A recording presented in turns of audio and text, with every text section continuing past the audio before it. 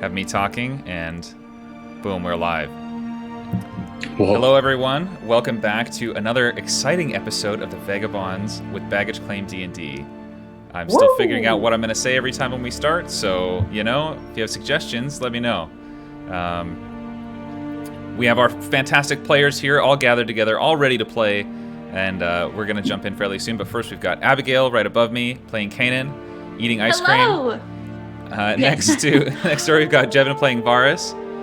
Directly beneath, we've got George playing Zarius. Next to, we've got Haley playing Harriet in fantastic makeup after one of our wonderful NPCs.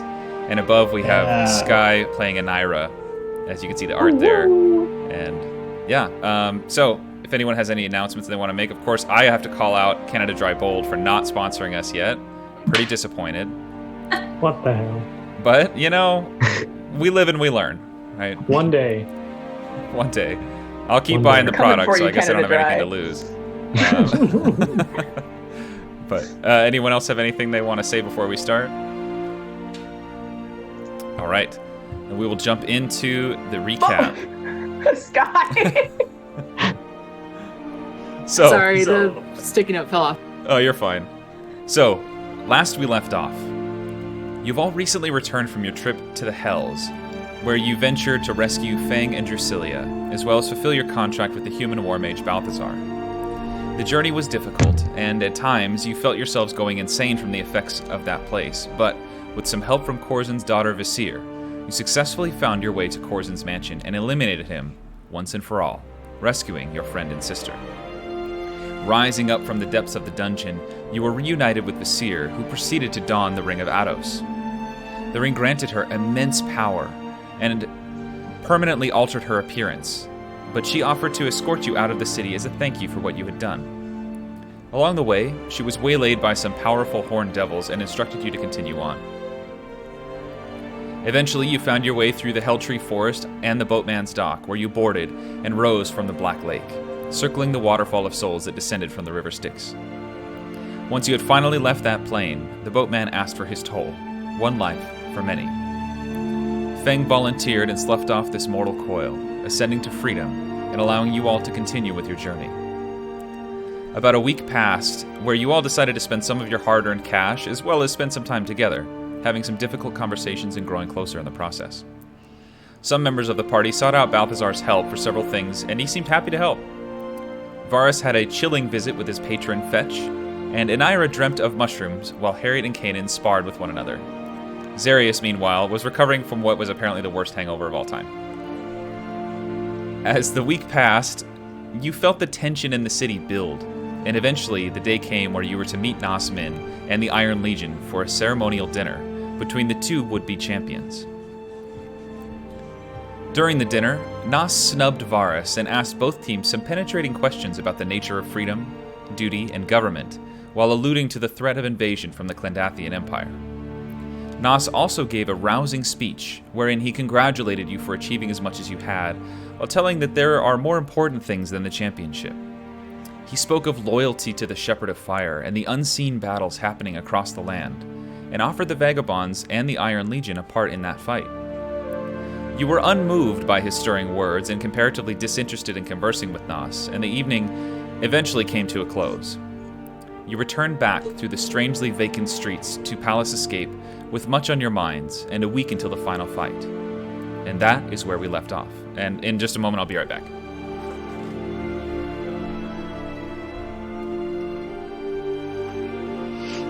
Alright, well, he's gone. Fuck everything up.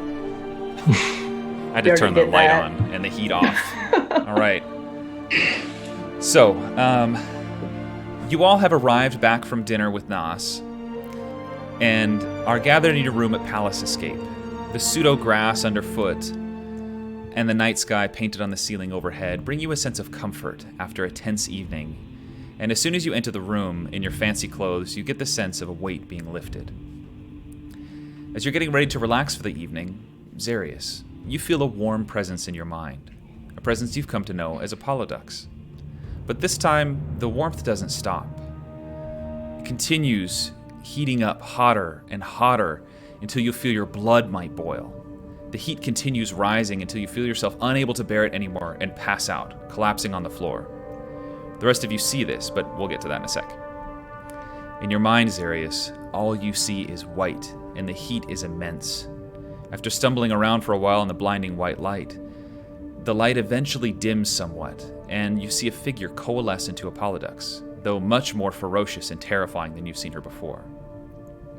Her muscles are bulging and her arms and legs are covered in blood.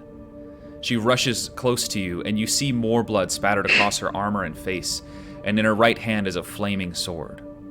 She towers over you for a moment before looking around almost frantically and saying, "I don't have the time to be gentle. This is going to hurt, but there is no other way. You're strong. You'll survive."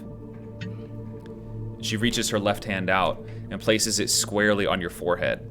Her hand is massive, and you feel the strength in her fingers is more than enough to crush your skull.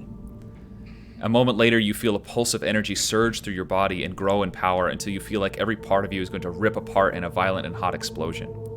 The heat builds once more, and you feel yourself blacking out. An instant later, you gasp for air and sit up, back again in your own body surrounded by your friends. Zarius, you take 45 points of radiant damage, and are now level 10. Ouch. This was like just a big ad for V8. You just like could have had a V8. Could have had a V8. So the rest of you saw Zarius stop whatever he was doing and gasp in pain, a bright white light beaming out from his eyes before he collapsed on the floor. What would you all like to do? Oh, good God, Zarius. That hangover must really be hitting him. Oh dear. Oh, that is definitely new. Oh. Good morning, Kanan's sunshine. Yeah, it is. Wow, that was bright. Oh. Yeah, you look very white right now. He always looks white. Yeah, Varus, I don't think I'm fine. Oh.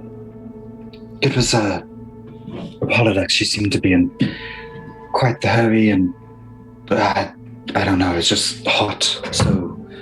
So hot. Like heat. Hot? No, temperature. Oh my goodness. Are you still drunk? No, I'm... Oh, jeez, that was... I'm fine. Fine. Okay, stand up. Just brush himself off a little. Kanan's gonna touch your shoulder and be like, all right, I hope it's okay, and give you the cure wounds.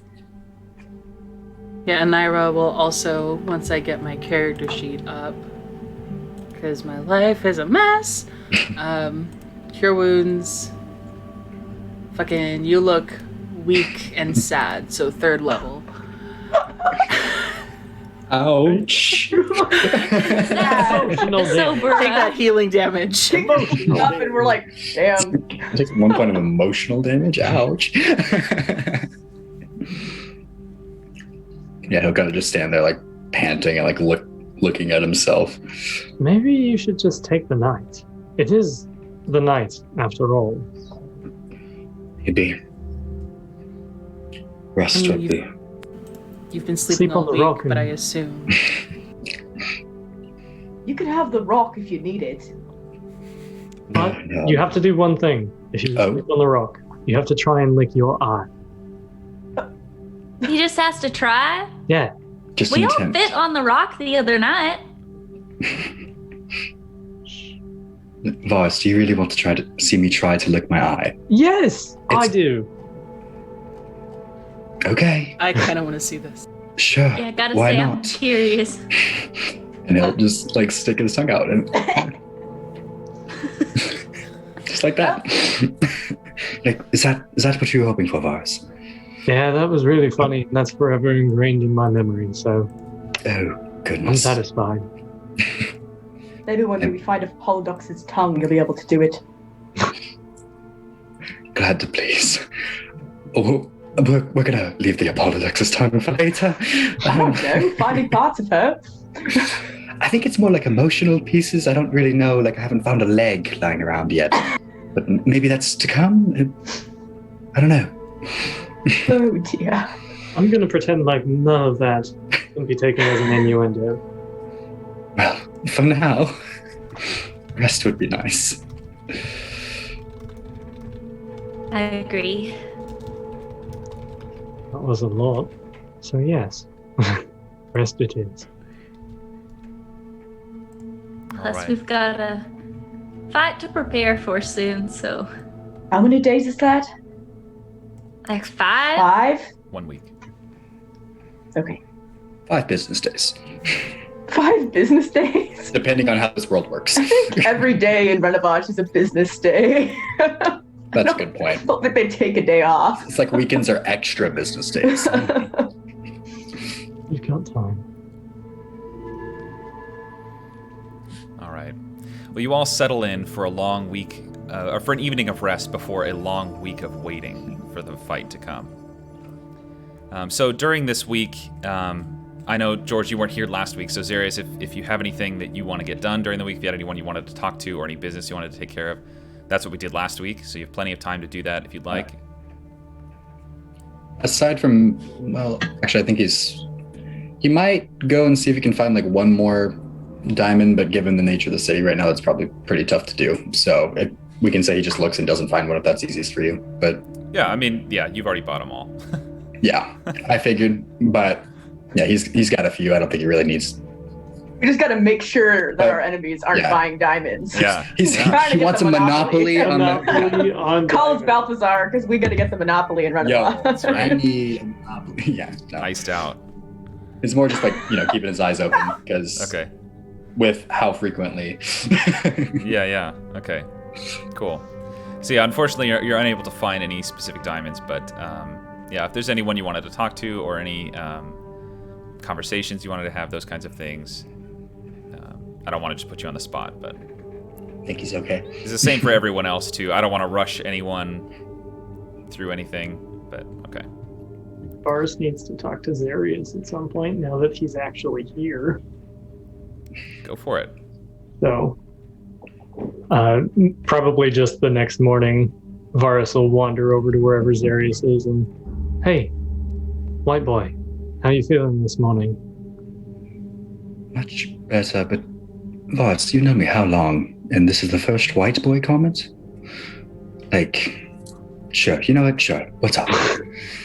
I have to try something new each time. You know, I could call you the dinner man. You I know, would prefer that. Zarius works just fine to get my attention.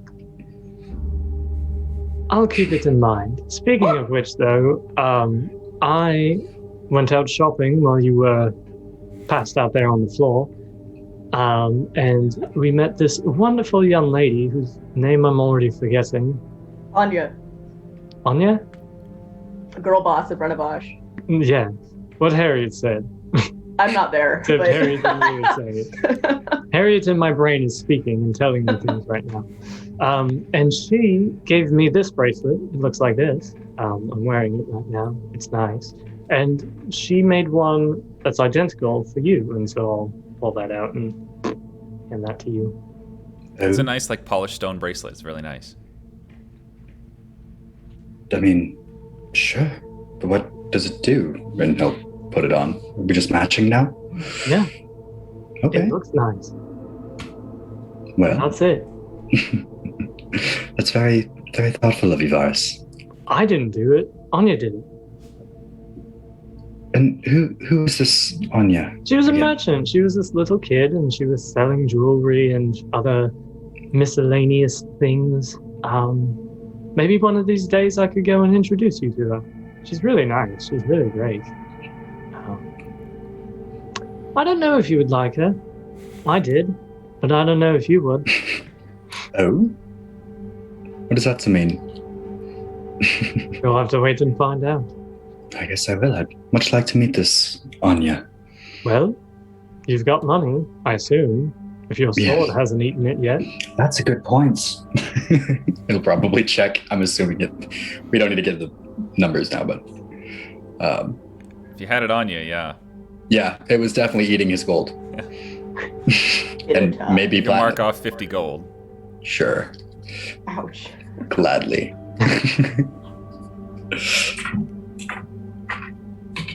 There we go. You know, find like the Bank of Renovash. I don't know about that. Is that Harriet? Harriet's the Bank of Renovash. Harriet's the best. I mean, are we making interest? Probably got the best rates in Renovash. What's the API? The API. I'll think about it. All right. Well, if it's still with you, we could go right now. Yeah. Sure. I mean, I have nothing to be doing. Do you want to go jewelry shopping with me, Varus? I would love to. Oh, Do any of the Before- rest of you want to go? before you guys go, if you were curious about the hand, Yeah. Oh, sure. and the phrase I forgot to make. Gosh dang it. Okay. Let me write that down real quick. No, this sounds important. I would love to hear it before we go and have fun. Also, at some time, so I don't forget, I would like to go through the lab note. Oh yeah. Okay. So just to start off, the hand is safe. Not from anyone with power like Balthazar's. But it's inaccessible to anyone around our power. It's in this box. If I had, I don't know, I talked to Balthazar because I promised I would, Harriet. And it's a very powerful thing. There's no chance of it attacking us or anything of that sort. So Corzin's not coming back. Balthazar said something about it given, like, if I took off my hand and put his hand on my hand, I wonder if it'd have to be backwards. But anyways, if I replaced one of my hands with his hand, I'd gain some of his memories and powers and whatnot. We're not doing that, right? Yeah, let's... No, absolutely Isn't that not. what you're saying? Okay. No, I'm keeping Worried. it in the box, and I'm gonna use its memories and everything to hopefully let that convey the history of Ados. Yes, so that's the plan. I asked Balthazar if he'd keep it, and he said it would be about 25,000 gold, and I said no. And I offered for him to study it, but he only said he would take off like 5,000 gold for a year, and I think it's worth more than that, especially from a man who held a lot of information from us for his benefits. May not be how you guys see it, He might but use it. Huh? He might use it. Yeah. It was We on pay the him terms that- 25,000 to let him study this. He could cut off his own hand. Right, that's what I thought, and he didn't think it was worth that much, so I still have it. Why would he ask you to pay him? That's what I was thinking. That sounds like I bullshit. thought he would get all the information from it that I can't get and benefits from it that I don't want. Yeah. Is it? That's not how commerce works. Does it cost But him it to was guard basically it, in the or- case that he could hide it from anyone and anything. Oh, He could hide the fact that it's a magical thing at all. And there were a lot of items that he would need for that spell that were expensive and total up to, I guess, 25,000 gold, whatever elithid tentacles are, if you know what those are. I don't know, but I guess they're hard to get. And So- he said he'd give me a list, and I said if I ever got those items, I'd bring it back for him to cast that spell. But then he'd still know where it is. Well, he couldn't detect it. He said even himself, well, no, the person who cast it would know. Yeah, he would still know. I feel like if we're paying a bunch of money to hide it from powerful people, Balthazar is on that list for me. So Yeah, but he's the only person I knew to ask this stuff about. And With. I, for one, am very glad you looked into it. That is very comforting to know that we're not going to have another Corzin grow out of it, anything like that. Right. have another horrible person attach themselves to it, is what I understand. Or even a good person attach themselves to it, and who knows what. Well, for now, I mean, there's not much we can do about it other than just seal it, hide it in the box. Right, and my box is you can't get in it unless you know the phrase of which I am telling you guys in a message. I'm casting message a bunch of times. And I'll be like, just wait a second and I'll tell all of you. And then I'll look really intently at Zarius. And you get the phrase, and then the same thing to all of you. That's a really creative phrase. I really like that one that you chose. That's a good phrase. Brings back memories. Yeah. So eloquent. I do have one question though. Why are we keeping it? I'm not sure if I'm clear on that. Why can't we just destroy it, burn it? It can't be destroyed. What? From what I can understand. Anything can be destroyed. Really difficult to be destroyed. I bet I could do it. I'm assuming it heals itself because I cut it off of Corzin and it was all bloody and now it's not. So you're just going to carry this for the rest of your life? Until I figure out how to do that book spell thing, Mabob. Maybe that should be the passphrase. Book spell thing. Oh, Thingamabob. Wow. Yeah. That's like a relative's name. You have a relative named Thingamabob. No, I just have a relative named Puff. Oh? The Puff magic dragon? Oh. I used to live by the sea, you know? Puff the magic dragon. It's one of the sorcerers in my town. The sea and frolics in the autumn What? land called Annalie. This is Kanan. Puff This is the Kanan. magic dragon. It was about my ancestor. I don't know how to feel about that. It's such a wonderful song. My friend Thingamabob got a thingamabob about Puff and made that song himself. Wow. This is Kanan now. Well, anyways. So in the meantime, we have this hand, and we're just gonna defend it. And it's in your box.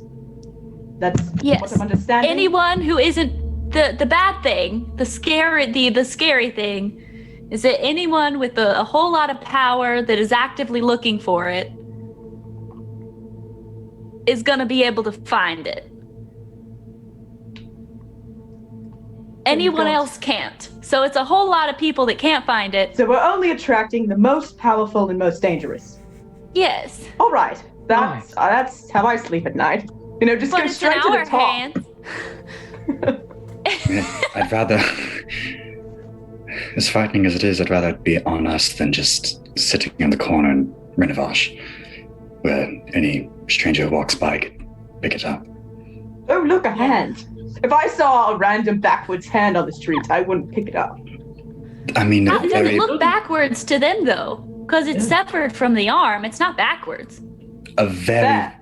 very powerful magic hand. Spent more time looking at it than I have, so I. What Keep if that. though? What if we just left it out on the street and some random dude picked it up? No one would ever suspect the random dude. Then anyone's able So- to get it, and we have another Corzin on our hands. But how will they They find it get if it's just some a of his random dude memories that and has a it? lot of his power. No, the random dude would be the new Corzin, Varus. Yeah. How would the random dude know to cut his hand off and stick it on though? The hand might tell him. I don't know. Oh, I mean, The hand didn't tell me anything. that's true. Why are we entertaining this? Because Kristen's it's throwing the raining. hand into the crowd at Renovash during the fight. Like, oh, look. A hand. Give me a hand. Give The me a hand and I'll basis give is you if one. it's on the street, it's really, really easy for powerful people to find it. If it's in the box, they have to. It's not as easy. I don't know how any of that works, but I trust you, so I'm going to believe you. We leave it in the box. I'm not taking it out. Do we know? Trust any- you, me. Yeah. Do we know any, like, more powerful people that we trust that could take care of it? Because, like, that's We kind of God? just kill the powerful people. God, that we meet. maybe? that's a lot. And we're just, I mean, we're a bunch of dudes. We're a bunch of really cool dudes, but that's a lot. Sounds like, anyways. Maybe Ayala knows someone. But she's a far ways away and we have another fight to do. Well, maybe after our fight, we have a goal in mind, perhaps. I don't know. I'm Hey, thinking this is if we survive the fight problem. yeah. 5 days. What do you mean if? We're the Ma- Vagabonds. My Vagabonds, Varus's Vagabonds. I Yeah. could reach out to Strom and Tialia and see if they've met up with God and see if he can do anything about it. I don't think I'd know God. He's also not on my list of trustworthy, really powerful people. Do we? Not that I actually have a list of trustworthy, powerful people. It's probably just Zarius. Be right back. But I mean, they might appreciate us reaching out and informing them Regardless, yeah. that Corzin's dead. That's not a bad point. Yeah. but maybe not mentioning the hand until after the fight and we have time to unpack that. That's not a message conversation. Yeah, and you don't know especially who's Harriet doesn't trust Got, because if Got's powerful and can get the hand, then I I think mean, someone. I don't. This might be George remembering wrong, but I don't think I've ever met God, so I'm not even sure if I could message him. No, you haven't. no, I don't think so. I mean, I've heard a lot about him. I've met Strom and Tialia. I think the village burned down. It was, yeah, we were on our way to see him when Yes, you the were. village was attacked. Right. So I don't know if I could message him even if I wanted to. Oh, you're not Probably missing for out. the best. I'm thinking probably the limited communication about this thing that was. I don't know a lot about those sorts of magics, but I just, with my sending thing with Jen, I know that those could be intercepted any time. Especially if people are looking for this thing. Really? Is that how Right. that works? But I can get that list from Balthazar, and then maybe we can figure out how those things hide it. We just smother it in those things, maybe? Sure. I'm alright with Maybe. it. Does anyone want to go with me to Balthazar to get that list? I mean, if you want to go, Zarius and I are going to go to the market. If Yeah, we we can. just go, all three of us, if you're okay with that. I'll We're going to follow. go see yeah. Anya. Did you go see Anya? Yes, it's where I got Uh-uh. this horn jewelry. Oh. She gave us these Oh. bracelets. Zarius, show me your bracelet. Oh, they're matching. Actually, They are matching. They're wonderful. It was kind of nice. Oh, say that again, Anira. I'd love to visit a jeweler. Oh? Family field trip? let's go. I mean, if you're all going, I don't mind going around. I mean, I love your jewelry on your horns, Harriet. I might get something similar. It's very. Do it. When in Renovash, Yeah, Is that a thing that they say? I don't know. it is now. We could probably start it. We've got enough influence. So I sent a list because Kanan would have had that at Balthazar's yesterday. I just didn't have it prepared. Oh, So All right, is Kanan that would in already the- know it. I just sent it in the chat for Roll20. Tooth of a White Dragon. Good gosh. Raven's kid, Alright. we're coming for you. Harriet, do you have any young... Actually, that's not an in-game conversation. I was gonna make a joke about having any young relatives who are related to white dragons so we could take one of their teeth when they fall out. But I wouldn't know that list, so... Yeah, it's an adult white dragon too. I just didn't write that. Do you have any white dragon children that we can go be the Tooth Fairy for? I do.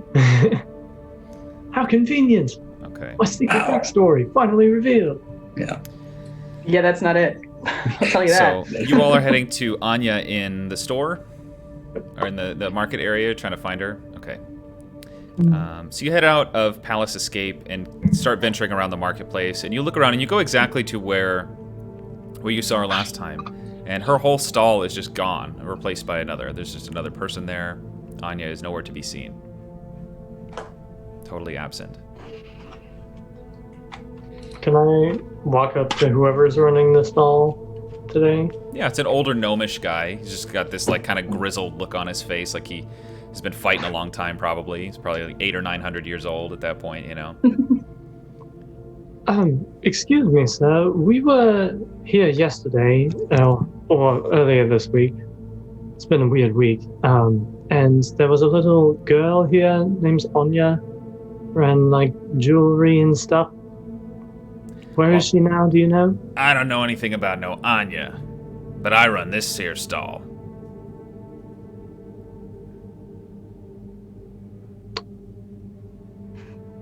Well, that's all I And want. if you Does want some anyone else- trinkets,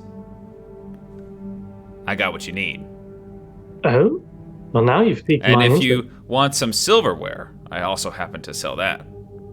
You have tea steepers? Yes. Insight check. Does he know what that is? Because I don't. I don't know.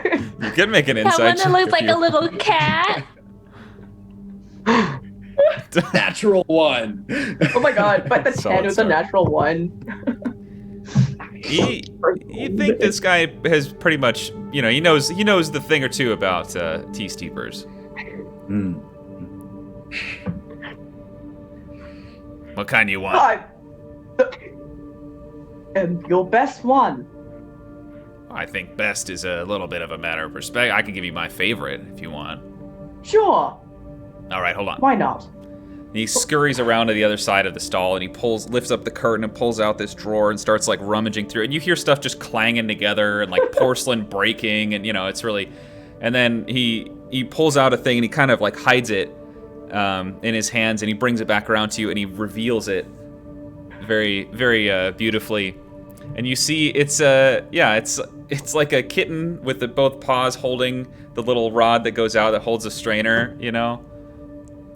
Looks like it can stand on its own. That is really something. You know, I have really struggled to find any tea things here in Renovash. You're the first I've seen. They're a bunch of savages here, what can I say? You know? Yeah. But they got deep pockets, so I don't complain. Well, speaking of pockets, how much is that? Oh, this one's my favorite. I could let it go for 2 gold. Well, then what's your second favorite, if that one, you know, don't know about my pockets. Second favorite. Okay, well, that one's easy. He goes around again and he rummages through, and he pulls out this one, and it's like it's a dog with the tongue sticking out, and the tongue is the strainer portion. You know that one? I think that's the one.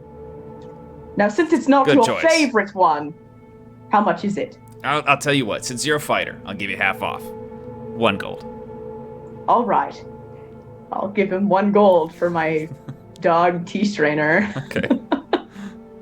Even though we're loaded as fuck, Harriet is still haggling merchants. You gotta find your joy somehow. Over a single gold piece. Yeah. Yeah. Let her have her moment. She has so much money, it's not even funny. You never know. That 1 gold could be the difference later on down the line. If you're you. Yeah, hey. get out. This is true. This is why I'm the bank. All right. So yeah, unfortunately, Anya is nowhere to be found.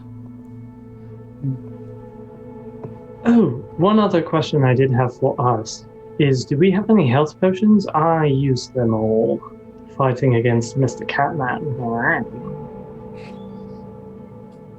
I have 1 greater healing and 3 normal, but Have 2 greater healing. You can have 1 of ours. I've got one greater. Hand Varus a greater healing potion. I would pay you, but it'll get eaten. It'll be eaten, yeah, you Let's know. just say that I owe you. In fact, I probably have too much gold on me at the moment. But problem for another time. Sure. Well, I have one of each. One greater and one regular. So everybody has one on then. Is what? Yeah. Just making sure. Yeah. I've also got potions that I didn't use. I've got a resistance potion. You choose the resistance when you drink it. If someone who kind of is more up close maybe wants it, I'm completely fine with giving it to one of you, or if not, I'll just hold on to it.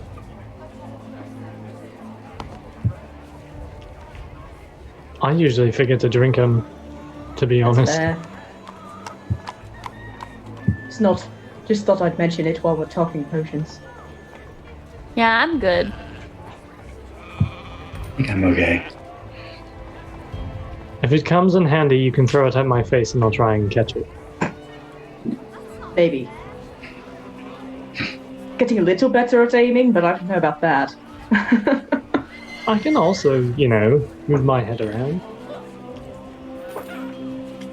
Like that. Yeah, just like that. Carrots, apples, and potatoes. For you, my lady. No, other. I'm kind of disappointed you didn't get to meet Anya's areas, but maybe next time. Next time, for sure.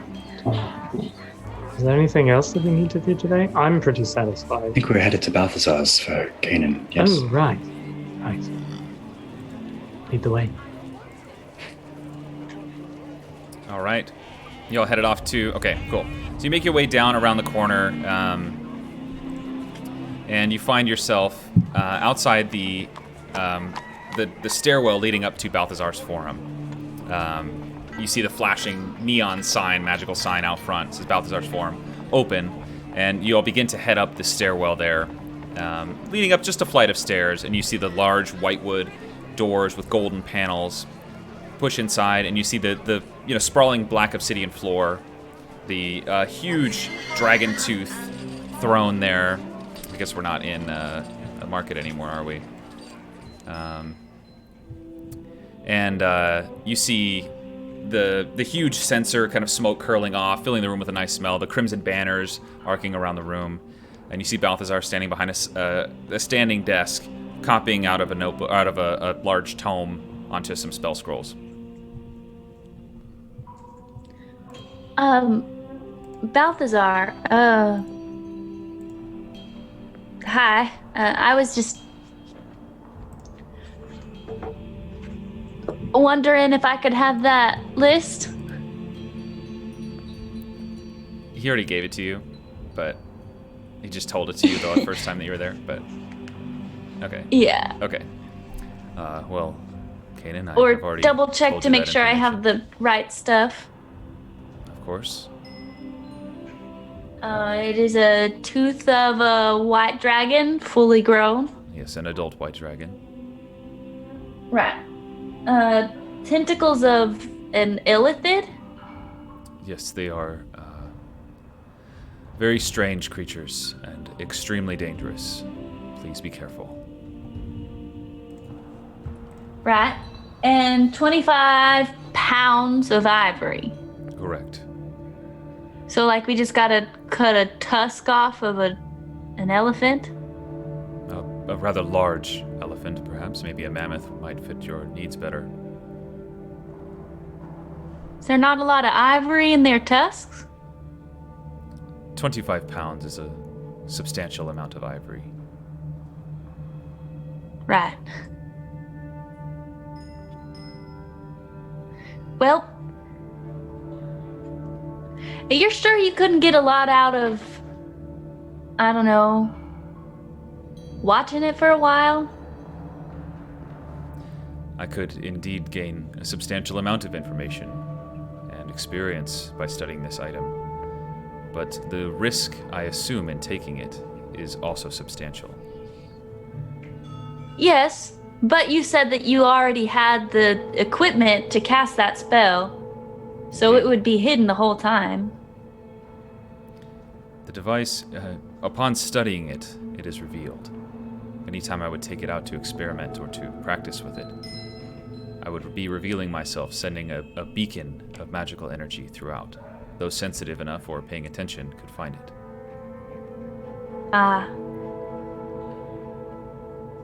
I still think it's worth the more than 5,000 a year. More like 20,000. But to each their own. Indeed. Thank you. If any of you guys wanted anything. Balthazar, since we're here, something else that was mentioned while we were down in the hills, sort of offhand, and I haven't had time to look into it really. Could you take a look at this really quick? And Varus will draw his sword and just kind of set it on the table. I was told while down there there's something inside of it. Is that going to be any imminent issue? Is there any way to tell? There is. It's casting a simple identify spell. Since we are no longer in a debt benefactor relationship, you'll have to pay 50 gold. How much? Of course. Yes, and he'll just set 50 gold on the table. Okay. Balthazar passes his hand over the top of the sword, and you see this like yellowish ring kind of appear around his hand as he passes over, and he looks at his hand and kind of reads like he's reading text. And he says, yes. This is from an earlier era than the current one that we live in, but the sword is indeed inhabited by a spirit, soul, person, whatever you would like to say. Would you like to know more? If possible, is that, it's not going to be like, trying to control me or anything like that, is it? Do you know? It may, if it is I was told to enough. talk to it. I think that is the best course of action, yes. How do Generally, you talk to a sword? how do you talk to anything else? That's a good point. Okay, so just actually... Okay. The spirit inside this weapon has its own drive and desires. You should be cautious. If it could have been trapped in here for hundreds of years, practicing and honing its ability to manipulate. Be careful. Noted. Thank you very much, Balthazar. Of course. That's all I had for the moment, and I'll resheath the sword.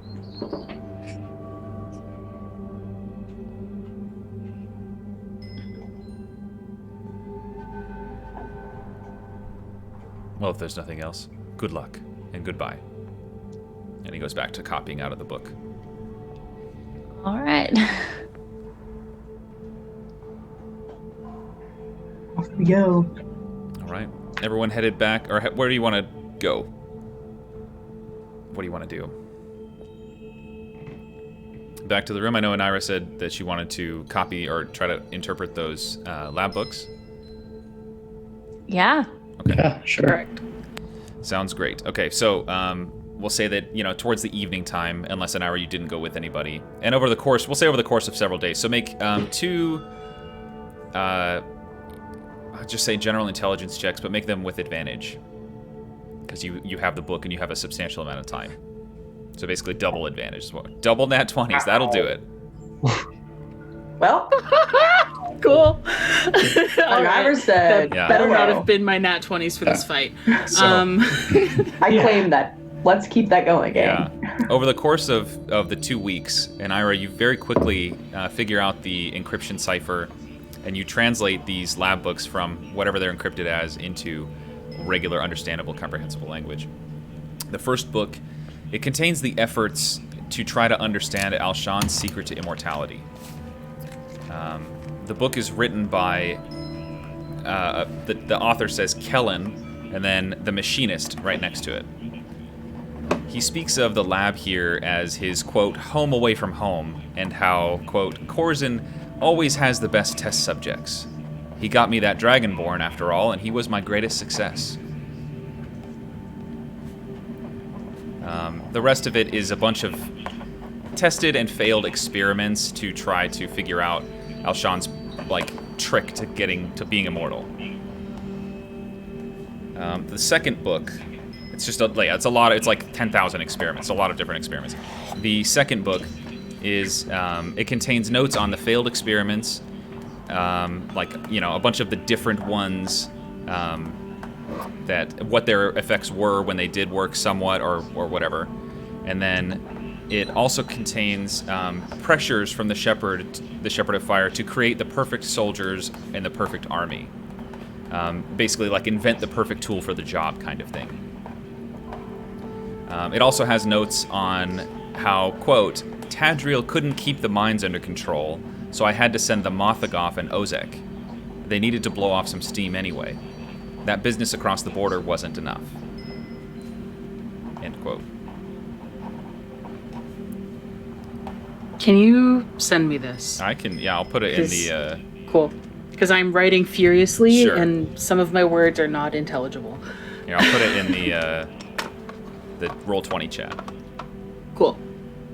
I kind of wanted to forget that, but okay. So, after I do this, I have something related to this and then a random thing just before the fight. Okay. Sometime after I do this, I want to pull Kanan aside. Just somewhere. Maybe in the room, maybe, I don't know. Just somewhere. Okay.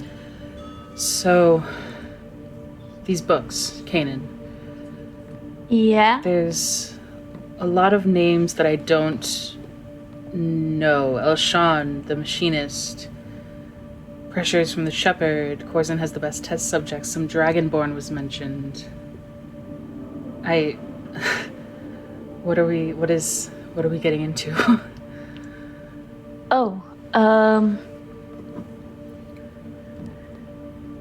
well, it looks like some sort of course, science notebook. Well, yes, but the notes within. Corzin would mess with people's minds, make them people they weren't. So, for example, he removed a memory of mine and replaced it with something else, which can be really dangerous. So, my only guess is that something in that book has to do with that. The Machinist, you said? Yeah. There was also mention of understanding Elshan's secret to immortality, and the Machinist co-wrote, I assume, this notebook about that. Well, Elshan was like... So have you ever heard of, the folk tale on, vampires? Have I? I don't think I have. Make just a history check. Perks of coming to the campaign late. 17. You've heard rumors about this kind of thing. That there are beings that drink blood and they stay young forever. Basic vampire lore. But, cool. Yeah. Not Elshan by name. Yeah. I know of vampires. Right. Well, as ridiculous as it sounds, all stories come from somewhere, and Elshan is where that story came from.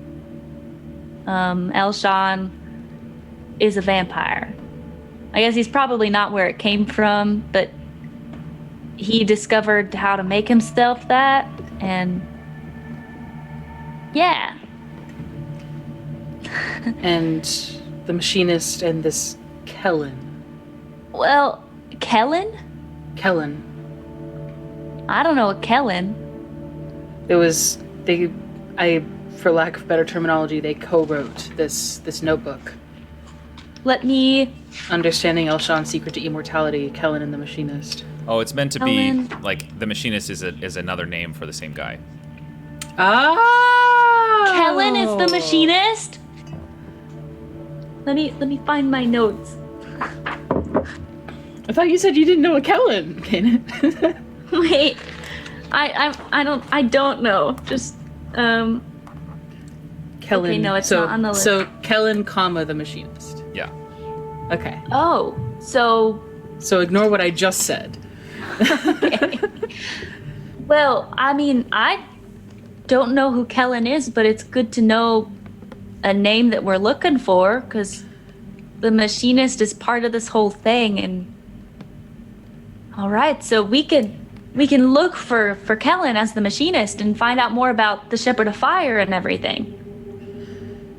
And Oh my goodness, you're so wonderful, and Kanan's gonna like hug you.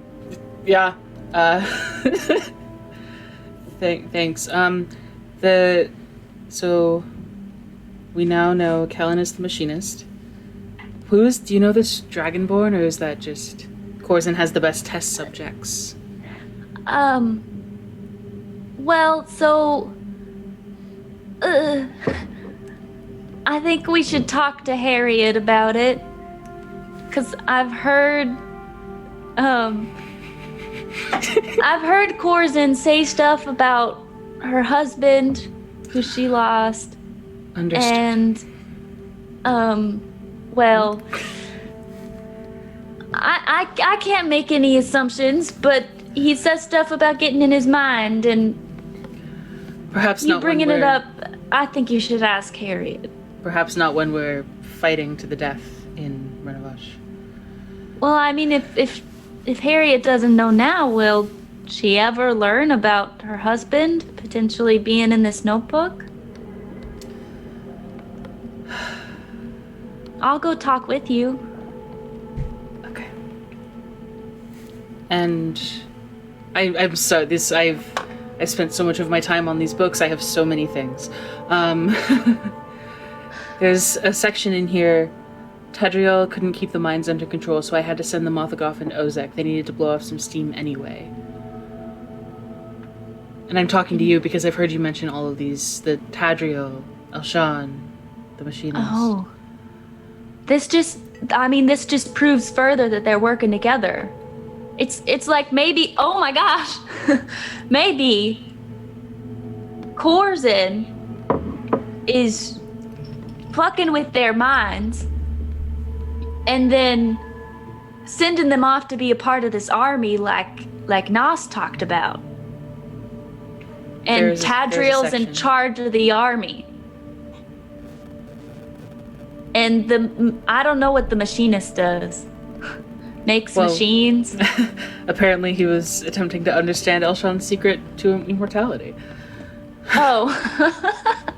Well, maybe immortality has to do with the machine. I'm reaching the end of Kanan's intelligence here.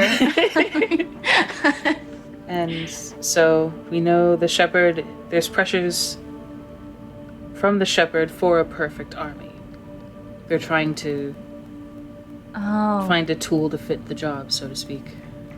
Well, I mean, if people can't talk back, but they're strong enough. Wait, if they're strong enough.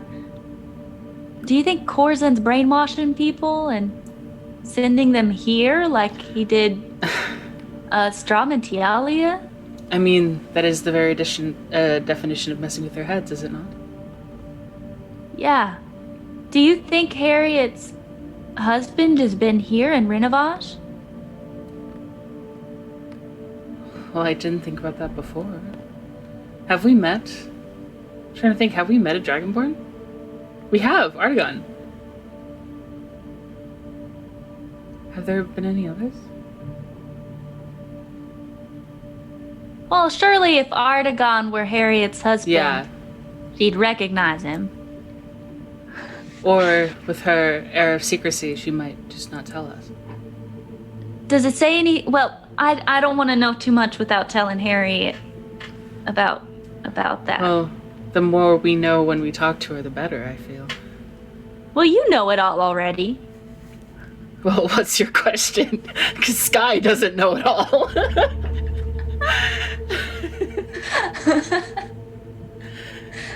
Was there any information about the Dragonborn, or just the quote about that Dragonborn I mean- guy? Are you talking in the books? Yeah. It referenced it as if, I mean, this was essentially like his lab journal, so it was just him Okay. talking about stuff he already knew. Okay. So, yeah. Cool. Yeah, the book, it was only... They mentioned the...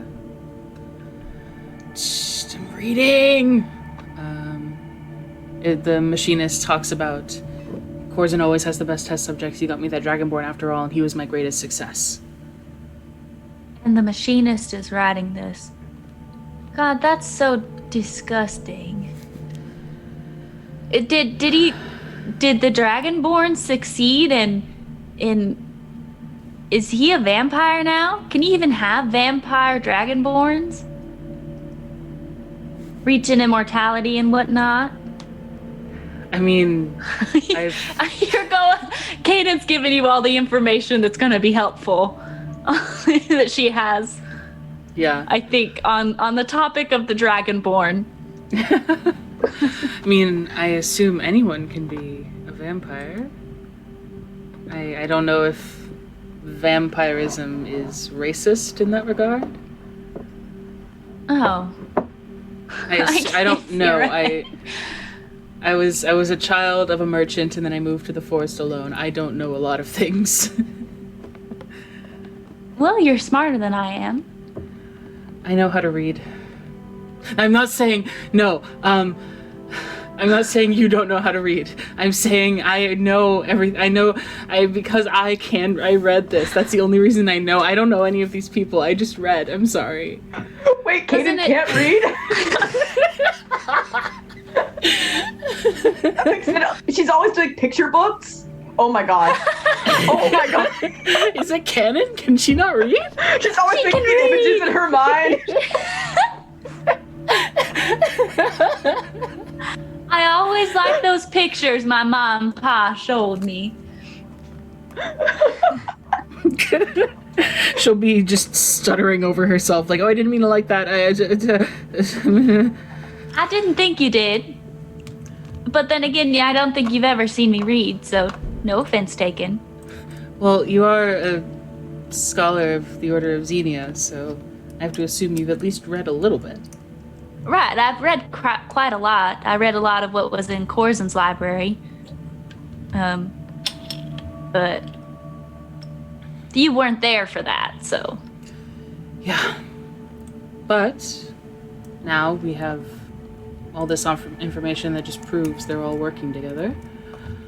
Right, and the Dragonborn might not even be Harriet's husband. I suppose that's why we can talk to her. I don't even know if Harriet's husband was a Dragonborn. Maybe that's a bit racist of us. I mean, right now she... That's actually a really good point.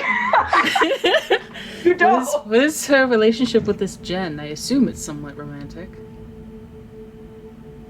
Jen? I don't know. I mean, Jen comes around. Lovely. Kanan hasn't seen you guys be all romantic. She doesn't care. Well, this information, would you like to hold on to these, or do you want me to continue to... You have, unless you want me to put them in my box, you can have them. I mean, with the translations, we might as well, right? These can't really get out.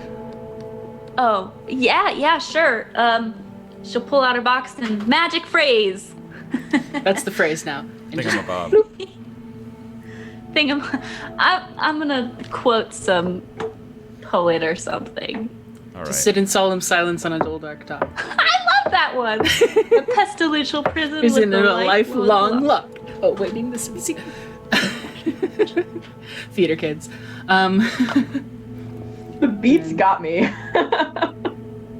So I suppose with that, after I put stuff in the box, I will, sometime later, go to Harriet. All right. Kanan She's with making you. tea with her dog tea steeper. Harriet, That's me. are you in a headspace to talk about some interesting information? I've got tea, so that's probably the best you're going to find me. As one can, looking down days to a battle in Renovash. So, And you I know. will... That's... Yeah, I feel that. And I'll sit next to her. Can you tell me about your husband? All right. This has a reason, I promise. Sure. I mean, you don't really know. His name was Leondrin. Just call him Leo, really. He was a really good cook. 'Cause I'm not. I can just make tea. Really sweet. I met him walking through, you'd like that, walking through kind of like a forest by my house. That's And lovely. he was on his way, I think to have a picnic or something, and I literally bumped into him, because at that time I wasn't as, dexterous. And he had, I guess I learned then he always had 2 meals, just in case he met the right person. So, we had a picnic, and it was, nice. But that's kind of how he was, Is he still around? Oh, he left a while ago. I think he's in Holy Pit. But I don't know. I'm not really in a rush. And is he also a Dragonborn? Yes, this was when I was still just pretty much in an only Dragonborn town. So that was kind of the thing, None of this fraternizing with elves or anything. But, now I'm here and I speak Dwarvish, and, that might be a bit ludicrous to my family. But I really couldn't care. Languages are fun. So, remember when we went, of course you remember, we were in the Hells, we went through Corzin's mansion, we found those lab books. Yes. I went through them, and I found some interesting information regarding the Shepherd and the Machinist, and I just wrote down the freaking name. You can take one up, I wouldn't tell you it's not. Elshans, and there was an interesting quote.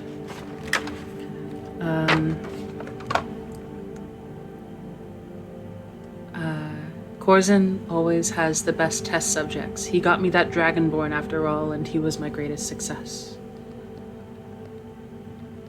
And figure, since we're kind of inadvertently connected to all of this political tomfoolery, I wanted to ask if that resounded, I guess. Would you do the same thing? If I wouldn't come to you, if there was something about an elf, I wouldn't come asking if it was somebody's lost family member. That's kind of rude. Why would you think that?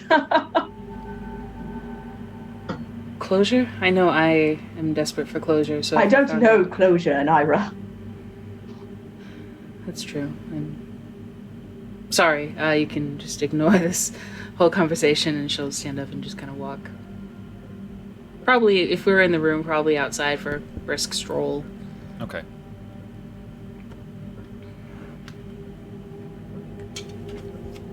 All right. Okay. Well, if there's nothing else, I don't want to rush anybody. And the... Do I want to? Yeah, the night before the fight. I'm sorry, I'm talking so You're good. much. No, you're good. I have something in the middle, so... Okay, so it's just the night before the fight. Okay, Yeah. cool. We'll get there.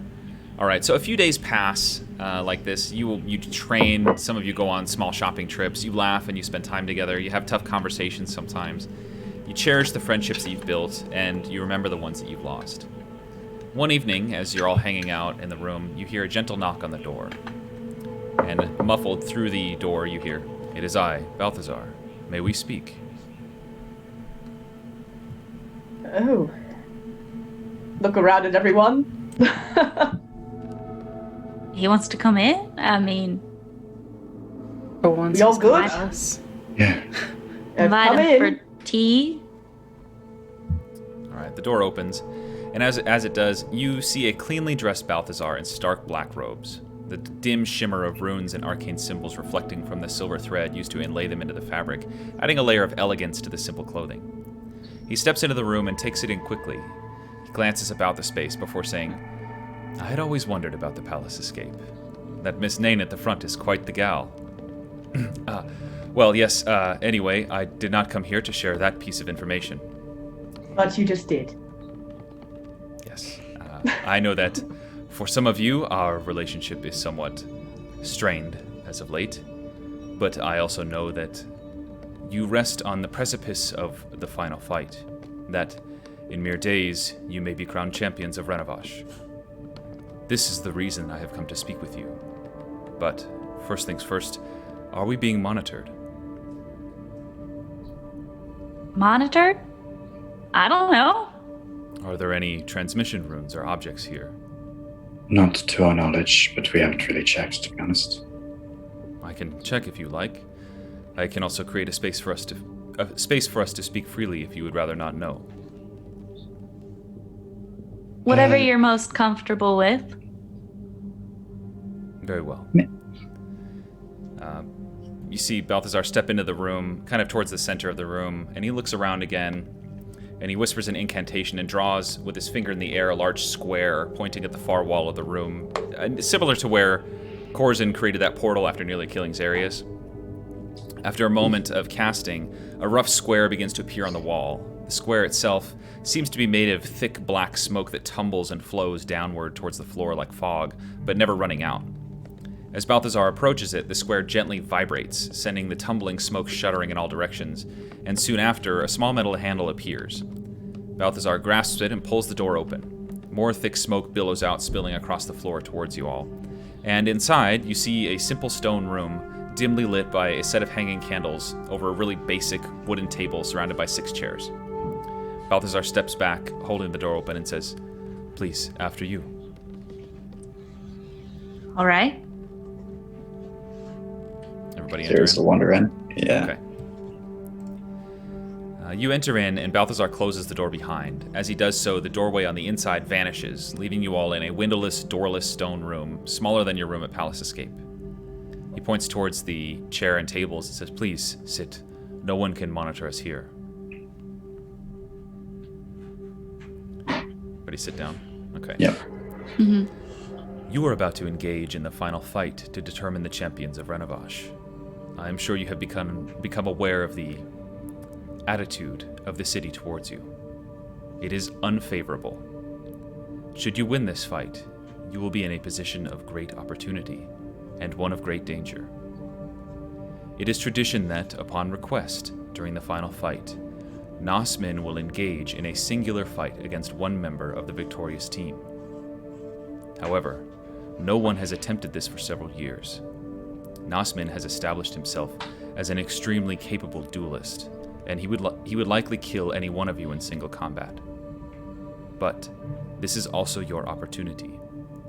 His pride will not allow him to refuse a challenge, especially if he perceives you to be weakened from the fight.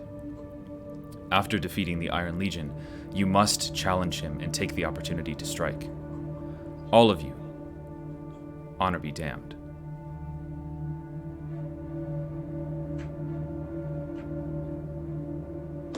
You want all of us to risk our lives one by one to kill Nas? No, I suggest that one of you challenge him, and upon acceptance, all 5 of you jump in the fight.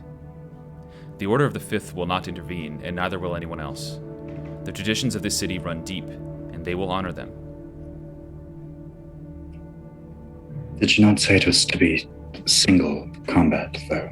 I mean, if the traditions of this city run deep, I mean, surely ganging up on someone in single combat be against the crowd. One would think. Contrarily, any battle that takes place once a fight has started, anyone in the arena can partake. No one is prohibited. I will come to your aid as soon as I am able, and do not worry, this is for our mutual benefit. No debts will be incurred. So if we do this, if we kill him, what then? Just run?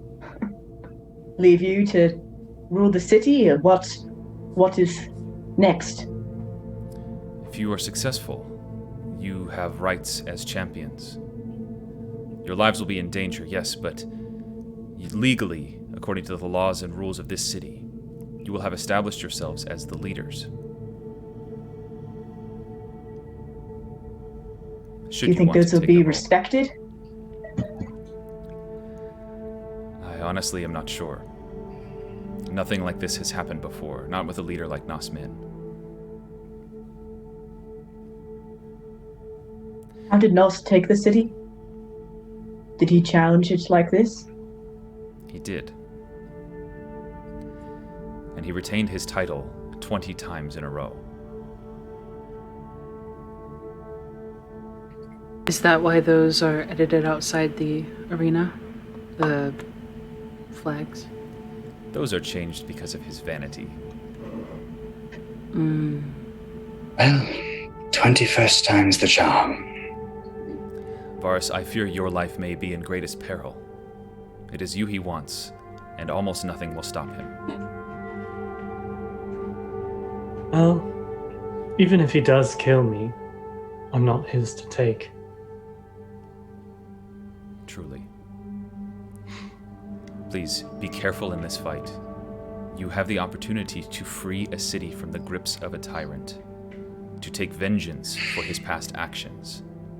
Fight wisely. And just curious. You're wanting to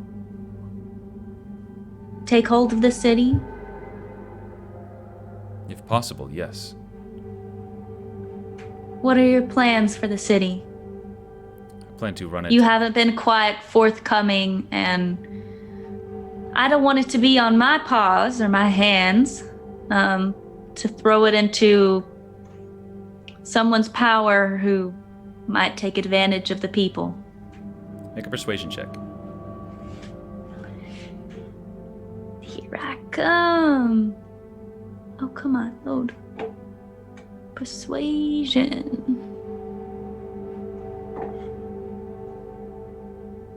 Oh, why?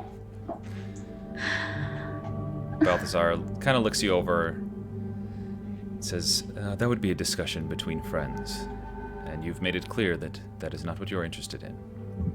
I have intentions to rule this city independently, to allow the people to run themselves. If anyone comes seeking to fight, they can fight. And that's what will happen if we choose not to lead the city as champions, is that you will take the seat, or how does that work? If you choose not to accept the position, I fear the city may descend into chaos. However, chaos here is not an inherently bad thing.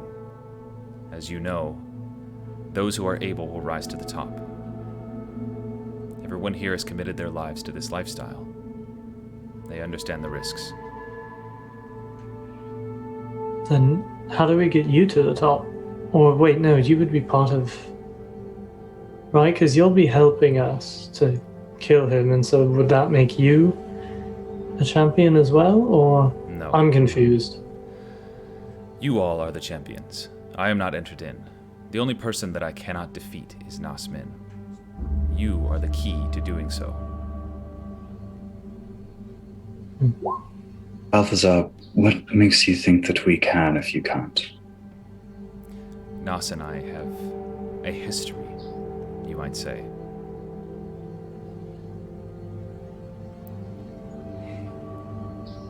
Are you not able to fight him again? Make a persuasion check. Ah. 8 this time. 19. That's He kind of sits back in the chair a little bit, and he says, I'm sure you've seen that gaudy throne I keep in my forum. That is not accidental. I used to be an adventurer. I used to travel the lands and fight monsters and free cities and all of those things. And we were out, my compatriots and I. We had been tailing this white dragon for some time. It had destroyed several cities. It was a tyrant of sorts. I was there in my party, and there was a young elf named Nas Min who traveled with me. And we went up, ventured up the peak of this mountain, braved the blistering cold winds, felt ourselves losing fingers and toes to frostbite, but still we pushed on. And as we fought this dragon, first one, then another, and another of my friends fell, torn asunder by this beast. When I myself was pinned, nearly dead, I looked to Nas to help me, and he left. He turned tail and ran.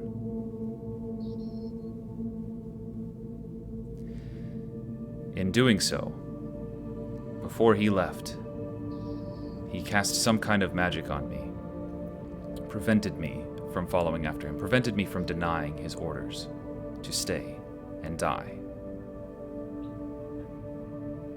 Since then, I have not been able to engage him in any meaningful combat. And you beat the dragon? I died. I'm assuming. You died? How are you back alive? There are very powerful magics in this world.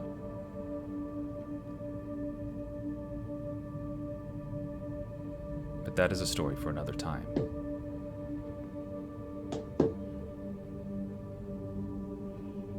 Right. So his magic even past the grave? Apparently. I've tried several times in several different forms to combat him, and have been unsuccessful each time. You mentioned that you would intend to aid us once you could. Yes. As soon as I am able, I will come to your aid. How do you intend to do this if you can't face off against him? Just because I cannot harm him does not mean I cannot aid you. I have many spells at my disposal that will benefit your abilities or help you in those ways.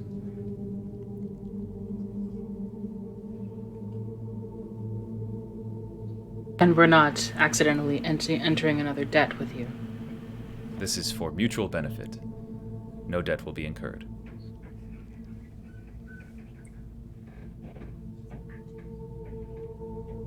Well, let's get that bastard then. What's the catch? There is no catch. The catch is that you will be helping me accomplish something that I have been meaning to do for the better part of 20 years.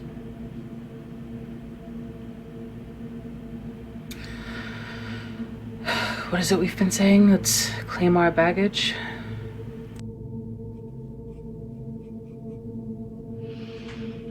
I mean, no better time. Like it. So we have to fight him immediately after our fight? You must challenge him immediately after. Whether he accepts that day or not, I am not sure. You once used in the training room a while back some kind of magic that helped us recover. Yes. Is that something you would be capable of, given he accepts immediately? If I can get into the arena, yes. Okay. Could we help you get into the arena? Not from inside. But I know Do you the have... Dragonborn who watches the door, Artagon. He has shown himself to be a friend, and a fan of yours, I might say. I was going to suggest if you have any objections to being turned into a small mouse, then let loose into the arena, but I'm sure your pride would not let that happen. I don't like polymorphing.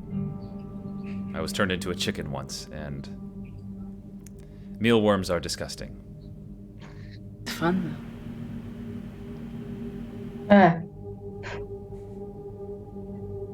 Well,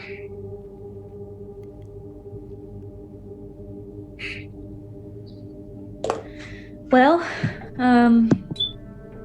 do you need us to, I don't know, after this fight happens, do you need us to stay? No. In fact, it would likely be safer for you if you left. At least for a time. Well, I have no plans on returning, except to check out the Order of the Fifth, but they kind of tried to kill us, so I don't know about that. And I imagine once Nas is gone. Nas to them is a figurehead. He is not their true leader. But all I'm asking you to do is the thing that you set out to do here. Yes.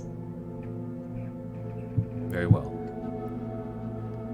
I wish you the best of luck in your preparations. And he pushes back from the table, walks over to the wall there, reaches his hand out, and you see the fog appear. Then he pulls the door open, and you see the palace escape room.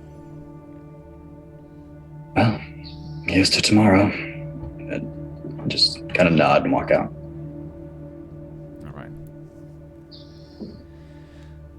All right, everybody exits out, and Balthazar goes last, closing the door behind him, and the door vanishes. Balthazar nods again and says, "Thank you for visiting with me," and exits out of your room.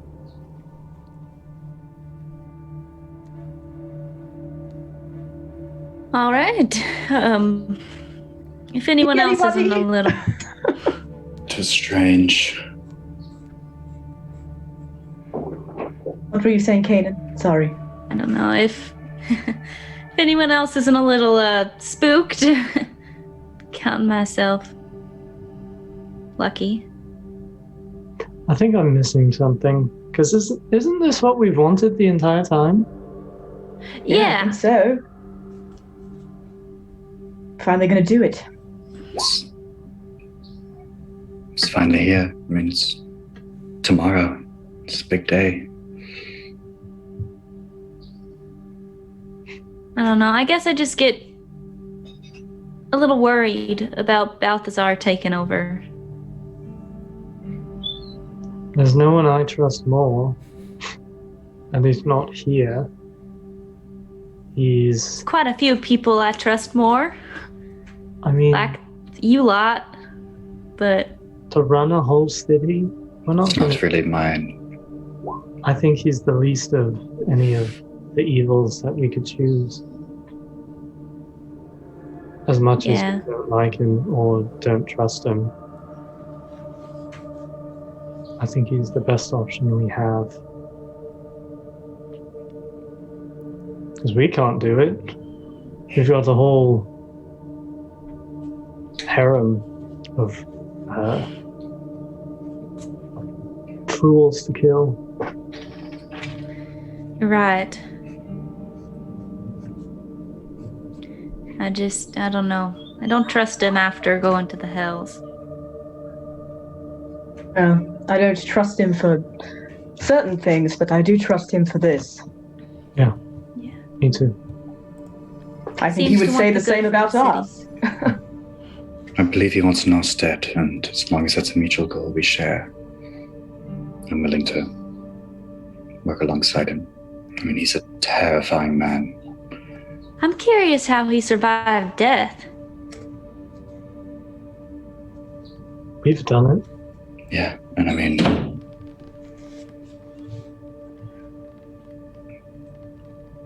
Sure, he has his ways. Plenty of deals to be made. Seems to be on some kind of terms with, I mean, the boatman who's carrying people back and forth. So... Yeah, good point. Right. That's assuming he went to hell. Unless there's more boatmen. Sure, the boatman can go wherever he No, wants. he travels all over, according to the keeper. Oh.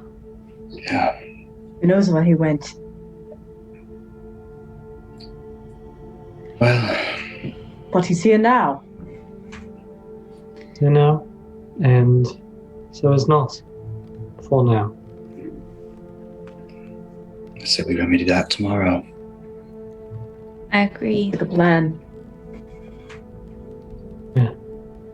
I just know we need to kind of coordinate a bit against the Iron Legion if we're gonna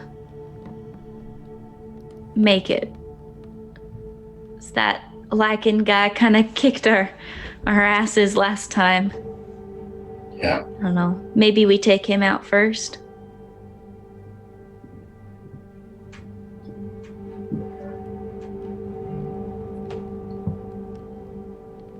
All of us focus on one guy at a time. Do you want to do like him first, maybe?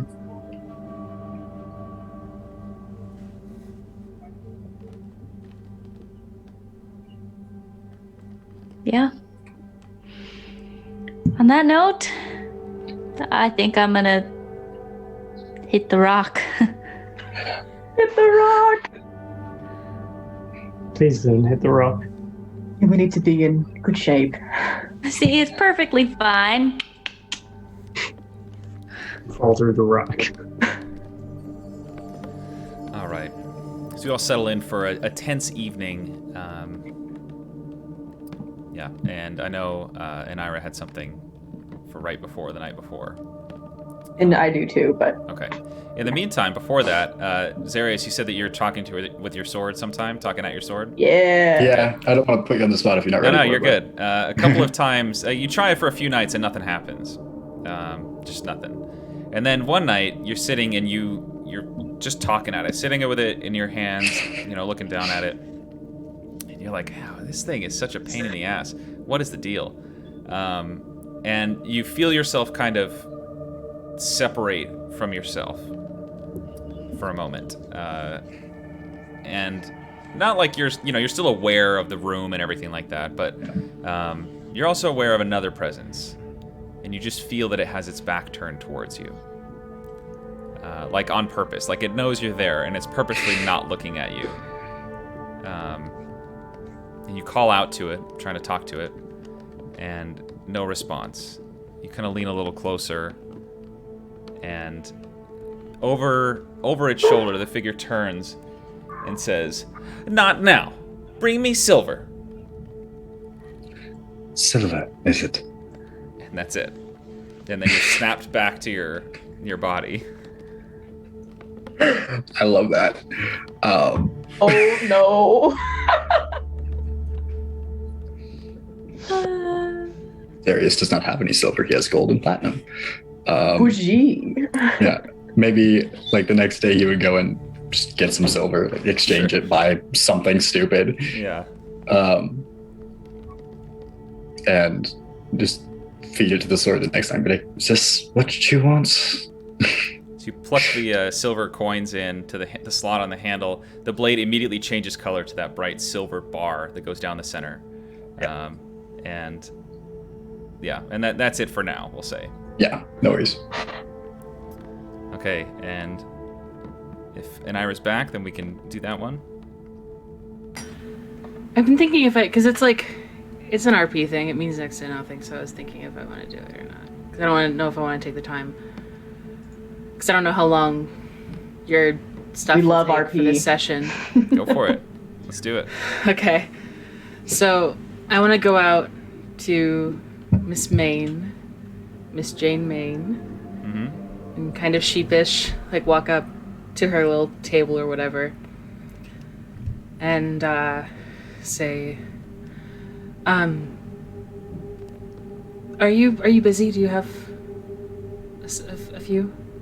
I always have time for my clients, dear. And she folds up the book that she's looking at and pushes it to the side and gathers together the lace, like, sort of, see-through shawl thing that she has. Do you want to sit somewhere more comfortable? Well, this is probably among the tamer of requests you've got. Do you know how to braid hair? Of course. Can you braid my hair? Of course. I haven't had it done since I was a child, and we might die tomorrow. So. Sure, dear. Let's sit over here. And she gestures towards one of the nice couches there. I see. Okay. Very stiff. She comes up behind you and starts running her fingers through your hair, and goes and grabs a brush and starts brushing out your hair, and pulls it back, and just very gently, you smell some nice oils that she starts to put in to kind of make your hair look really nice, and starts braiding it and just sort of humming as she does so. I don't know. Well, I'm sure Varus could probably braid, but I'm just too afraid to be vulnerable with them because yeah. This is I nice. understand, dear. It's all right. Everything will be all right. I really want to believe you. You can. That's the beauty of this place. You can believe anything you want. I suppose that's true. It's all true for tonight.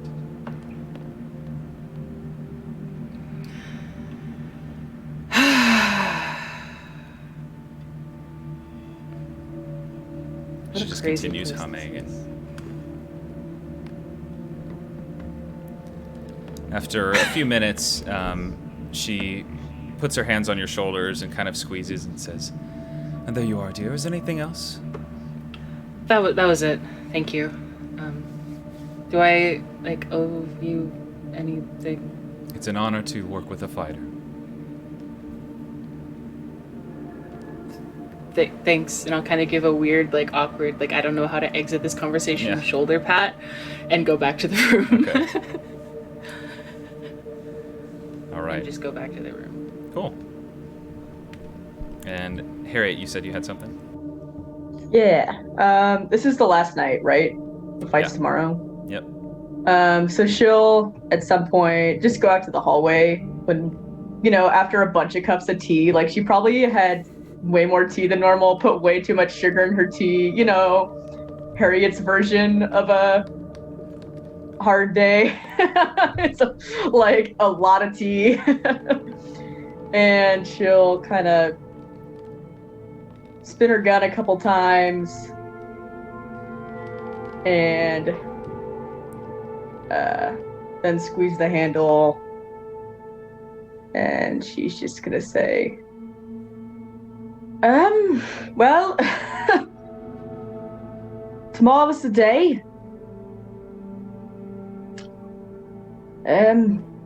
Thanks for never leaving me.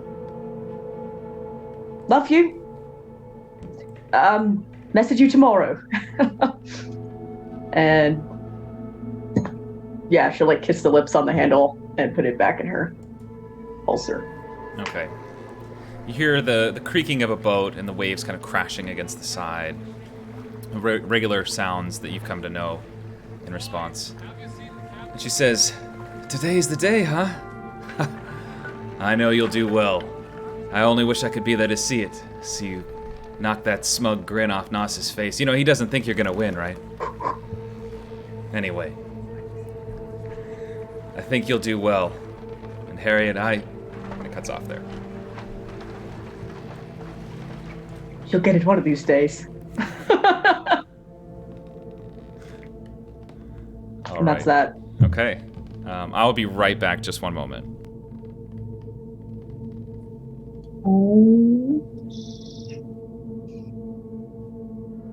Does anybody want to sleep on this rock with me? It's kind of lonely. I'm there. Kenan's out there Let's do it. already. Yep. Some of the Vagabonds party- cuddle. We're all there. before. I know some of you are less comfortable with things. I'm not going to, but I'm just feeling emotional and I want to will be get close to my naked friends. right now, Harriet. I'll try Narrow. not to, shed on you. Anara will be on the floor and leaning on the rock. Not on the rock, but Vagabonds on the rocks. Yeah. that's a really bad drink. It's at a the shitty newest bar. drink at the Really bar. good. After we They win. serve it in the At the teacups. punchline. Yeah. Yeah. We'll have to make our own drink and be like, hey, punchline, sell this. That'll be our first decree. Yes. Harriet's gonna go haggle them. I'd be like, I told you, bitches. I made this. What do you mean you're charging Am me? I really about to make a vagabond's drink? Yes, Like think Look at about vagabonds on the rocks. absolutely. Blasted, not stirred. We're back. So, the days have passed slowly, but eventually the time has finally arrived. The day of the championship fight is here. You all awaken feeling refreshed, lively, and energetic, ready to engage in mortal combat with one of your first competitors at the beginning of this season. You all prepare yourselves for the fight ahead, and you have most of the day since the fight is in the early evening time. Is there anything that you would like to do in preparation? This is time to, get your gear together, talk to each other, hype yourselves up, all that stuff. So we're coordinated. Who's going to be challenging Nos afterwards? if what It's your dream, right, Varus? I mean, if you don't want to, then... though with what he who must not be named mentioned, that might not be. If you challenge him, we might not have much of a recovery time, because he That's might what- take you up on that. That's But what we he's have for. to challenge him. I mean, Well, with what he said, we can challenge him, and he might not choose to accept until later. but also, as you put it, he who must not be named is supposed to be there to help us recover instantly, like he did the one time in the training. That is true. I think we have the safest bet for him to accept it, if it's me, since he hates me so much. I think he That's has the to word I would accept use. it either way, but I also think we are here for you, Varus. And not in a bad way here for you. And not in a way like it's your fault we're here, so you go put your life on the line and die for us. But No, I got you. it's more so like this is your thing. You're supposed to be the champion of Renovash, so You want to? go do it. There's We'll no be one here better. to fight for you. But do you still want to? Yes? Dear God, Alright. yes. Because if you don't, we could just leave. No, I want to.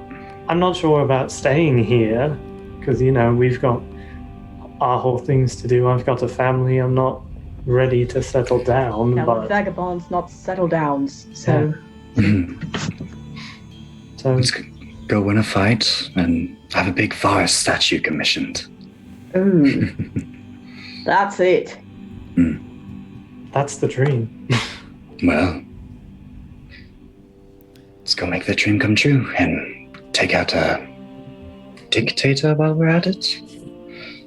Kind of our thing. Yeah. All right. So you guys spend the day doing whatever it is you need to do. Hyping yourselves Fight up, it. drinking tea, stretching, all those things. Towards the end of the day, unless anyone has anything else they want to do before. Okay. Yeah, Kanan's gonna take a long while, just while anyone else is out or something, or in the morning. Probably in the morning, so she's gonna wake up, get off the rock or whatever, and sit and with the manacles and just kind of rub them, and be like, well, Fang, we're fighting for our lives today. Probably, I don't know, gonna die, so maybe I'll see ya. But I don't think it's time to see you again. I'm just glad that you're with me in this fight.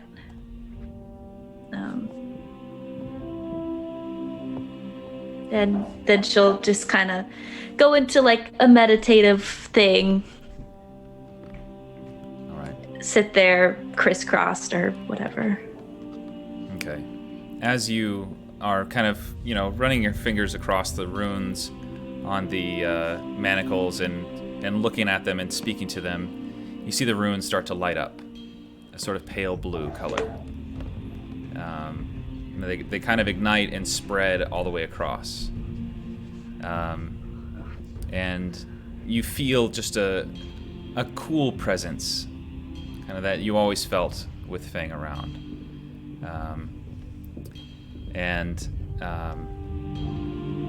You have gained an ability when wearing them. You gain the ability Prisoner's Release, which I will send you the mechanics of in the Roll20 chat.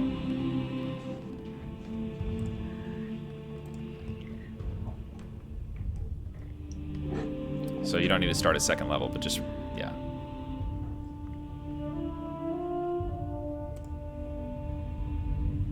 Oh. Oh my goodness. How do I... Can I put this in my character sheet anyway? Yeah, I'll do that for you. It's just one time per day. It's not forever. Oh yeah. It's like once, basically one time. It's basically what you've got. I'll put it underneath your mobile, like underneath where your feet and stuff go. Oh, thank you. I see you editing it. Yeah. So there you go. Cool. Okay. Thank you. Yeah. Okay. After this, you hear a firm knock on the door. Knock, knock, knock. Hello? Vagabonds, it's Artagon. I've come to collect you for the fight. Are you ready? Yes. You know it. All right. Peachy Keen. He opens the door, and as the door opens, you see Artagon dressed to the nines. He's decked out in this elaborate green and gold robes with whirling patterns all throughout. He says, please, if you would all don your fighter's pins. It is a requirement for this fight. Now then, if you are ready, we can depart. Kanan's gonna put hers on the wraps underneath her shift. Okay. As long as it's visible is kind of the thing. It will be. Okay. All right. So you, Ominous. you exit out from Palace. Oh, go ahead. You had something? It doesn't need to be right now, but I was going to try, Varus was going to try before the fight, something new at 10th level. He was going to try to use Divine Intervention and just ask for aid in the fight to come. Okay. Yeah. So, all right. Yeah. So that's what, roll a D100? Is that right? D100. And if it's less than 10, they will help in however the DM chooses. Okay. And it is not even close to less than 10. He's figuring it out. It was worth a shot. You ask. Yeah. Yeah, he's like, just basically like, just please help in the fight to come. It's going to be a hard one. Okay. All right, cool. So you exit out from Palace Escape and find the streets to be jam-packed full of people. I think I can even make it busier. To be jam-packed full of people, most of whom are dressed in their finest clothing. And many are carrying bouquets of flowers, small flags, noisemakers, those kinds of things. You also see a huge number of people carrying banners and wearing shirts with the visages of the Iron Legion on them, and Nas Min, but none of them showing the Vagabonds. As Artagon proceeds out into the streets, he clears his throat once, and the people quickly take notice and clear the way for you to proceed. Passing through, you see that people are giving you solemn looks, like they expect to never see you again. But no looks of disrespect or hate like you've experienced a few times before, just a tinge of sadness in some of them. You walk through the wide and curving streets of Renovash, the ever-lit hanging orbs of light dangling at the peak of the caverns, shining fake sunlight downwards onto the dusty streets. And you feel vibrant, alive, and as if you're taking everything in fresh. The dust kicked up from the crowds adds an arid taste to the air in spite of the humidity created by the thick press of people. Still, you push forward, the crowd clearing out before you until you exit through the enormous opening into the outer Colosseum area. Artagon continues to the right, towards the familiar fighter's entrance you've used before. But he steps to the side, around a long grouping of people who have formed themselves into 2 columns. Thin posts set behind the rows of people have crimson banners tied across them, creating an archway overhead about 10 feet high. Artagon gestures that you are to pass through between the 2 rows, and you now see that the people constituting the rows are holding leis of different types of flowers, sashes, and other trinkets. Do you pass through? Yes. All right. As you take the first steps into the column and under the banner, the first person on the right steps forward and gently places a lei of blood-red flowers over your head, whoever's first, and nods, and then steps back into line. As you proceed, each of you are treated similarly, moving through the column while those on the sidelines step forward, wreathe you with their offerings. This proceeds through to the end of the archway, and you exit on the other side to see Artagon dutifully waiting you to guide you the remaining 50 feet to the waiting area. You all, at this point, have, full neck guards with the flowers and everything on you. After you've exited, he says, "You are now fully prepared. The people have honored you with their gifts. You are set to fight. Good luck, Vagabonds. I hope this is not goodbye." See you later. We'll see you after the fight. Thank you. As before, I will open the doors and you are to enter in. Then you will be asked to show your skills, and then you may remove the adornments at your leisure, either before or after you enter. And Varus would probably take this moment to place a hand on Kanan and Varus' shoulder and just cast Death Ward, since it lost 8 hours. So. Right. Just like he reached level 10, now he's moved on. Bye.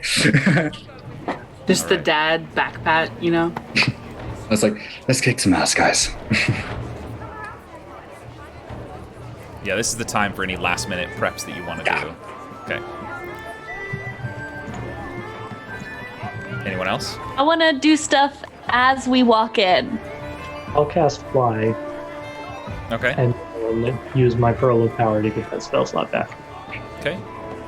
This Fly lasts for 10 minutes. Yeah. All right. After this, you hear a firm knock on the inside of the fighter's door, and the crowd within the Colosseum quiet to a quiet murmur. And Artagon looks to you all, nods, and opens the door. All right. As you enter in, immediately you're hit with the fading daylight mixed with the artificial spotlights that have focused on the door, making the crowd somewhat difficult to make out.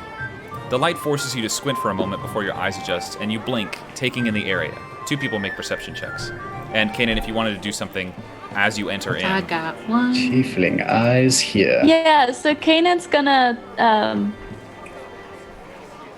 set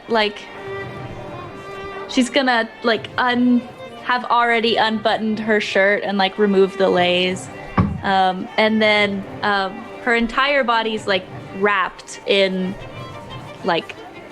gauze, right? Typical monk stuff. And so she just removes it, and on the gauze is the pendant. And so she's gonna remove that and her pants, and she's just gonna be in the gauze. Okay. For the fight. Okay. So as she walks in, she just removes those and drops them. Is prepared. Okay, cool. All right. You enter in, and you take in the crowd and see the place is completely packed full. There's not even enough room for people to pass by one another after going up and down the stairs or in the midst of the aisles.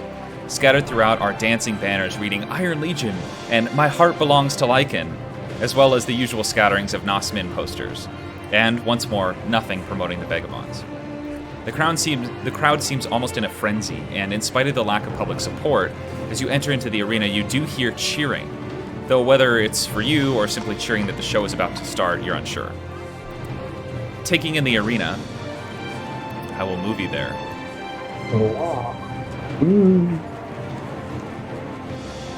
Yeah, let me adjust the other screen here. All right. So, taking in the arena, you see several sand dunes remain, though they're substantially smaller than those in the past. but the towers that were present during your last fight have been removed. Scattered throughout the fighting area, you see many half-walls about 10 feet long and roughly 3 feet high.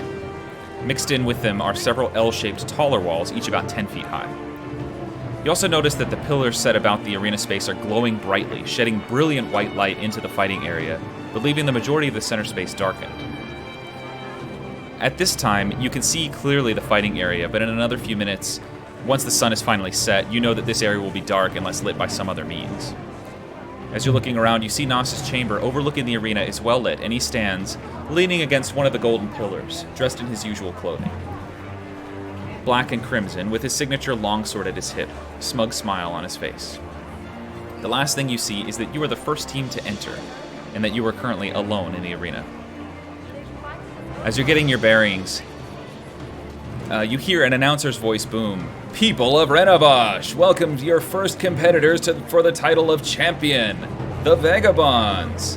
And you hear lively applause thunder throughout the arena, but you can tell that for a crowd this size, that applause was fairly weak. Please, fighters, show your skills. What would you all like to do?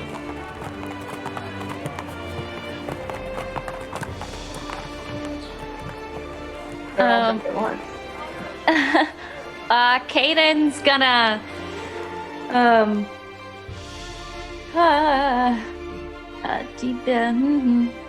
she's going to do a flip and land like crouched down with one leg out, Okay. ready to run. Okay, make a performance check. Performance. Come on. 13. Okay. You managed to nail the flip pretty well, and as you go down, you end up kicking a bunch of sand and dust out. But looks okay. Looks pretty good for the most part. Anyone else? Choking on the dust that Kanan kicked up. Okay. Varus will float up into the air a little bit and just kind of lean back on his hands like he's lounging in a beach chair and just calmly Okay. wave at everyone. Okay. Nothing Yeah. crazy. That's it. Sounds good. Harriet's gonna like just walking in our little V. She's just gonna have her teacup out that she haggled off that punk and said she'd have in the arena. Okay. And she's just gonna like be pretend sipping from it. Okay. Cool. Make And an that's it. intimidation check. Let's go. Yes. Oh my god.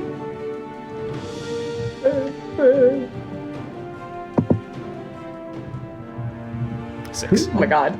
You know, it's not really meant to About be what you'd intimidating. expect. Yeah. All right. Zarius and Ira? Zarius will just not nowhere near as flashy as or anything. He's just gonna draw his sword and just sort of flick it around a couple times and just be ready. He's in business mode. Okay. Cool. Yeah, she's just holding her quarterstaff. Okay. Sounds great. Boring. The announcer's voice booms once more. People of Renovash, it looks like there are some slight changes to the fighting schedule. The crowd hushes and murmurs of whispers echo throughout. Here to tell us is your hero and mine, Nas Min. Applause erupts from the crowd, and you can feel the volume of it in your chests. For those of you with sensitive hearing, you find yourselves almost wincing in pain. Turning to look, you see Nas stand up straight, brush off his shoulders and chest, straighten his clothing, tugging at the base of his top, and step off the balcony, quickly running down the front of the structure before stepping onto the level ground below. So the several spotlights that had been illuminating you break off, leaving you with a single one dimly lighting you. Let me put him on the thing here. Yeah. Okay. Yeah. Yeah, so you all have a single spotlight kind of illuminating you. Once Nas casually walks forward, arms outstretched, and spins slowly to face the whole crowd. Once he reaches about a third of the way in to the arena from his chamber, he stops. He stops walking and gestures that the crowd should quiet. He says, "People of Renovash, I know you all came here with hopes of seeing the valiant Vagabonds square off against the indomitable Iron Legion. I know you had your hearts set on seeing these two teams compete for ultimate victory to the glory of our city. But, as is tradition, I hosted these two teams last week, and I showed to them the reality that all champions must face. There is glory in this arena indeed, but as you all know, there is much more at stake than victory here. This place of blood, grit, and sweat is but a testing ground. And when I spoke to these teams, only one was willing to rise to the challenge of the Shepherd of Fire. Only one was willing to offer their lives, their talents, and their efforts for the betterment of the realm. Only one cared enough about you to go out and serve you day and night in the Shepherd's army. The other you see here before you. But, people of Renovash, do not lose heart. Even though these vagabonds have chosen to live up to their name, denying loyalty and responsibility to this land, there are plenty who do want to serve the Shepherd, and those will keep you safe at night. Those will protect you from the evils of the Clendathian Empire. You were promised a fight, and I will deliver. While the Iron Legion is off fighting under the banner of the Shepherd of Fire, and while they are our true champions, something must be done with these vagabonds here. So, since I love you all so much, I am going to pit myself and my prefects against them, and lead us once more to victory. The crowd explodes into applause, shaking the pillars and walls around the arena, and you see a hidden door open on the side of Nas's observation chamber on the ground level, and 4 figures step out. The announcer's voice sounds once more as Nas steps back towards the chamber. Genal Stormwolf! And you see the gray-skinned drow, Genal Stormwolf, enter the arena, and the crowd cheers wildly. He walks up to one of the half walls. And nods towards the crowd. Ranvig Scandalore! A stout and hardy-looking dwarven woman steps out, wielding a vicious-looking battle axe in one hand and a scimitar in the other, clad in dwarven plate armor. Moves up towards there. Holly Silverfin! The announcer states, and you watch a small halfling woman nimbly weave between Genal and Ranvig and leap up onto the half wall. And you also hear, finally, recently returned from the far expanses, White Dreamer. A huge and muscled human squeezes out from the hidden door and rises to his full height, nearly 8 feet tall. His shirtless body is covered in scars, and his skin looks extremely thick. Patches of long and coarse fur, like hair, protrude from the parts of his body, and he holds an enormous warhammer. White Dreamer walks up behind the group of prefects, and the crowd begins cheering uproariously. Nas walks in front of the group, facing towards you all, and holds his arms to his sides. Vagabonds, let us begin. The spotlights immediately turn off, and you are left in the arena. And let me fix that. Dude. Ooh. So, everyone, roll initiative.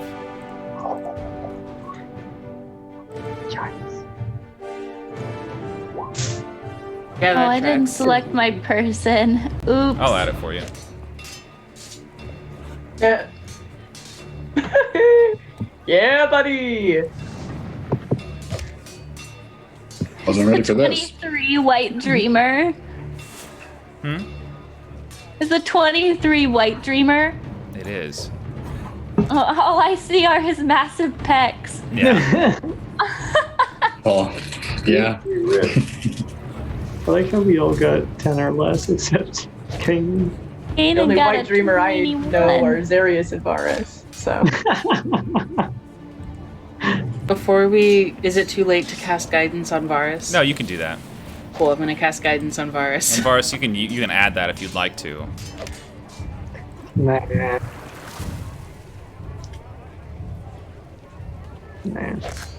I probably won't end up. Save it for when Nas goes for you first. I mean, it's Oof. just an ability check. It doesn't really. But A rough time for the initiative rolls. We're letting them think they have the win. It's all stalling for Balthazar. Because I've got goodness 1, 2, 3, 4, all of mine. It's all of mine, then all of yours. We get it. They're skilled. Kanan got a Okay. 21 point. Oh, that's right. Through Kanan. What was it? 21.18. 1-8. Okay. So Kanan's gonna break that up. Thank you. Thank you. I try hard. Fireball. We all die. So first Game is in. me. Matt is a prefect. Man? We're gonna transition to the map so that everyone can see the map and no one can see any of us. All right, so first up is Nas. Nas is gonna be very, he's really cavalier about the whole thing. He sort of very casually steps forward, doesn't even have his sword drawn. He just steps into the arena and just kind of, he's gonna hang out on top of the wall here. Sort of hefts himself up real fast. And he's gonna just hide out there, and that's it. He's gonna hold the rest of it. That's all he's gonna do. Next up is White Dreamer. Okay. White Dreamer rushes forward.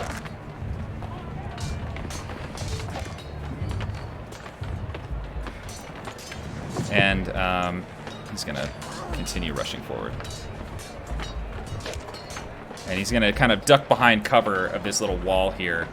And he's going,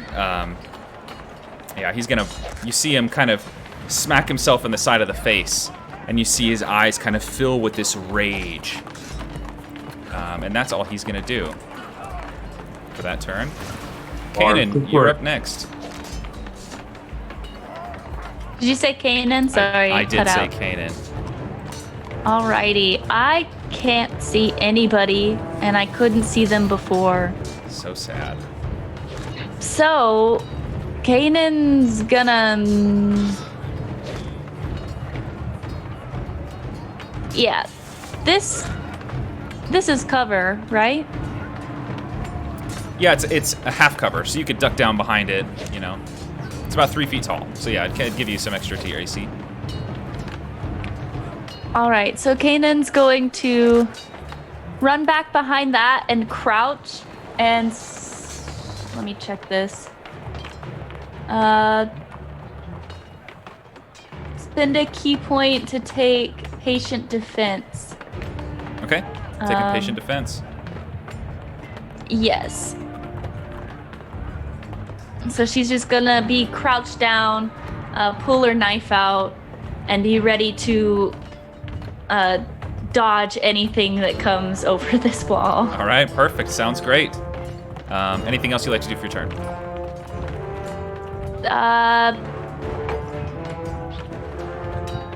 One second. Let me check one thing.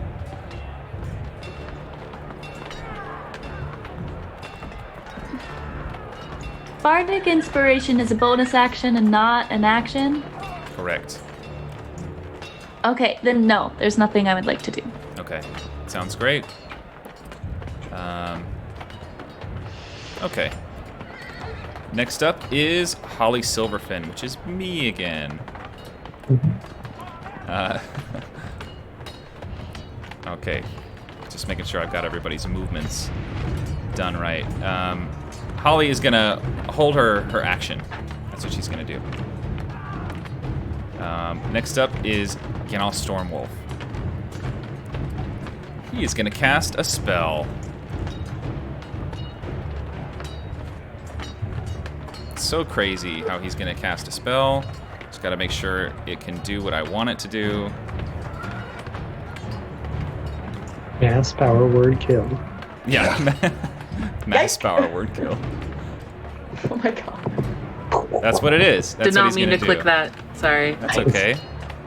Gaseous form. Ooh, you got a gaseous form. Okay. A voice from someone yells at an Ira from the crowd.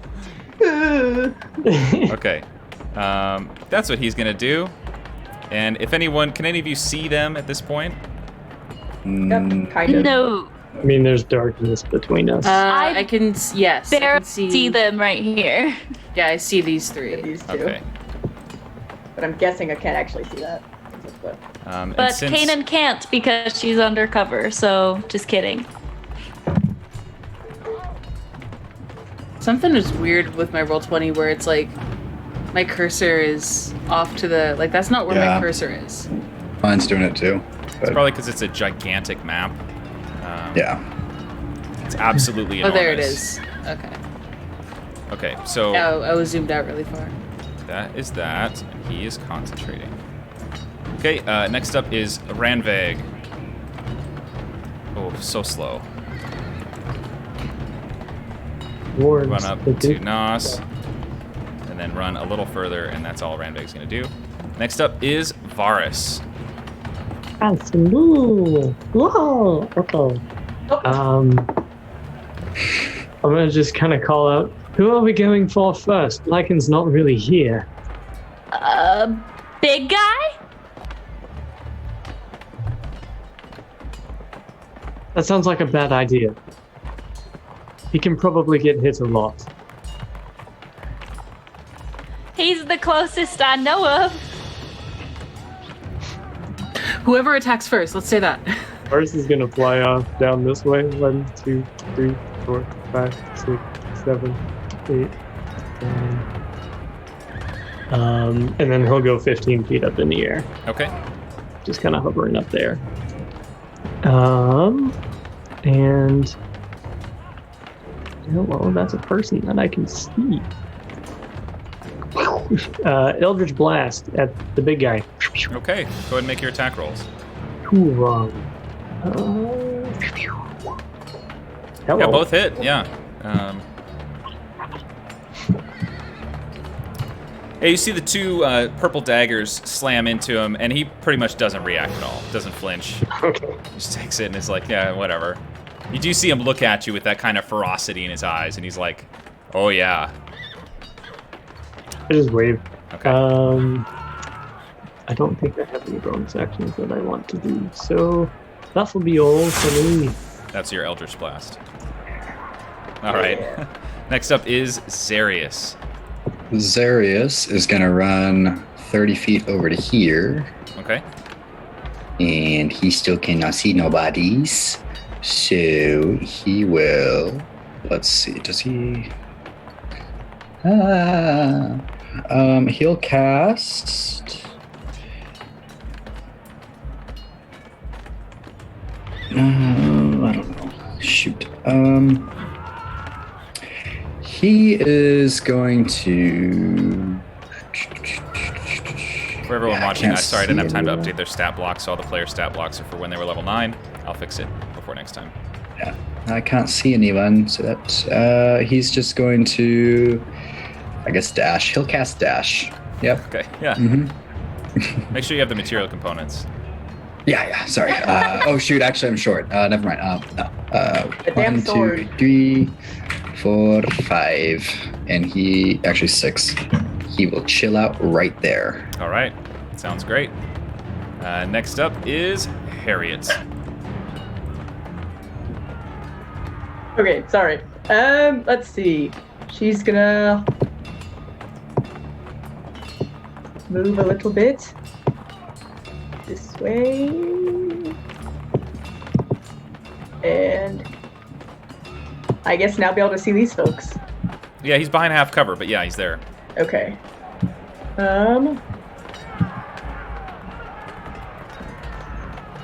Let's see.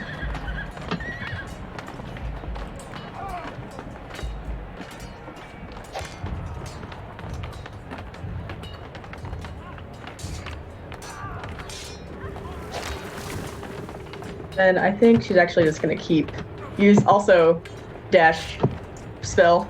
Okay, yeah. And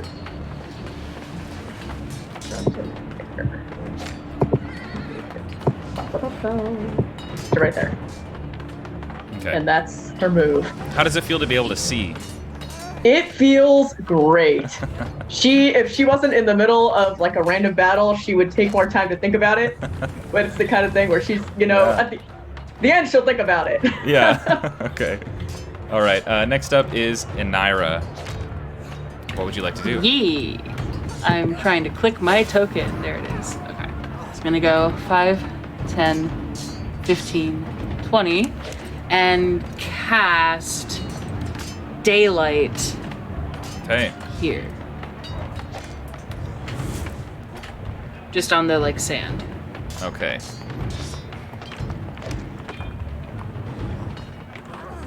And it's not Go. concentration, so I can do other things. Yeah. Let me. 60-foot radius. Okay. Yep. Light. Bright light. 60 feet. Boom. Now I can really see. I can see clearly now. The Dark is gone. And then There's a lot of darkness left, buddies. 25. Why can I not move? Please let me move. You gotta believe. Yeah, I'm just selecting the token. 25, 30, 35. Move up, cast, and back off. That's good. Literally, yeah. That's my Yeah, that's make my it so everyone can strategy. see. It's good. Bonus action. Guardian of Nature. That's a spell. Never mind. Can't do that. Bonus action. Sit there and be scared. All right, bonus action scared. Got it. Okay, next up is Nas Min. Nas hops down off of the wall that he's sitting on, and he moves over to this one here and jumps up and sits on it. And he's just sitting there, doesn't have a sword drawn or anything. He's very just laissez-faire about the whole thing. Just kind of, and as he's walking, he's not like in a hurry. He's just kind of just walking. And that's it for his turn. Next up is White Dreamer. Let me see. Okay. I have to measure. Ooh, I've got to measure something. Oh yeah. Uh-oh. Oh yeah. He rushes up to you, Harriet. Giant hammer drawn. And he rears back and just swings down at you, trying to clobber you to death with it. He's going to use Great Weapon Master. Ouch. All right, that's a 25 to hit. Yep. Yeah, I think that's right. It's a -5. Let me make sure it did everything right, because I want to make sure. So he rolled. Oh, he just rolled really well. Okay. Yeah, okay. So that's, yeah, 25 to hit. Harriet, wow, you take 20 or 31 points of damage from this first swing. As the Warhammer just slams into your chest and almost knocks you over, knocks the wind out of you for sure. He pulls back and 31? swings. Yeah, 31. He pulls back and swings once again. What's your AC? 17. 17. Okay.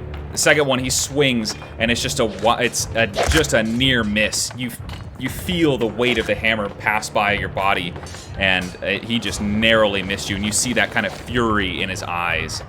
Yeah, rough one. But that's it for his turn. Next up is Kanan. He's a Yes. big old boy. Kanan sees her friend in danger, What happens? and she's going to launch herself over this platform, Okay. doing kind of like a cartwheel. That's what that's called. Yeah. Doing a cartwheel over the thing, and jumping, and then running over to the other side of him. So probably like, oh, I guess you can't see that. Bloop, bloop. There. Okay, perfect. And she is going to start wailing into this guy with the Okay. dagger. With, oh gosh, what's it called? Advantage? Yeah, with advantage, yeah. 20 hits. Okay. 28 hits, yeah. So that's 15 plus 13. Is that 28? Okay. Yeah. As you're And stabbing then she's into him, gonna- you're feeling that the dagger is having a hard time even piercing through his skin. He's a thick guy. Spend a key point Okay. to stunning strike him. Okay. All right. It has to beat a 16 Sure. Okay. Constitution.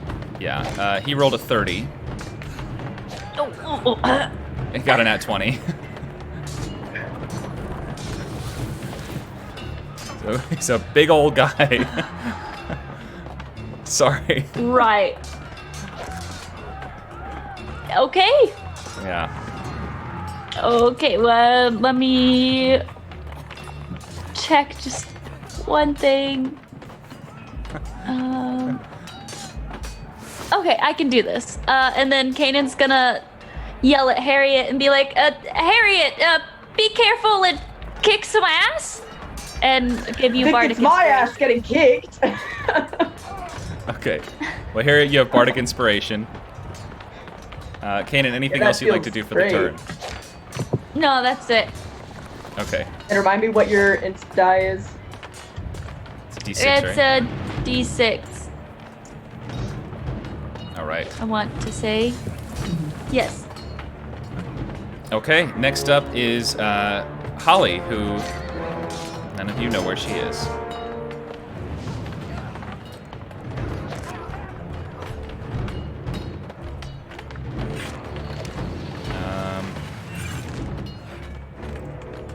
What is she gonna do? I think that's I see you.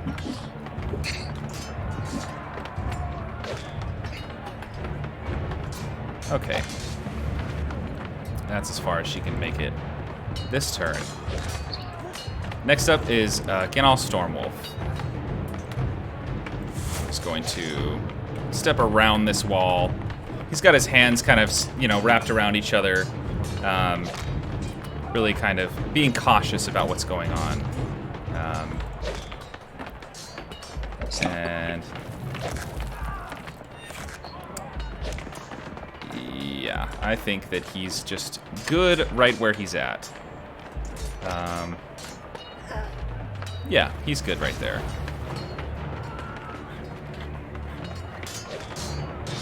All right. That's all he's going to do. Just going to come up and hang out there. Next up is Ranveg, who is so slow. My goodness. Okay.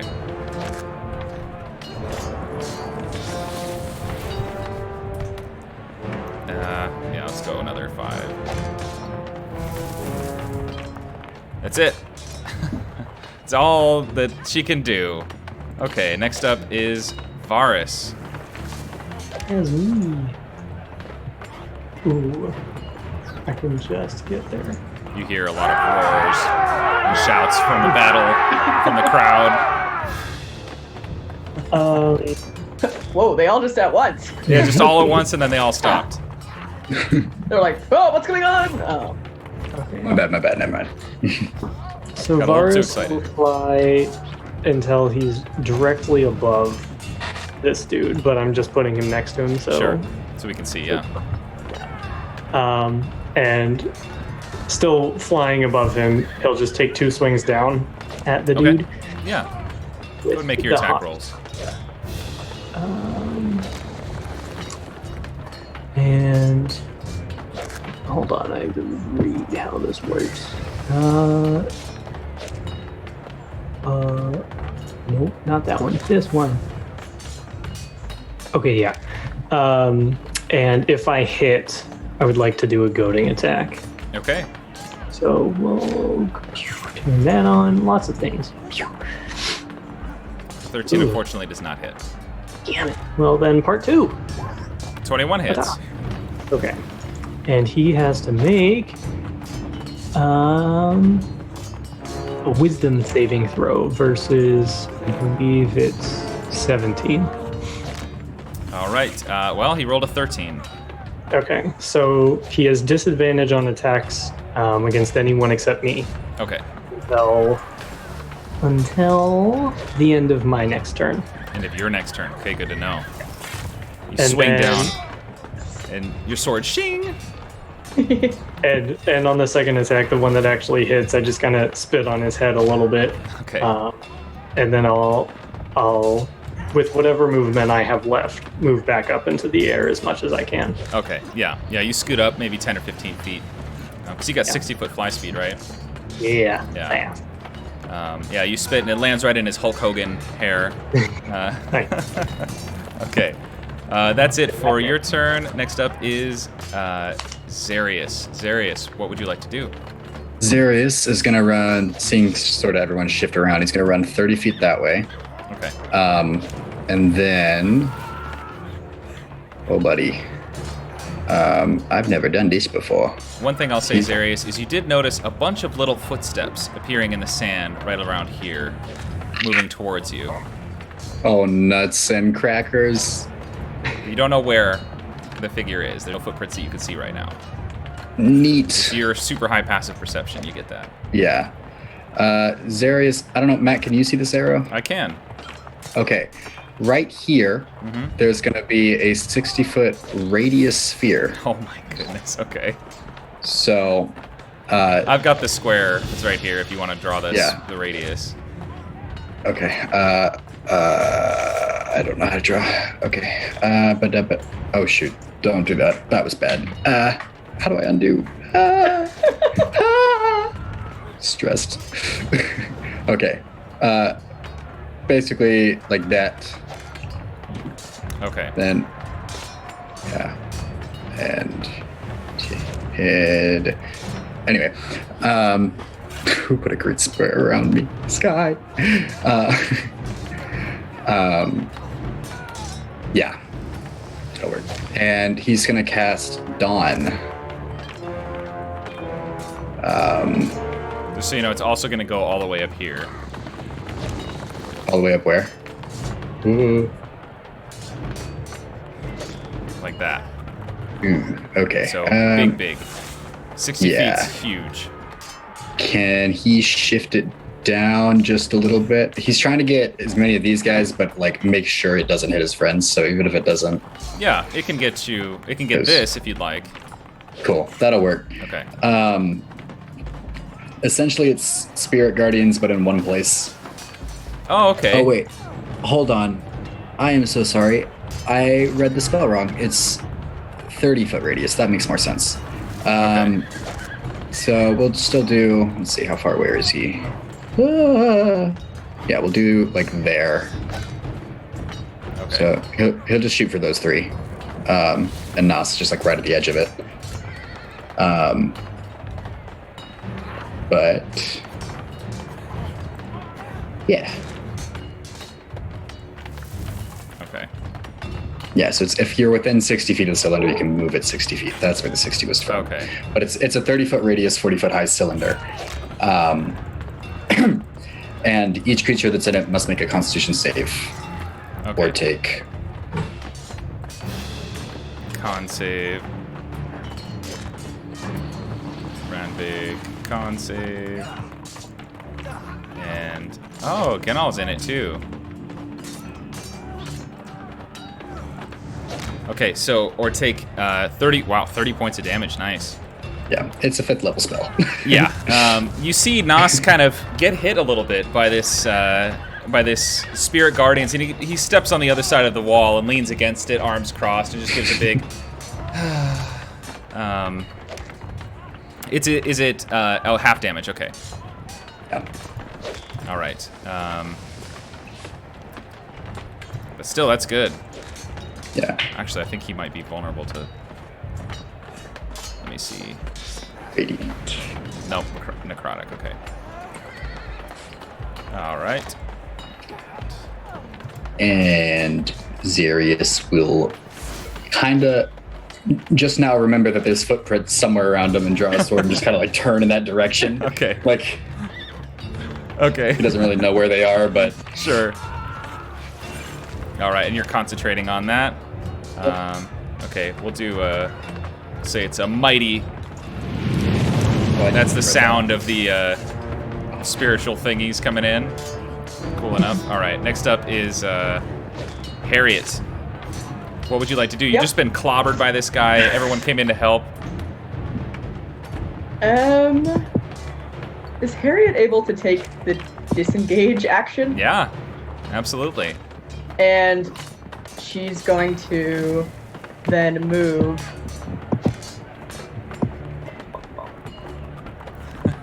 Get as far away as you can. I'm a ranged fighter. Here. Okay, perfect. And she's gonna use her second wind now because why not? Yeah. You know. And boom.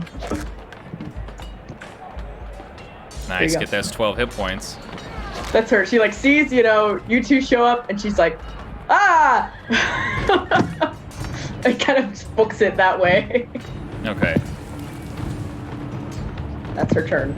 All right. And second wind's an action? Oh, there. Oh, you took the disengage action. That's right. Okay. Yeah. All right, next up is Anira. What would you like to do? I would like to cry. 5, 10, 15, 20. I can boof. Yeah, I want to blight this boy. Okay. It's a Constitution save. Yeah, I'm gonna do it at. I'll just do it at 4th level for now. Okay. Oh. So on a save, it's no damage, right? Half damage. Half damage. Okay. Well, he saves. It's a big old boy with a lot of Constitution, but that's a bunch of damage anyway. So. 20. Yeah. Unfortunately, even with as much damage as you dealt him, it just seems like he is somehow resistant to all forms of this kind of damage, of all forms of damage so far that he's been hit with. But he does take damage, so he is looking a little worse off than he was when he started. Okay. I'm gonna. What did I move? 20? Yeah, you got 15 25, left. 30, 35 behind this wall for half cover. And just kind of duck in a little bit as you can. Okay, perfect. Yeah. Anything else? That's my turn. Okay. Next up is Nas, who is it at Zarius? Is it at the start of the turn? If they're in the area, they have to make the save. Darius is not at the computer. Oh, well, I guess I can look up a spell. no, Matt. No, It's end of turn. He says no. end of turn. Okay. All right. So Nas moves out of the space, and he kind of, hops off the wall, very fruffled about it, I guess. He seems very just annoyed. He kind of walks up this way. And he just kind of meanders about the battlefield. Still doesn't have his sword drawn.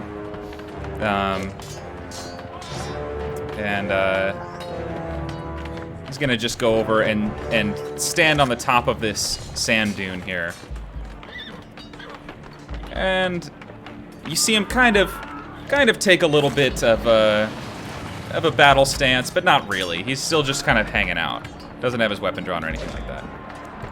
Next up is White Dreamer, who must strike at Varus or be at disadvantage. He is going to instead swing at Kanan and make a reckless attack. With Great Weapon Master. So at disadvantage, Kanan, what's your AC? Oh, you're a B or a B, huh? I can look what your AC is. I'm back. What's your AC? My AC is 18. All right. Well, he rolled a 22, but he did Great Weapon Master, so he has -5. So he does not hit. Getting in on those lines. Yeah, he's gonna swing one more time at you. Yeah, he's gonna go with Great Weapon Master again. Why not? His disadvantage. At disadvantage, he rolled a 28. -5 is a 23. Why? Yeah. So Oh my gosh. he swings this behemoth hammer at you, and just slams into your chest. It knocks you back a foot, and you take 29 points of damage total. Let me just remember how to do it the easy way. I click the red circle And then minus, go yep. minus 29. Yep. Mm-hmm. Enter. Awesome! Of course, it didn't show up on my other thing, but that's okay. It showed up in the red circle, which is all I need. All right. So that is his 2 attacks, and he is just in the zone right now. He's loving it. He's feeling really good. Yeah, he's good right there. Happy for him. Yeah, he's really feeling great. Good for him. Yeah. He's having a moment.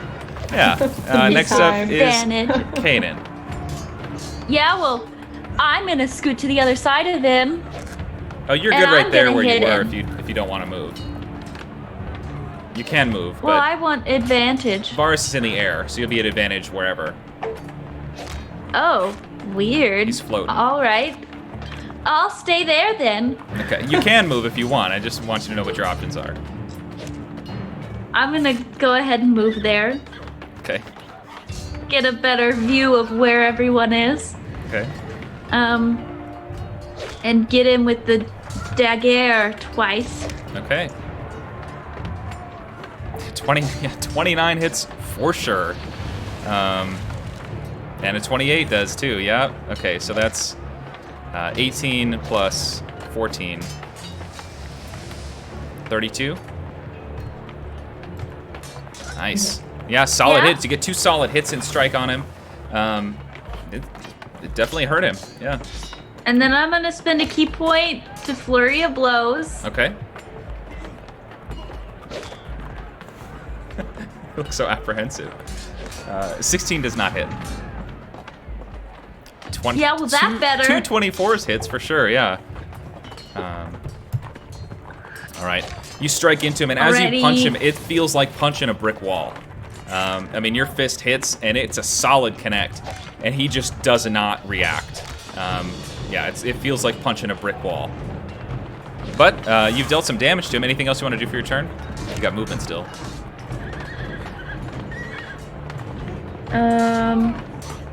Spend another key point to try to stunning strike him Okay, on that last unarmed strike. got it. What's your key save DC? 16. You rolled a 16. I'm sorry. He's got plus 10. I don't know what to tell you. And that's it. Okay, all right.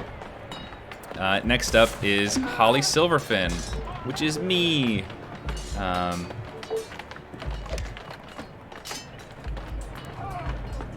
Zarius, as you're focused on the battle that's kind of going on, keeping track of everything that's around you, you just so happen to miss a little sneaky person coming up behind you, invisible.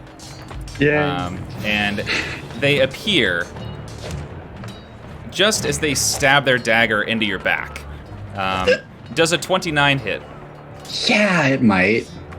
All right, well, ooh. All right.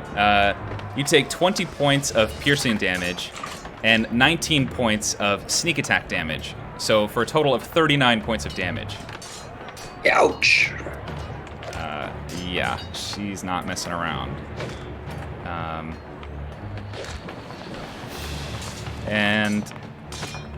Yeah, because she hit, she's just gonna she's gonna back off because she's very mobile. And hop down this way without giving you the benefit of attacking her as a attack of opportunity. But she's no longer invisible, which means he's no longer concentrating. And speaking of, it's his turn. Wow. He's gonna go ahead and step out of here. Let's see. Oops. I'm just seeing what you all can see, where the shadows are. All right. So Genal is going to. Concentration check. For you, yeah. Yeah, DC 15. It is gone. So That's the sad. Constitution. Wait. Yeah. Yeah, that's what I meant. So sad. Okay. Not that. That's not what I'm looking for. Where's my thingy? Never mind. All right. He is gonna take a few steps forward here into the dawn, and he's gonna say nope to that. Nope. What level did you cast dawn at? Is it 4th level? Well, it's gone. No, I'm sorry. The daylight. That's what I meant. Oh. And I think cast it at 3rd level. Yeah. Yeah, 3rd level. Okay. He's just he was gonna cast Dispel Magic at 3rd level, so I just didn't know if I needed to roll or not. But as he does so, the light unfortunately disappears, shrouding the area in shadow and darkness once more. And that's it for his turn. Next up is Randveg, who is still so slow. Okay, buddy. But is rushing up towards Zarius. Get away. Not okay, buddy. It's okay. I'm just drawing them all over here while you handle the big beefy boy. Yeah. This isn't gonna go well. And Randvig is tired of running, and you see her just pull out this light crossbow from behind and aim it at you, Zarius, and take a shot. Bye. Obviously not her preferred weapon. She rolled an 11. And it just luckily that arcs, misses. yeah, wide off and shatters against the interior arena wall. But that is the end of her turn. So next up is Varus with a B. That's me. Mars Millennium. Mars. Oh no. Let's see. Well, now you're closer. Oh. What is this one? The one with the crossbow? Like, what is she wearing? She's a dwarf. She's got heavy dwarven plate on. She's holding a battle axe in one hand and a scimitar in the other. Okay. So looks pretty beefy. All right. That's what I heard from that. So I will just. It's a crossbow in her third arm. I'm gonna just fly over her, totally ignore her, and come down to this little lad who just stabbed my boy Zarius. Okay, yeah. And, I'll plop down on the ground just like right in front of her and, hey, don't hit my friend like that, or I hit you like this. Swing, swing. Okay, make your attack rolls. Yeah, we're just gonna do. We're just gonna do.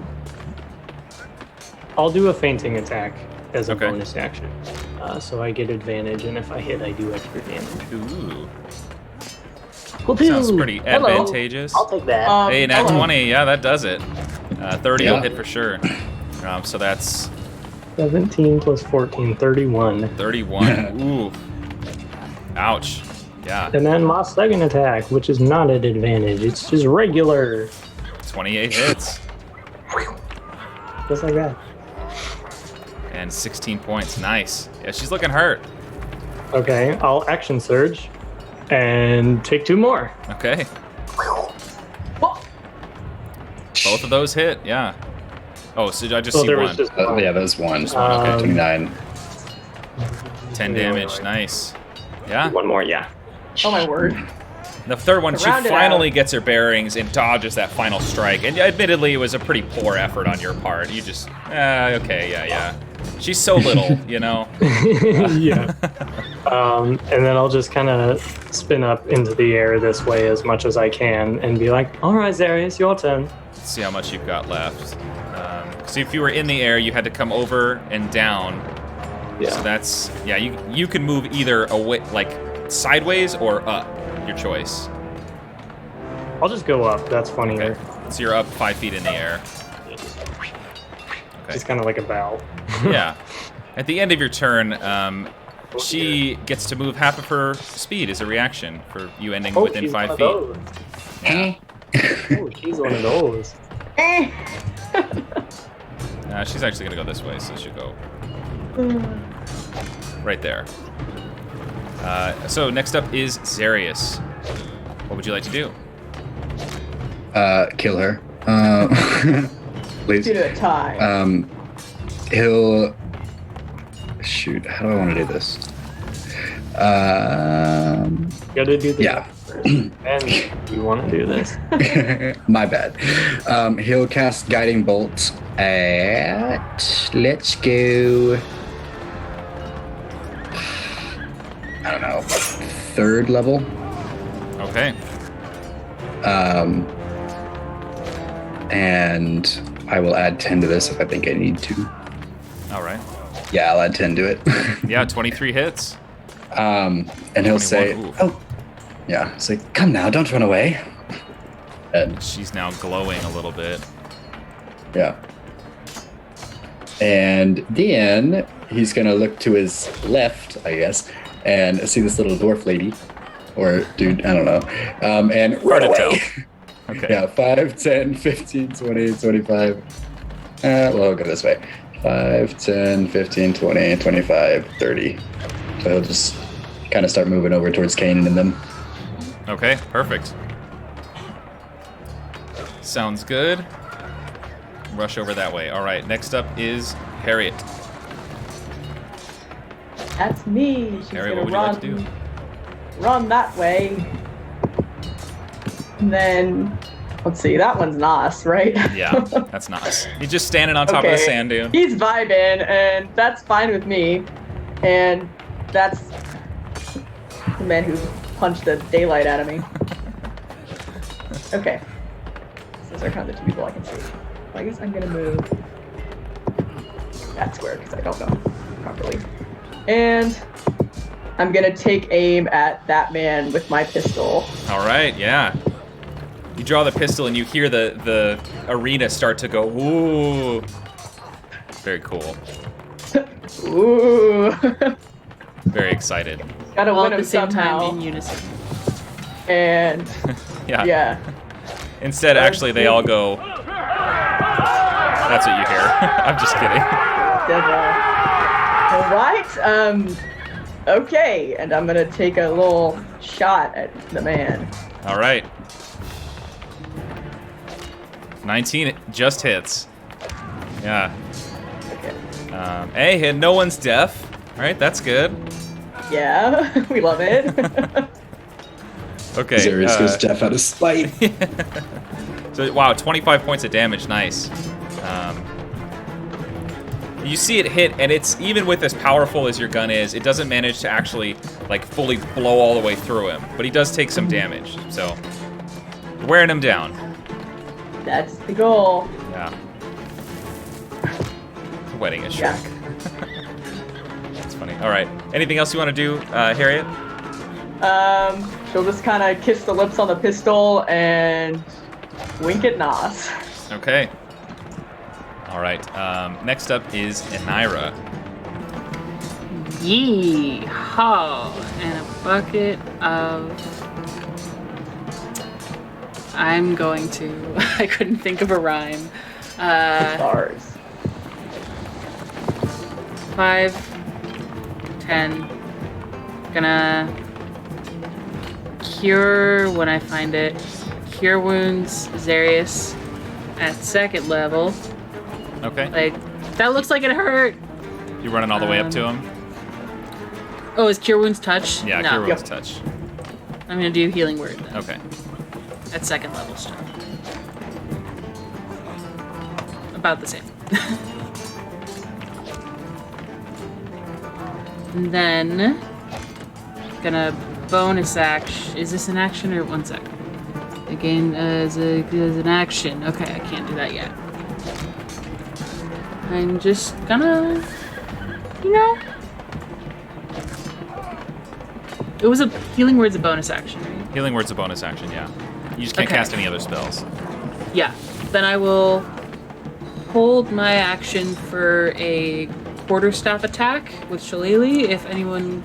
Well, just quarterstaff attack if anyone comes near me. Okay, perfect. Sounds great. All right. Next up is Nas Min, who is just still, is still kind of hanging out. You see him. He's just sat down in the on the sand there, and he's just. It seems like he's almost pouting. He's just kind of like, oh, everyone's taking forever. Let's go. I don't think he wants to do anything else.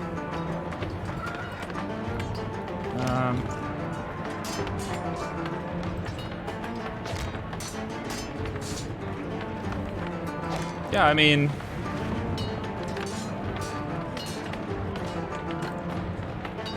Actually, well, let's see. Oh, never mind. He's not gonna do that. Yeah, he's just gonna hang out and just sit there. That's all. He's sitting down on the ground. Next up is White Dreamer, who, seeing no other targets and just Kanan there, is gonna lay into Kanan. I'm sorry.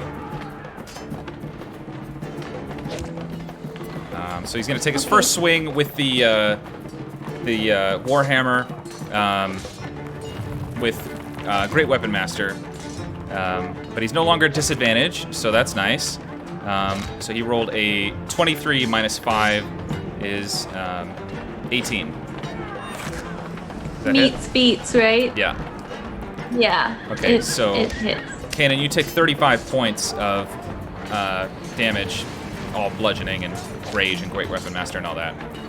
And he's feeling pretty confident. He's going to go ahead and take another swing, but not with Great Weapon Master that time. Wait, the first one was 35? It was, 35. All right.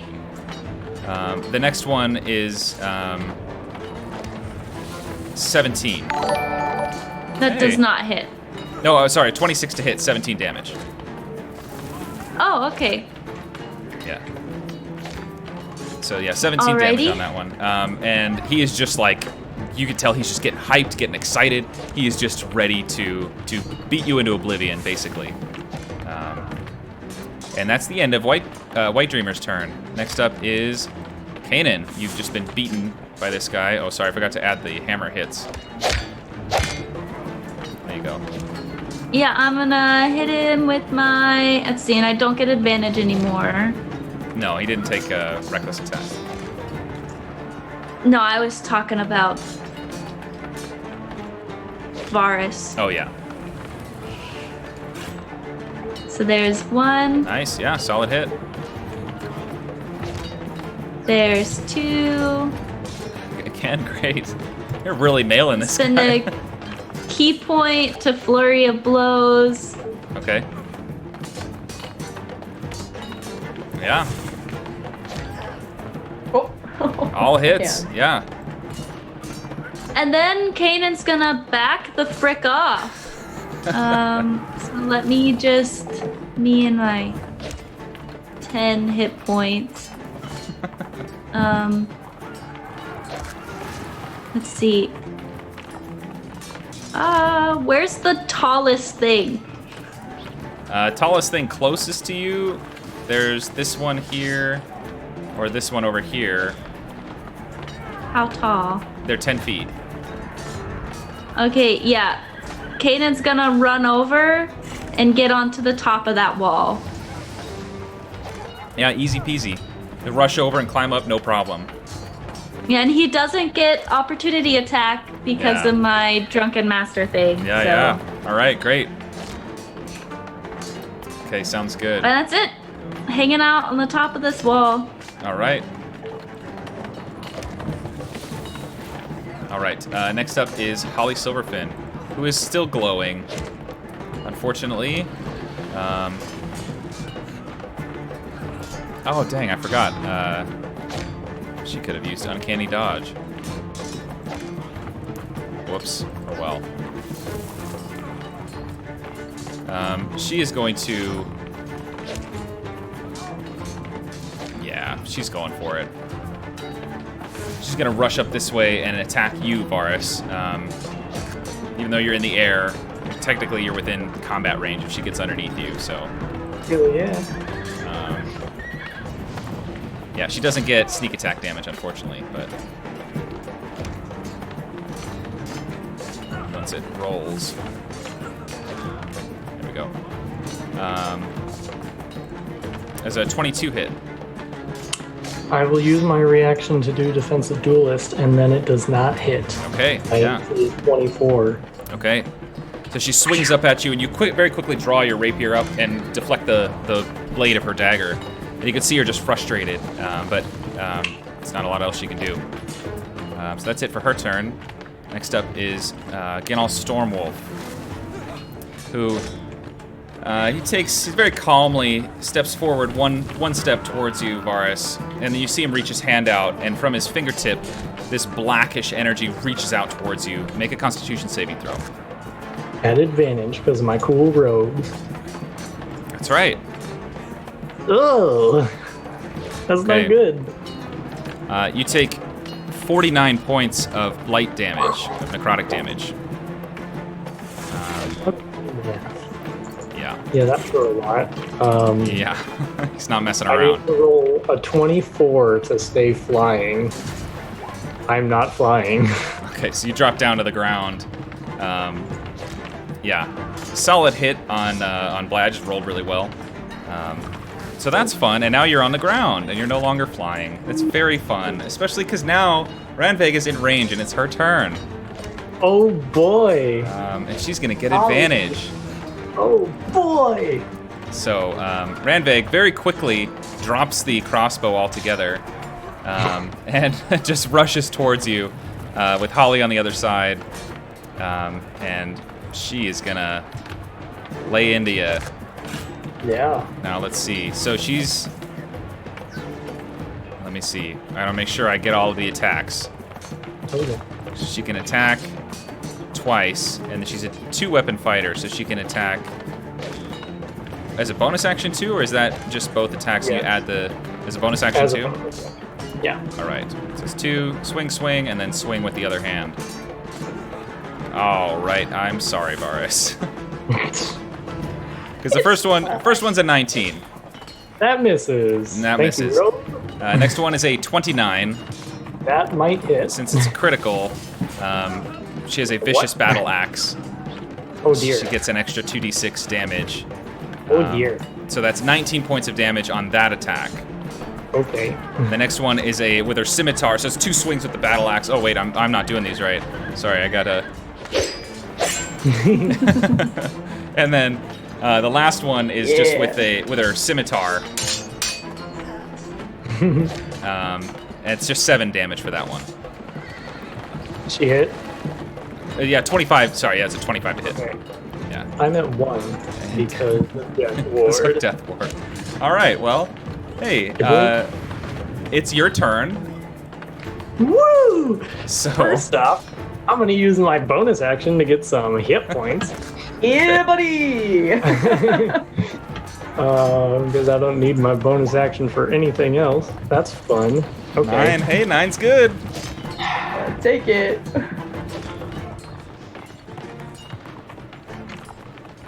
Yeah, you kind of drop yourself down right in the middle of 3 of them. Yeah. Just explode, Varus. Take him with you. Fireball. Yeah. That spell, right? Yeah. Shit. That's a good question. What do I want to do?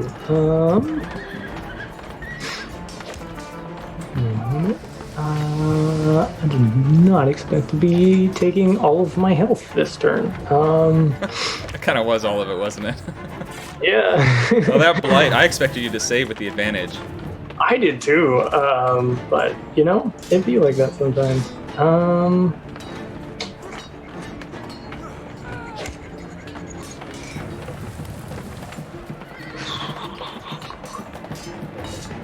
How far away are you? Okay. I will take 1 attack at each of them. So we'll do the rogue first. Okay. And by the way, she's looking weak. I mean, she was struggling to swing at you. So Okay. Then if I hit her, I will do a goading attack, I guess, just for extra damage. If I hit. Which that probably doesn't. 15 unfortunately does not hit. Okay. Well, ignore the goading attack then, because then I'll turn around and stab at the dwarf. Okay. Doesn't hit either. He's You're feeling real it. shaken up. But I don't need to hit for mobile, so That's right. whee! That's right. Nice. Bye. Okay. You swing at both of them and rush out. Both kind of left a little bit stunned by your attacks. And just like breathing heavily next to Zarius, like, that's all. Okay. Anything else you want to do for your turn? No. All right. Next up is Zarius. Okay.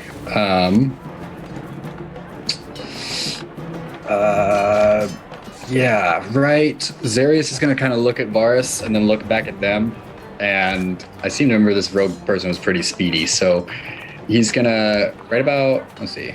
Like, I have no idea where this other dude was, but I thought he was somewhere in this general vicinity. Yeah. So he's going to, right here, cast a 10-foot radius sphere. So if he's in this, cool. If he's not, cool. Okay. I can't see him. So he's going to cast Flame Strike, Okay. which is a 5th level spell. And he'll just kind of point out and say, burn. And, Nice.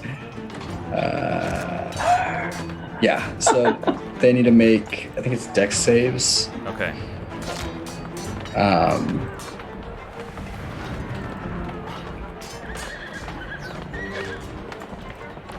Okay, against the DC 17. Okay, so the dwarf failed.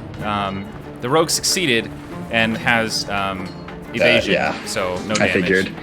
And then bonus action. What can I do? I don't think I can really do much. It's an action to give someone a potion? Yeah, to give someone else a potion, it's an action. I mean, if you just hand it to them, that's not. But if you're trying to, like, you know, feed it to them, that's an action. Okie dokie. Yeah, I guess Zarius will just take, like, one step forward, just, like, to right there. Okay. And kind of just, like, seeing how... I guess he can probably sense that, like, the whole Death Word thing happened, so he'll kind of just, like, stand in front of Varus with his sword drawn. Okay. But that's kind of all he can do. All right. Perfect. Okay, next up is Harriet. Okay. What would you like to do? So, sorry, my own memory of remembering which token is which. Yeah. Which one is that? That's the and dwarf. which one? That's the rogue. The rogue's that's looking the rogue. very weak. Yeah. And dwarf, is that one who's been casting spells? No, the guy Okay. casting spells He's down is in the here back. in the Yeah. abyss. Okay.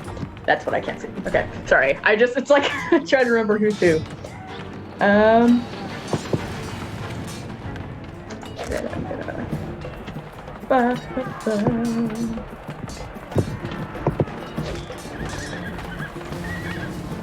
Move, and this is Wizard Man, Yep. Storm Yeah, Wolf. Genal Stormwolf. I know him, and I'm gonna have my gun. I'm gonna spend a grit point for advantage Perfect. Okay. and fire off a shot at this man. Spend those grit points. You know it. Yeah, 26. That'll hit for sure. And 21 damage. Nice. Yeah, you fire the shot, and it smashes through the little bit of, he has some light clothing that serves as armor for him. Just blows right through it and blows out a big chunk of his shoulder out behind him, kind of spattering blood around. I don't have a cool gunshot noise, but there you go. That's okay. Give you bows. Take it. And then she's gonna use her actor feat and do her traditional dragon roar, trying to imitate Cryovane specifically. Because of her actor feat, She Yeah. can imitate sound she's heard. Yeah. And because of us knowing Nas's history and everything, you know what I'm saying? Yeah, make an intimidation check.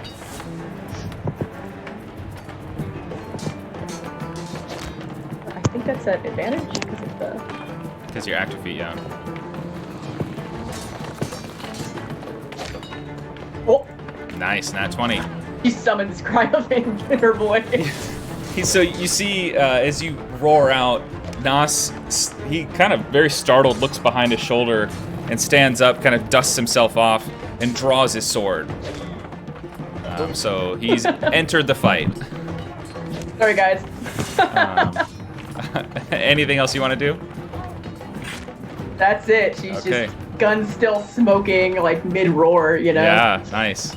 All right, next up is Anira. What would you like to do? Yeah.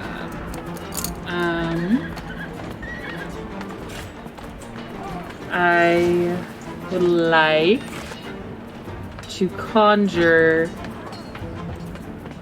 8 giant wolf spiders, Okay. and swarm this guy, Okay. the big old guy. Yeah. Let me find my wolf spiders real quick. Just like all crawling up on him and like Yeah. biting at his face, and yeah. Wolf spider. Giant wolf spider, that's what it was. I was looking under W. I should have been looking under G.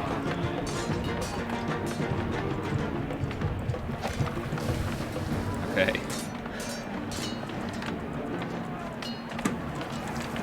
They are just gonna surround. I mean, they can't exactly crawl on his face because they're enormous, but they are Well, just. like, you know what I mean. Yeah, all around him. Okay. You got it. And they're all gonna attack. Okay. Should have kept wolf spiders open. There we go. There we go. All right, so they're all gonna bite. 1, 2, 3, 4, 5, 6, 7, 8. Let's see what we got. And what is his AC? Miss, 23. miss. Hit. Okay. We got 2 hits. For 3 damage. Actually, they do okay. He can't fail their poison save, but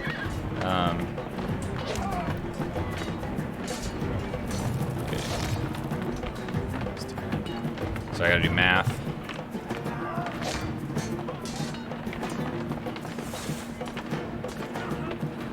Why can't I do math? There. Okay, yeah. I mean, he's looking damaged. He's looking pretty hurt and occupied, which is more important. So, Yep. anything else you'd like to do? So that was my action. Okay. Use my movement. 5, 10, 15, 20, 25, 30, 35. And just kind of be there-ish. All right. And I think that's all I can do. Okay, sounds good. Next up is Nas, who, as I said, has officially entered the fight. You see him with a real quickness, faster than you've seen him move ever. Rush up in between Zarius, Varus, and Kanan. So I would say, Kanan, you don't get the attack of opportunity, but Zarius and Varus, if you would like, you can take an attack of opportunity. I'm 10 feet in the air. Yeah, so you don't get the attack. He's running on the other side of the wall from you. Yeah. Yeah. Well, I'm on the wall. Yeah, so he's going. I'll show you. He went from here through this wall here, like on the other side of the wall there. So you're too far away to hit him. The other two, okay, yeah, 12. Unfortunately, does not hit. Varus, if you'd like to take the attack, you can. I'm gonna save my reaction. Okay, got it. Rushes right up to you, Anira, who is concentrating, right? You are concentrating, yeah. Yay, concentration. And you see him with his long sword out, is going to Yeah, he's gonna just go ahead and take a couple of swings at you with his longsword drawn. The first one to hit is a 31. Hits. You take 22 points of slashing damage. Rolled really well. And then the next one is a 27. Hits. That's 20 points of slashing damage. Ooh, I did 29. No. Yeah, and you see him just it's honestly, it's kind of a beautiful display if it weren't so terrifying. He just swings twice and just slashes through you. Very, very scary.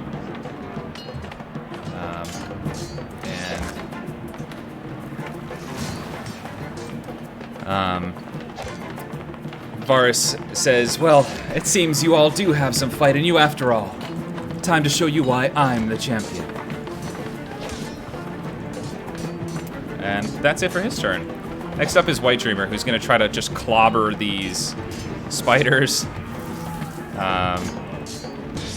What is their AC? Yeah, 13, okay.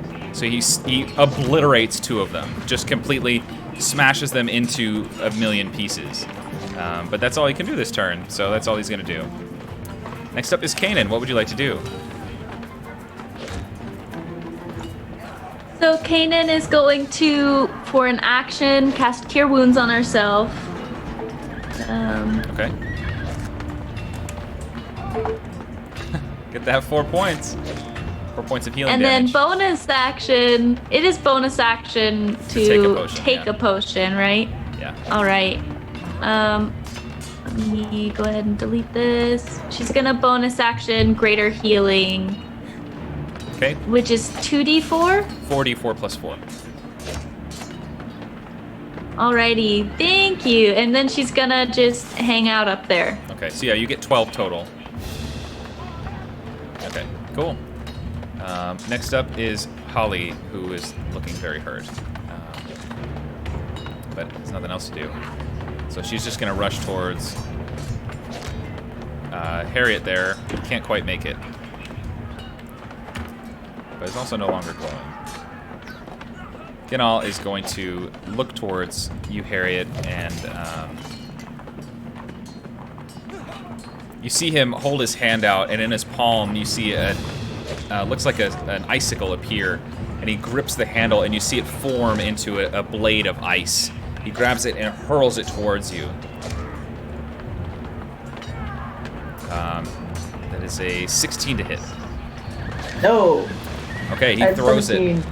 He throws it, and the ice knife flies just over your shoulder and explodes in the air 10 feet behind you, dealing no damage to you, but sounding very scary. Shoo! All right, next up is Ronvig, who is so slow. He's gonna run towards you, Kanan, but can't get you. So that's it. Just weapons at the Because ready. I'm on the wall. I'm Yeah. 10 feet in the air. I'm aware. Yeah. Yeah, I mean, she's also a dwarf, so she can't reach that high anyway. But she's running up to like climb up the wall where you are. All right, that's it for her turn. And next up is Varus. What would you like to do? Be upset. Or at least really hurt. Let's see. Where did... this wall right here, how tall is it? It's about 3 feet tall. Okay. Okay. Oh, and Ira, make Constitution saving throws to see about those spiders. You gotta beat a 11 and 10. So you're good. Nice job. Yeah, they remain.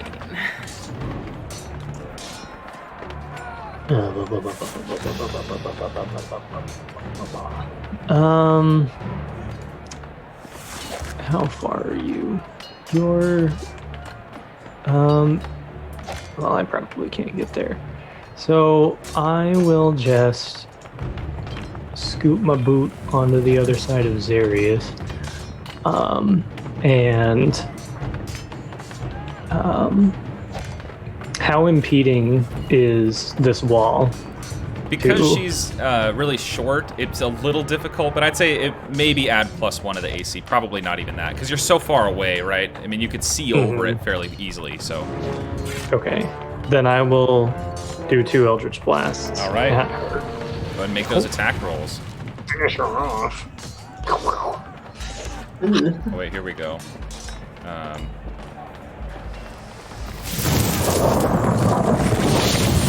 Oh, hello. Cool sounding ones. Yeah, unfortunately, neither of those hit. They explode on either side of her.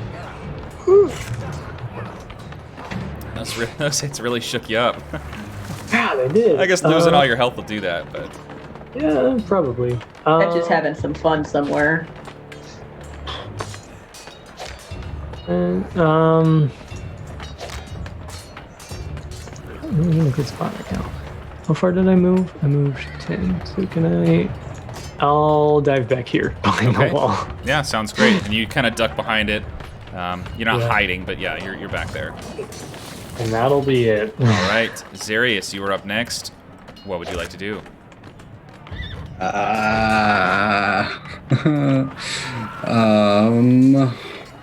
Shoot. Yeah, okay. Zarius is going to shoot a guiding bolt at the rogue lady. Okay. Cause yeah. He'll do second level, Okay. and I might add 10 to I'll add 10 to that. 22. Yeah, that's enough to hit, and that's way more than enough to put her down. Okay, good. You let loose the guiding bolt, and it kind of arcs through the air right near Kanan over the little wall there, and it slams into the chest of Holly. And you see the radiant energy kind of burn into her chest, and she falls down dead on the ground, and the crowd gasps just. And then you see people really start to pay attention. All the other prefects kind of look around like they didn't expect to be able to be hurt, kind of thing. Yeah. And he'll kind of look to the 3 enemies that are sort of in his immediate vicinity. Look over towards Anira, who's kind of getting beaten up on at the moment. Man, I'm going to regret this. And run over to here. And so I can't remember what's our ruling on. Does that count as an attack? The guiding I would say bolt? so. Yeah, I would say so. So he's going to, with flanking advantage? Yeah. Or does Nas? Okay. Attempt to stab Nas. Okay, yeah. Yeah, 19. You Probably swing, not. and with almost supernatural speed, Nas pulls the longsword back behind his back and deflects the attack. Yeah, saw that one coming. He says, "Glad to see you've joined the fight, Zarius. Well, it wouldn't be much fun without me, now would it? Anything else you'd like to do?" Nope. All right, next up is Harriet. So let's see. Oh, wait, she's dead. I was like, oh, What? oh my god. Oh, you mean the rogue? Lord, don't do that to me. I was like, how'd I miss that one? I really zoned out. It's like I can still hear her voice. I was so scared. I was like, damn, y'all should have told me if I died while I stepped away, but Right. thanks a lot. All right, so Rogue One is dead. So it's, Rogue One is dead, yes. I said the Rogue One, but yeah, that doesn't make it much better. So it's me and Wizard Man, or It I don't is. even know if he's a wizard, but me and Sorcerer Man. So I'm gonna be here, and I'm gonna. That's not the right verb. Hoist up my quarterstaff, and I'm gonna look him square in the eye and try and fire off a bunch of scorching rays at this man. Yeah, great. Okay. Let's see. If I can scroll down to scorching ray.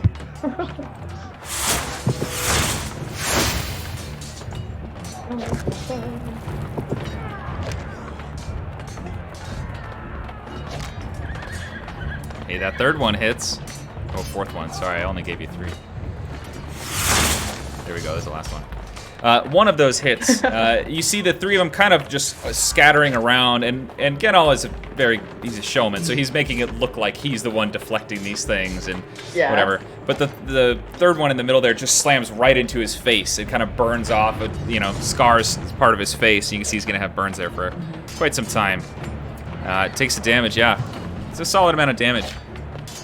And let's see. Harriet's getting kind of frustrated that these hits aren't hitting. I think so she's going to use her action surge. Yeah, sounds good. And fire out with the pistol again. Okay, cool. Yeah. She's like, come on now. Let's see.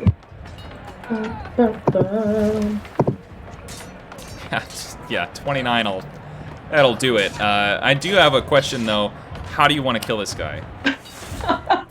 So she's gonna be trying with the quarterstaff, fizzle, slam it back. She's like, what am I doing? Pull out the gun and just be like, that's it. Okay. You fire the shot and it shatters through the guy's sternum, and you see him kind of immediately start coughing and hacking up blood, and he's clutching at his neck. You see the blood kind of running down the front, and it's really stark against the gray color of his skin. And as he's kind of choking and grasping, you see his eyes kind of desperate, collapse to the ground and fall, the blood staining the sand underneath. Nice job. For a second one down. Next up is Anira. Symbiotic entity. Okay.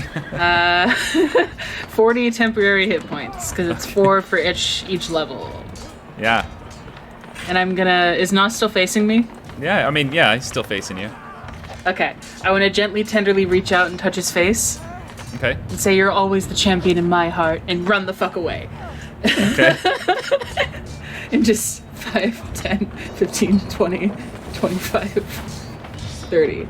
Well, he's going to take an attack of opportunity. As I suspected. There. Yeah. Even with my charm? Yeah. Does a 28 hit? It hits, yeah. I never get tired of saying that. That's 22 points of slashing damage. He swings out just lightning fast with his longsword. And can I, my bonus action... Yeah. How far? I'm measuring. So before I go all the way there, as I'm running, can I... Oh, it's 60 feet. It's fine. Healing word, Zarius. 2nd level. Just good luck. Zarius is about to take a nap. All right. Okay. And that's my turn. All right, next up is Nas Min. Oops, wrong thing here. Nas Min, he's good right there. He's just gonna engage the fight a little more. You see him say, Zarius, you hear him very clearly because he's standing right in front of you, say, I suppose I can really engage now. I can really show you who I really am. And you see he pulls back to swing at you, Zarius, with his longsword. So that's a first. Actually, Gorza. First attack is a 16. That'll miss. A miss. The next one is a 29. Yeah. You take 18 points of slashing damage. Ouch. So hold on. Minus 18. As a reaction, I am going to cast Hellish Rebuke. Okay, yeah, great. At 3rd level. And my spiders still have to. After Zarius. So. Oh, that's right. I think he's got to make a dex save. Okay. Or take. Hold on. Yeah, or half. So, if he succeeds, he takes 15. If he fails, and that's assuming fire hurts him. Fire hurts him, yeah. You never know. Yeah, you never know. Yeah. So he failed. He'll take the. He rolled really low. So he'll take full damage, right? If he fails. Yep, full damage to 30. Ooh, that's a spicy moment there. And you see the fire kind of come up from the ground underneath him and burn him. He really takes some hits from it. And he says, "Oh, I'll show you power now." And you see him pull back and just with his bare fist come at you twice. Yeah. I'm just going to go ahead and put myself at 0. No, I'm kidding. So that's the first one is a 15. He swings wide the first strike. Second one, he comes up with an uppercut and hits you under the chin. You take, ouch. You take 17 points of bludgeoning damage. From his bare fist. Make a Constitution saving throw.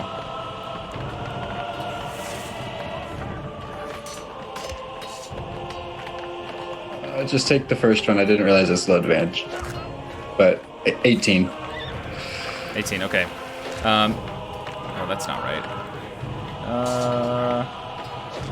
Hold on a sec.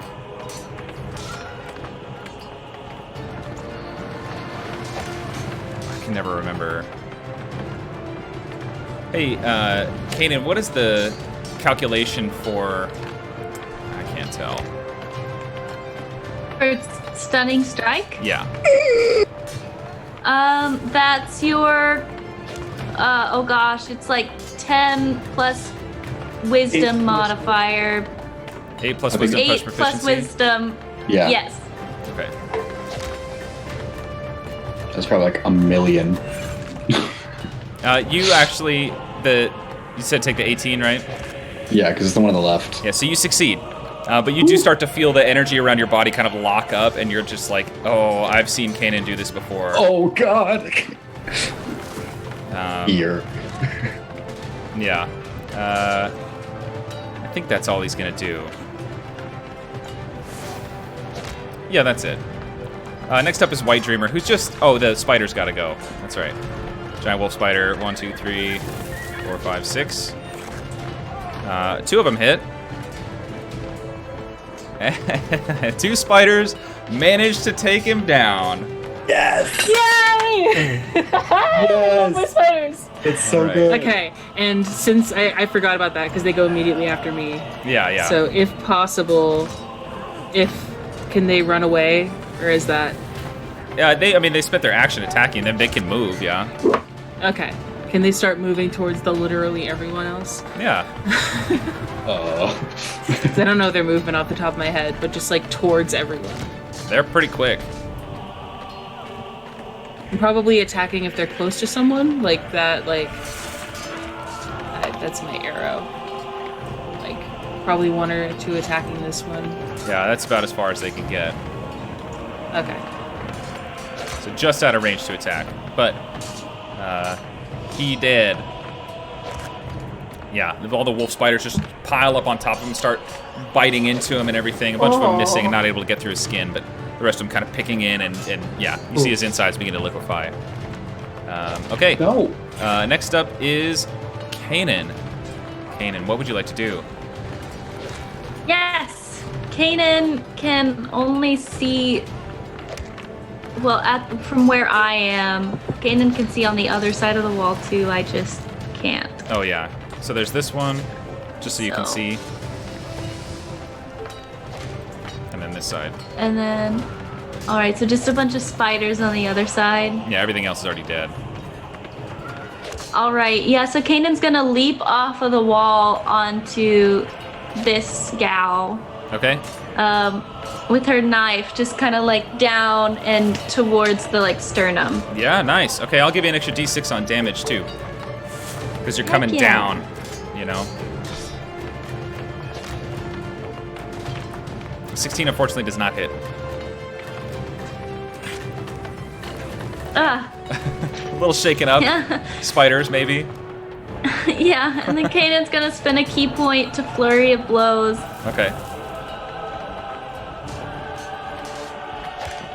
20 hits. Yeah, 20 just hits. 15 does not. And get that then solid strike. she's gonna back up onto the wall. Okay, you got it. So Kanan's up on the wall. If I put you here, can you see on the other side or no? No. Oh, okay, but you can still see the enemy. Yeah, I can still see these two. Okay, perfect. All right. So next up is Ranveg. Ranveg is going to rush towards the wall and is very short and is unable to reach you.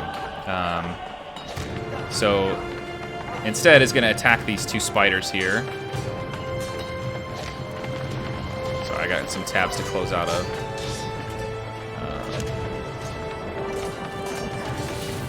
Okay, yeah. Just cuts through these two spiders. Just, you know. Oh, I got a noise for that, I think.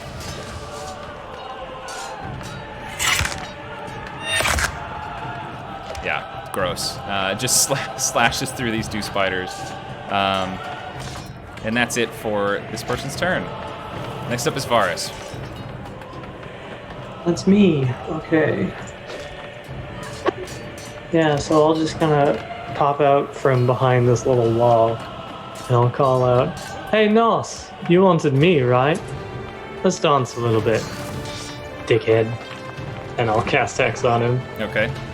He's at 3rd level now, so it lasts for 8 hours. Wow. And I'll scoot my boot over to the other side of him. Do I get flanking from Yeah, here? you do. Yeah. Sweet. So then I will make 2 attacks at him, and if I hit with when you hit a creature with a weapon, if I hit with I'll only do distracting strike once if I hit him at least once. Okay. So lots of things to check off. 27 hits. Yeah. Okay. And so the next person to attack him, the next attack roll against the target by an attacker other than me has advantage if it is made before the start of my next turn. Okay. And then just one more attack, no special battle master things this time. Okay. Yeah, 23 hits. Yeah. Nice. Good damage. So 21 and 19. 40. And advantage Nice. to whoever attacks him next. Okay. And I'll give him a smile. That's all. All right. After that, Nas says, "You think you know what you're fighting for? You don't even know who you're fighting. Shall I show you?" And you see him take a moment and focus, closing his eyes. For a moment, it looks like he's shaking, and suddenly he pulls his hands firmly across his face and neck, and to your horror, you see the skin and hair pull off with it, revealing the slender face and red hair of an elf that you recognize. You see Nicola Roxley, the woman taking bets and fighting in the amateur league. He says, "I had you marked from the moment you entered into my city. Simply a shame you couldn't rise to the occasion." And he's going to take a swing with his legendary action. Huh? What? Yeah. What? That's a 26 to hit. Yeah. You take 31 points of slashing damage. Varus, No more hex. sleeping. No more hex? Ooh. It's because it's concentration. I can't Oh, concentrate. that's right. Okay. So next up is Zarius.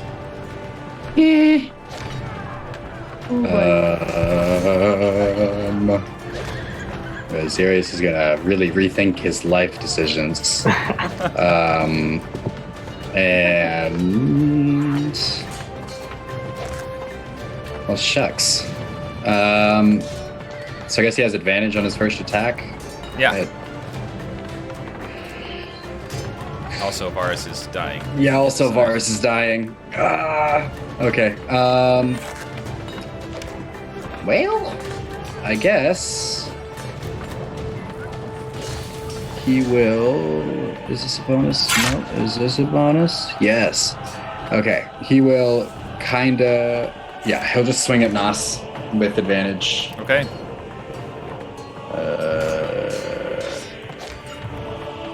If I can click the button. There's the button. And he's also going to add his once a turn thing for Divine Strike, which this is literally the first time I've used it. So it deals an extra 1d8 damage. Okay. So I'll just do /R 1d8. Oh. Would this be 1 or 2 since I'm not 20? I don't really. I just did 1. Okay, yeah.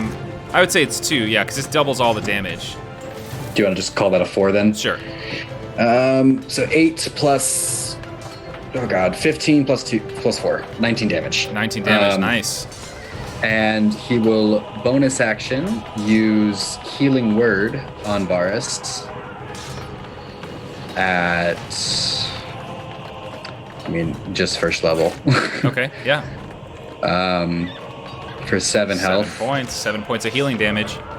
Yeah, and he is going to try to skirt around Nas, not leaving his combat range, and just try to grab Varus by the collar and stand him up with his movement if he can. Yeah, I'd say sure. You know. Yeah. You two have worked together enough. I'd say that's a fine thing you can do. Yeah. Nas takes the hit from you and says, "Oh, you don't like this visage. How about this one?" And he rips his hand across his face again, casting it aside, and revealing the striking blonde hair and yellow eyes of Angelo, complete with scar and everything. No! To think I fawned over you, Varus. You really are all pathetic, crooning about your problems in the room while denying the power you have to take control of your lives. And the crowd is just cheering, erupting in applause after each one of these. All right, next up is Harriet. What would you like to do? Can't see any of that, so that's great. She's gonna move. Let's see. You could see him from where you are. Yeah. I'd say you could see that. Okay. Wasn't sure. Yeah. So she's here, and remind me who this punk is. It's the dwarf. Okay. Well, gonna take some shots at Dwarvish. Okay. Friend. Let's see. And we're gonna use that grip point I got back and use it again. So. All right. For advantage on that.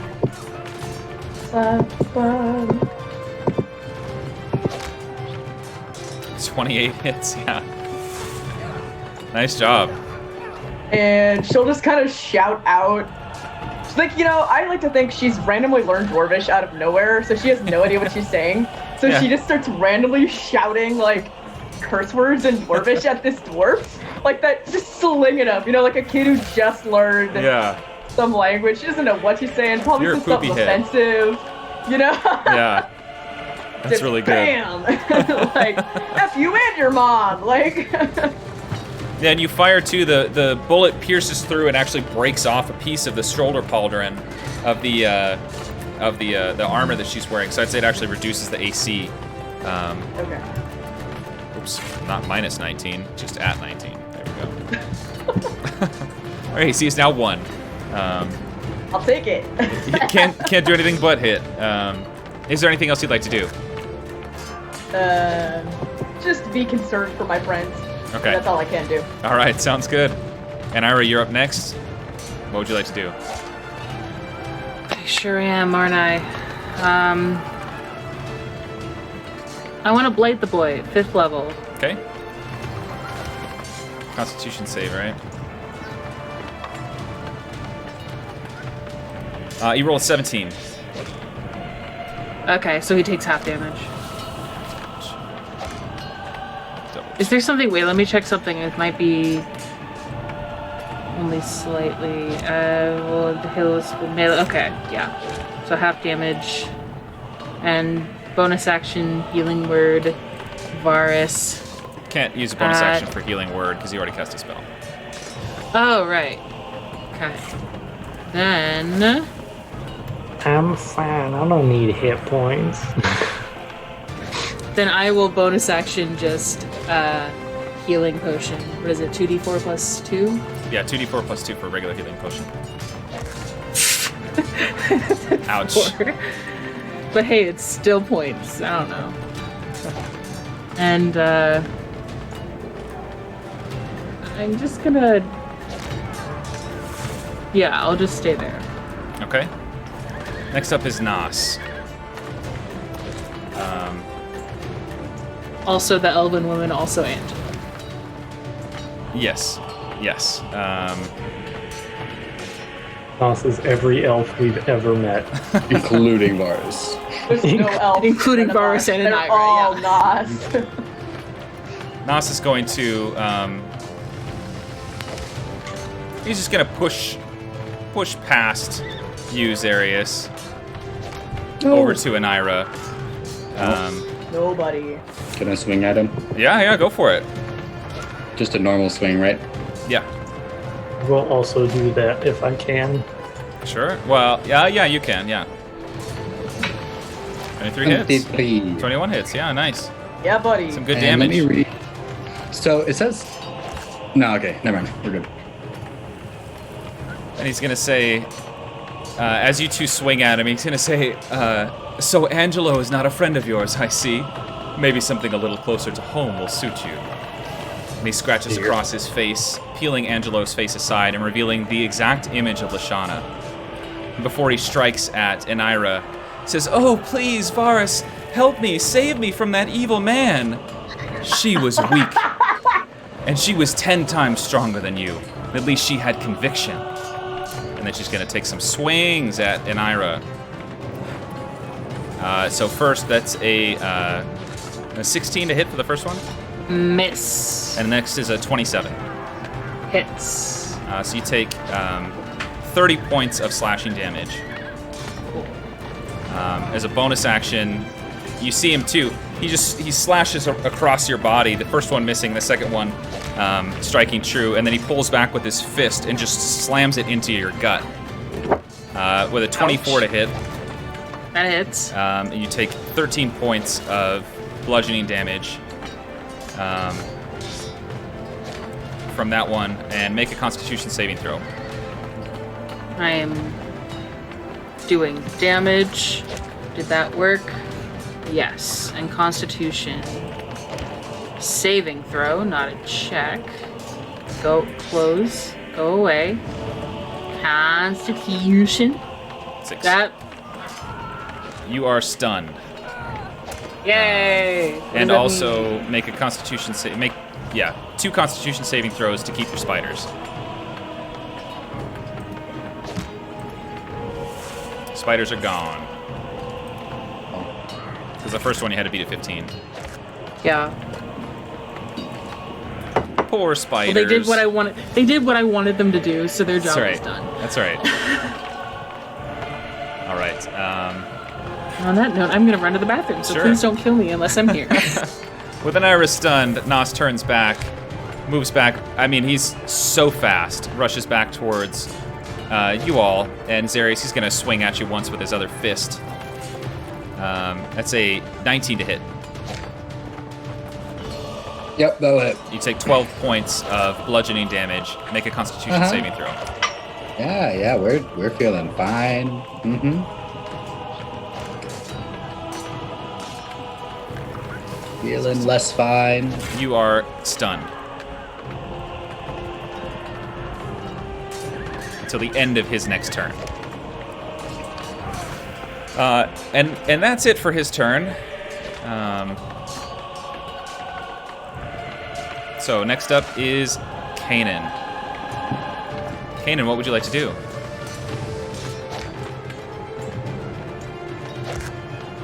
Realize my mic is off. Let me just double check this.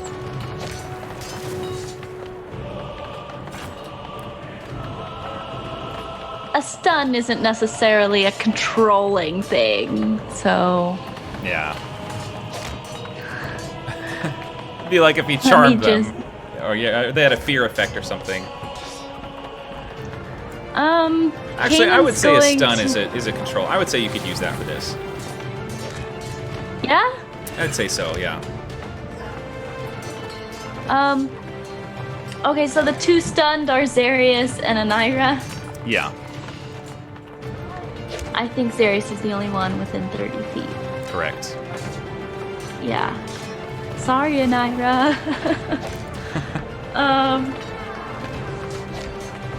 Yeah. Okay, so Kanan's gonna say, Zarius, I think now's a good time to buckle up and just stick with it. And end your stun here. All right. Those are your inspiring words of freedom. As you say that, the manacles that you're wearing, the runes flare on them, and you could see the manacles kind of crack as a result because you don't have the same energy that Fang did put into it. But you see the runes flare, and Zarius, you feel that stun effect just immediately drop from your body. You now have control of your body again. Now's your action, Kanan. Is there anything else you'd like to do? Check and see if this other thing I wanted to do is... I always have to check. I don't know why I just can't memorize this. Okay, yeah, it's what I thought. That's all I can do. Okay. Next up is Ranveg, who is very surprised that all the spiders are gone, but did not like being shot, and so is going to rush towards Harriet. That's fair. Let me switch off of Kanan's screen onto mine. Ranveg. She's going to swing. She's just going to swing with the battle axe 2 times. First one, she just rushes towards you and swings, just happy to be able to engage somebody. Misses wildly with the first swing. I mean, it's an 11. The next one with the battle axe swinging back the other way, she rolled 17. That is my AC. That is your AC, okay. So you take 7 points of slashing damage, and then you see she kind of focuses and like, okay, gotta catch my breath, and she's gonna use second wind. I respect that. And it's, what is that? D10. It's 1d10 plus your. D10 plus fighter. Yeah, plus your level. D10. Oh, a 4. Ouch. Bummer. I know. I'm crying. Really too bad. Aww. I'm so sad. I really pour one out. Only 24 health back. Put an F in the chat. Not that much. Come on. She's only level 9. Okay. Just like you all are only level 10. Next up is Varus. Varus Bolinian. Varus. Sorry. Good God. Yeah, I think the best thing to do is bonus action cast Hex with my last spell slot. And just say, take off my cousin's face, dickhead. And I'll scoot over to him. And I would like to try and like go for the face if possible, and with one of my strikes, if possible, see if there's another guys that I can rip off. Yeah, we'll see what your rolls are. If that's possible. I'll move around to the other side. That's what I want to do. And so flanking advantage. And we'll use another distracting strike if I hit. Sure. Kapow! That hits, yeah. Okay. So next person to attack before my next turn other than me has advantage. And then one more hit. Possibly. 21 just hits. Okay. So 19 plus 23. Nice. 42. Yeah, solid damage. As you strike, you manage to catch the side of his face, and he says, "Striking your own cousin. How could you? You must have learned your manners from Balthazar. Very well. I'll show you the real me." And Nas scrapes his hand once more over his face and peels away Lashana's skin, revealing grayish-white skin over a hairless head. Large almond-shaped black eyes sit under a furrowed brow. Nas's head lacks any discernible ears, only holes in their place, and his nose is extremely shallow, like a nose that never formed. Thin lips tighten into a grimace make up his mouth, and you can feel the fury emanating from him as he scowls at you. This is who you truly face, Varus. This is who you'll become if you don't submit yourself to the shepherd. You are full of limitless vanity. I know it because I too once was. But she can give you purpose. She can give you hope. Truly, you are a valiant warrior, but all the prowess in the world means nothing in the face of your vanity. Turn aside from your childish ways and embrace the shepherd. Would you like to say anything?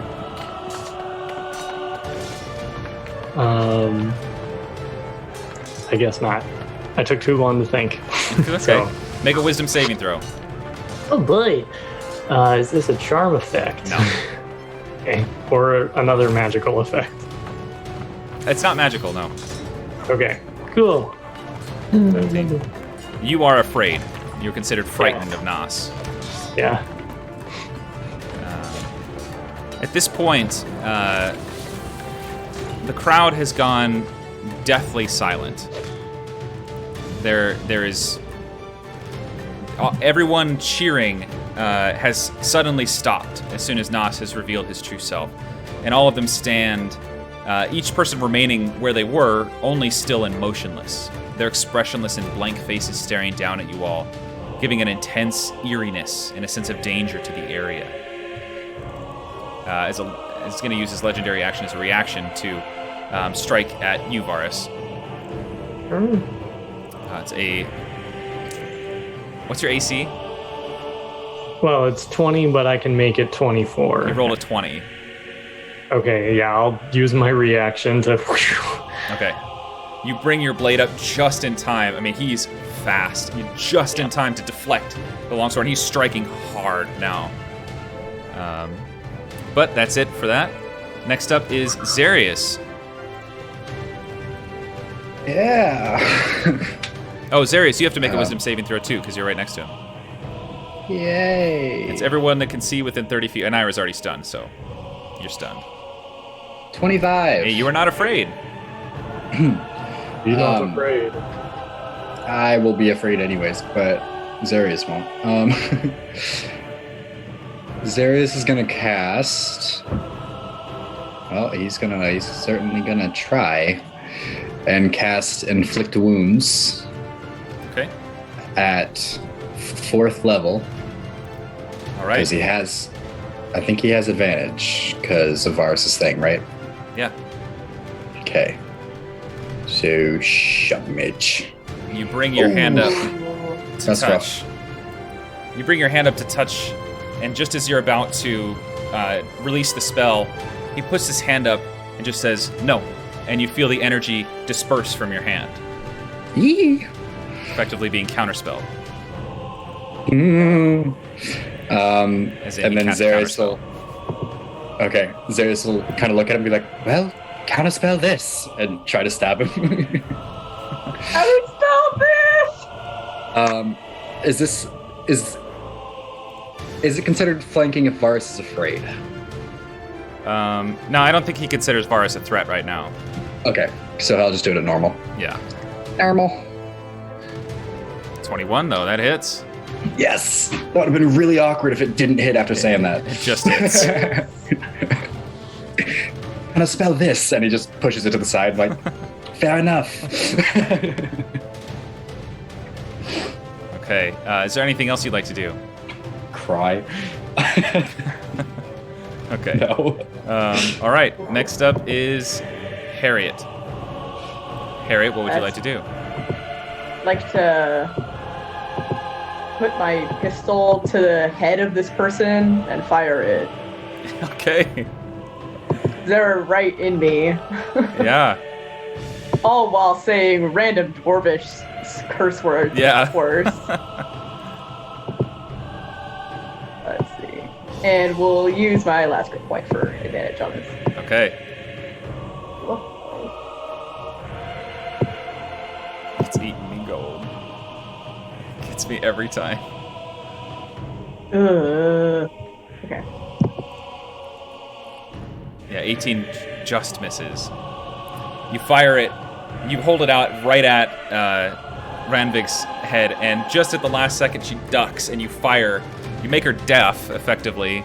Yeah, she's very, very deaf. I don't have an ear one on here, so this eye bleeding will have to do. You fire right next to her ear, she's deaf, but unfortunately takes no damage. Then I'd just like to, again, use my actor feat and in Balthazar's voice, shout out to Nas. You're going to die alone, Nas. And that's it. Okay, yeah. He definitely turns to look at you, and you see that moment of like, I know the voice. Why is this person not who I think it is? Two can play that game, punk. Yeah. All right, next up is Enira. Yee. What do I do? Because I'm stunned. Oh, your turn ends. That's it. Yeah, sorry. Being stunned sucks. How long am I stunned for? Until the end of Nas's next turn. So at the end of his turn right now, you'll now no longer be stunned. Great. So speaking of, Keep distracted. It's Nas's turn.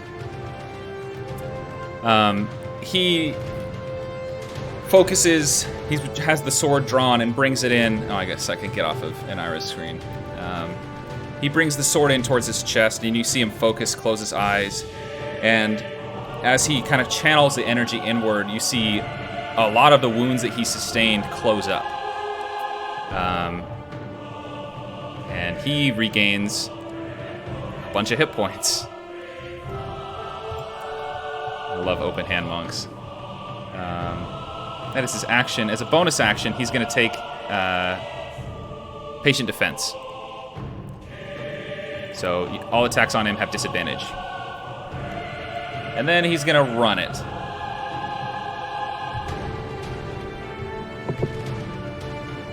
Over to Ranveg. And say to Ranveg, you are weak and pathetic. Which Ranveg, of course, can't hear, and just looks at him like, what? My buddy, wait. Kanan, you're up. What would you like to do? Be muted. That's one thing. I'm gonna check my site real quick. Gosh darn, why can't I move Kanan? There you go. Thank you. Yeah, so I can see they're not that far away. Okay, let me... Kanan's gonna run to the... So she's like here. She's gonna run to the end of the wall. Bloop. And then jump and leap onto Renveg. I guess everyone else can't see that. I can see it. Okay. Yeah, leap onto Renveg again.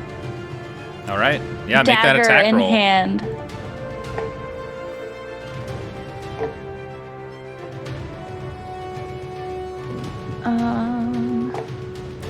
Is this an advantage with Harriet or nah? Because I'm coming from up top. I'd say yeah. Still got a gun to her head, so. Yeah.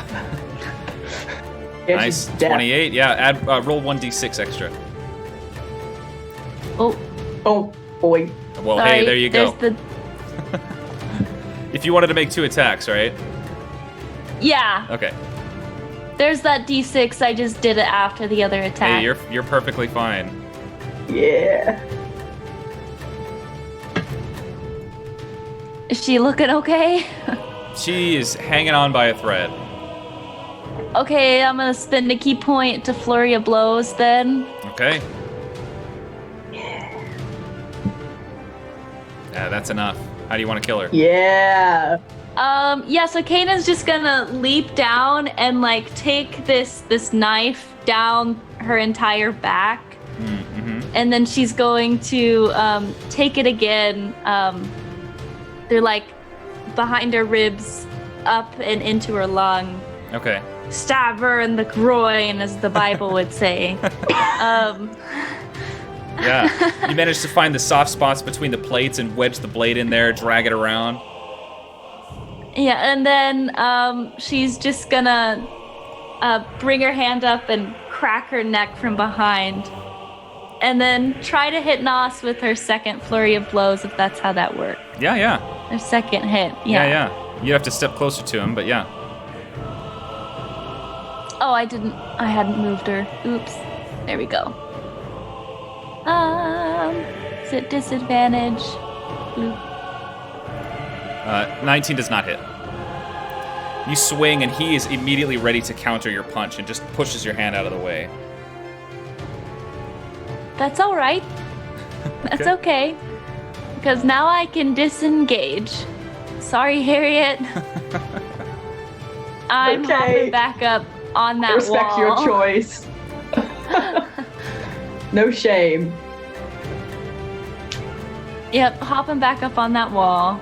Here, why don't I move the lighting off of the wall here? Thank you. So you can see. Okay. Next up is Varus. That's me. I am in ouch right now. And Ira, you're no longer stunned. Yay! What's this for? Okay. So Varus will just scoot his boot over to Nas. He'll do another distracting strike, assuming he hits, which I don't have advantage. So fingers crossed, but just 2 swings. All right, you're at disadvantage. Oh, I'm at disadvantage. Yeah. Okay, so the 17, 17 does not hit. and then 20 does not hit. okay, ball sack. And then I'm there, so I have another 20 feet to scoot back this way. Come in, Okay. stab, and just run back out. Okay. And that'll be all. Quick and Okay. easy. Sounds great. I can hear. Can I speak? I can hear you. We can hear you. Okay, You're good. cool. All right, next Can up you hear is us now? Zarius. Yeah. Alrighty. Zarius is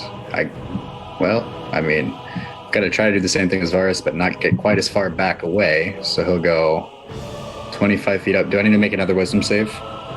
Is that No, you're good. That was a one-time thing. okay? Cool. Oh yeah, Varus, you wouldn't have been able to move closer because you're frightened. You didn't hit anyway, but Do I have to make that wisdom save now that he's within? no. It was as soon as Okay. it was the moment when it happened. Sounds good. Sorry.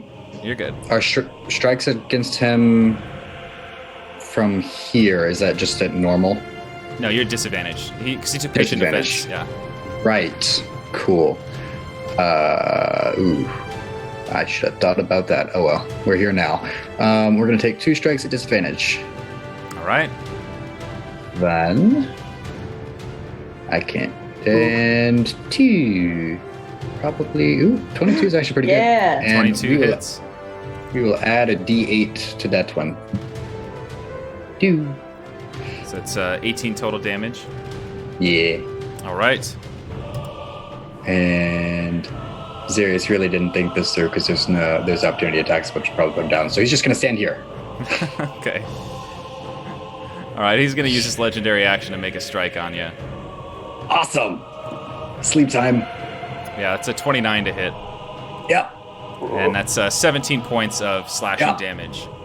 Zarius is taking a nap. Zarius goes down. Next up, Harriet. You see Nas strike back against Zarius, 2 strikes, and Zarius fall down, unconscious, bleeding out. Okay, I'm gonna move.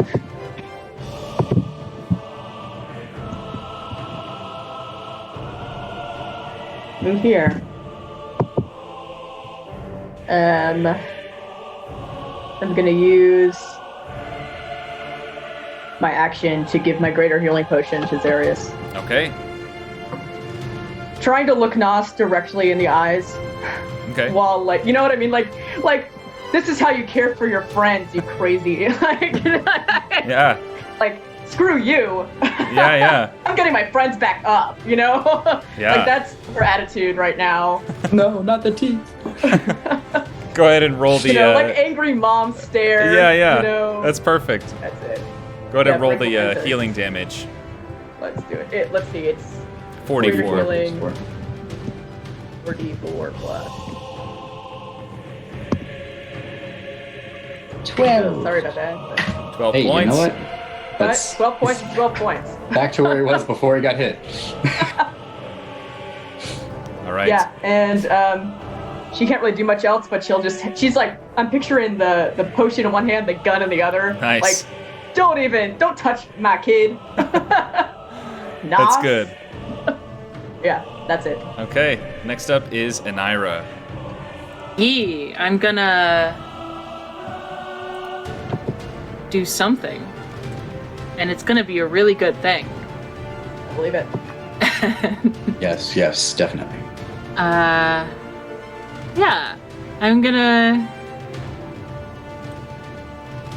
Healing Word, bonus action Healing Word Mr. Zarius at 4th level. Alright. And then use my action. Well, it's healing. Use my action to symbiotic entity. Symbiotic entity. Okay. And get them temp hit points so I don't die. And yeah, I'm just recovering from being stunned and fuck, I want to go home. So I'm gonna stay right here. Okay. Next up is Nas, the man. He looks at you, Harriet, and says, "You think he's your friend?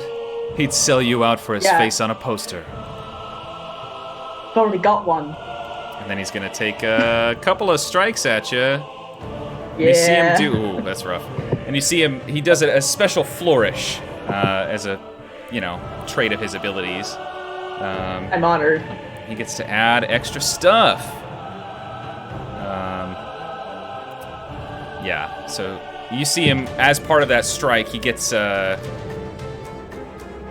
see. Yeah. So, wow. He gets to add a bunch to his AC as a result. But the first strike against you is a nat 20. So that's 39 points of slashing damage. The second one is a 31 to hit. I'm sorry. Well, I got Darius up. That was my heroic moment.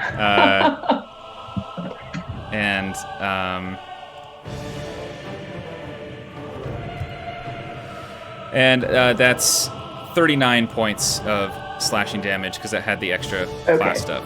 Then I am down. Okay. Looks at you as you fall unconscious and just says, "Pathetic." Moves over towards Kanan, runs up the wall towards you, Kanan, and he's going to take 2 swings at you with his fists.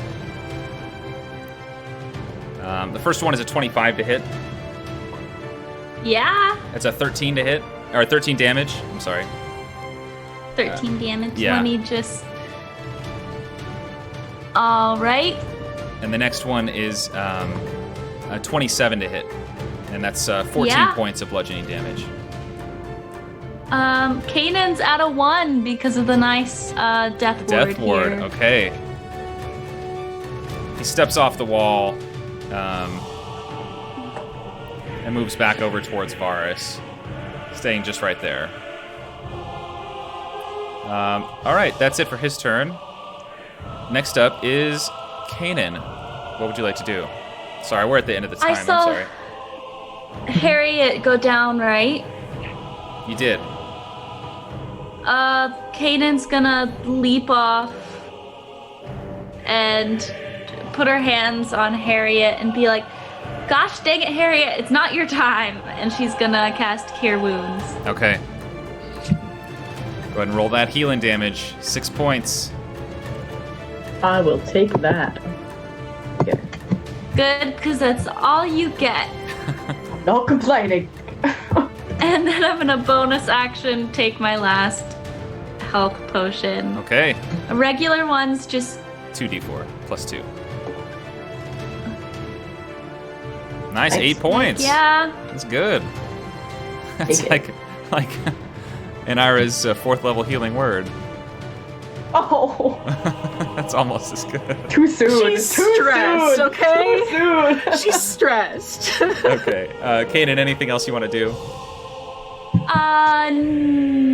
Nope. Okay. Next up is Varus. Varus is going to, as confidently as he can, given the situation, look towards Nas and say, You are going to die here while everybody watches, so they can see how much of a failure you are.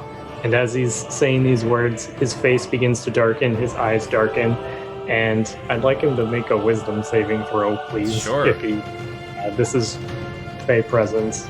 Oh, Fey Presence, okay. He's probably immune to being frightened, but I'm trying anyways. That counts. Well, he's not an elf, so he doesn't have advantage against charm effects. What's your DC? The DC is 18. Okay, he rolled a 17, so he is scared of me. Scaredy cat boy. Yeah. Until the end of my next turn. That is epic. That's the only time that's ever worked. That's the one. All right. And I will bonus action chug my greater healing potion. Okay. 4 plus 4. I will take it. Nice, that's good. 16. All right, Zarius, you were up next. Yeah, Zarius is not many spells left. He will run up here and I guess try to cast Inflict Wounds at 2nd level. Okay. We'll give it a shot. Cast that spell. He shall.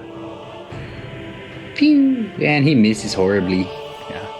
You reach out and try to release it, and his hands are just too fast. He slaps your hand out of the way, and the spell releases to no effect. And so, once again, I'll just swing at him with the sword. Is it still at disadvantage? Is he still in patient defense, or? No. Did that end on his turn? No, that ended on his turn, but he does have a higher AC. Yeah. Well, we're giving it a shot anyway. Sure. Pew! That does not hit. Okay. And he will stand there. Okay. Next up is Harriet. Well, she's back up, and she's gonna. It's disadvantage to hit him right now. It's not disadvantage. She just has a really high AC. Okay. Okay. Well, she's gonna shoot her shot, literally. Okay. And probably use the Bardic Int from Kanan Okay. as well, which I believe is a D8. It is. Yeah. Question? Yeah. Okay. Or D6. I'm sorry. Inspiration's only a D6. Okay. So first we'll go with that. Nat 20. Oh my god. Oh. Yeah, I'll still. Wow. I guess I don't really need to roll that in, but I kind of said I would. So 36 to hit. Okay. Nas fucking Min.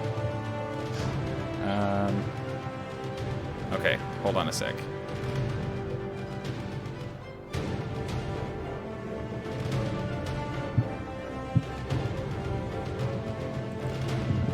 Okay.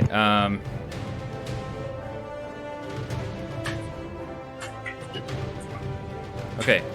You fire the shot.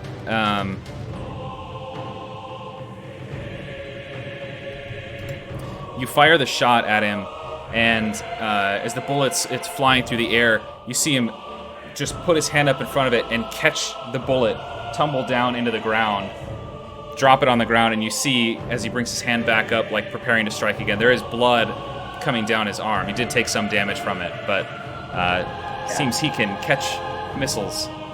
One might say deflect. Yeah. Let's see. But nice shot, excellent shot. I mean, that's really, really good. He gets to knock off a substantial amount of damage, and you still did quite a bit to him. So. And as she fires that, she's just gonna say, "Jen is my bringer of chaos." That's it. Nice. That's all. That's cool. She's salty. Okay. And Ira is up next. I'm gonna mass cure wounds everyone, because it's a 30-foot radius, and everyone is within, if I drop it at a certain point, everyone is within a 30-foot radius. Nice. All right, everybody gains that 21 hit points. Including myself. Nice. I checked. I believe you. Yeah, I saw you moving the measurement around. Oh yeah, I can see those when no one else can. Yeah. Well, you can see him on stream. I looked. I guess that is, yeah. When you do hide from others, only I can see it. Oh, well, I don't I'm even not know how to hiding hide from from others, others. so Yeah. y'all just get to see me trying to figure out how long everything is all the time. Okay, excellent. Yeah, that's a great move.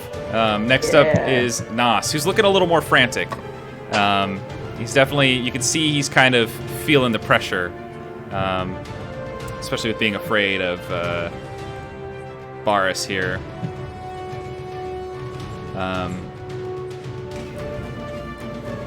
Let's see.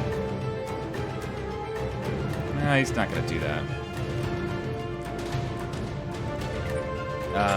Okay. Instead, he's just going to lay into Zarius. Unfortunately, Zarius is close. But the attacks are at disadvantage because he's afraid of Varus, and Varus is in eyesight, so the attacks are disadvantage. What's the matter? You're welcome. Can I go? So the first strike at disadvantage is an 18. Only a 30. I think that still hits. 17, yeah.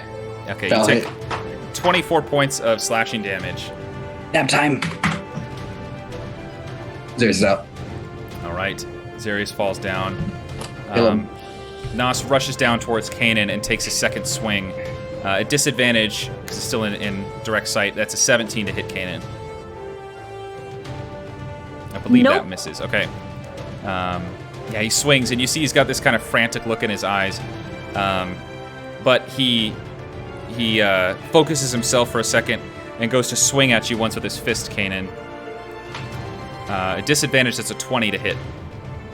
Yes. You take 15 points of bludgeoning damage as his fist just socks into your ribs, and you kind of feel the pain of maybe the ribs cracked or something. The second swing he takes towards you, Harriet, and that's only a 16 to hit at disadvantage. Oh, thanks to my belt. That was almost 20 points of damage, so... Shout out to my belt. Nice job. Yeah. Okay. And that's it for Nas's turn. You can see him just getting, he's definitely getting anxious. Next up is Kanan. What would you like to do? Blue move, so I'm opposite of Zarius. Zarius is unconscious. Move, so I'm opposite of Harriet. Okay. I can move. Oh, he has to make a wisdom save at the end of his turn. Zarius is taking a nap. All right. Sorry, Zarius. It's fine. Not much I can do. No longer afraid he can. And Kanan's going to just wail on him as best she can. All right.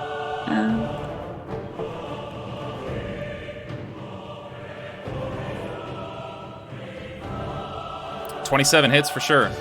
Nice. 16 points of damage. And that one, 27 hits, yep. Let me check something real quick. Okay, I'm gonna spend a key point to Stunning Strike. Okay. On that second one. He has to beat a 16. You rolled a 19. Well, shucks. I'm gonna spend my last key point to Flurry of Blows. Okay.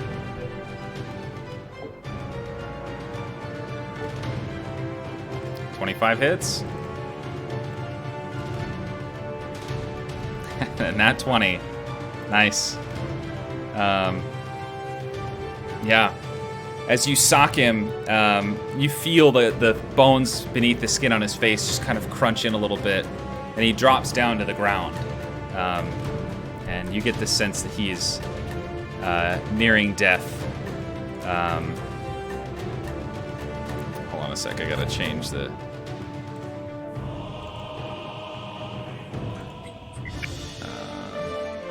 sorry, not that one.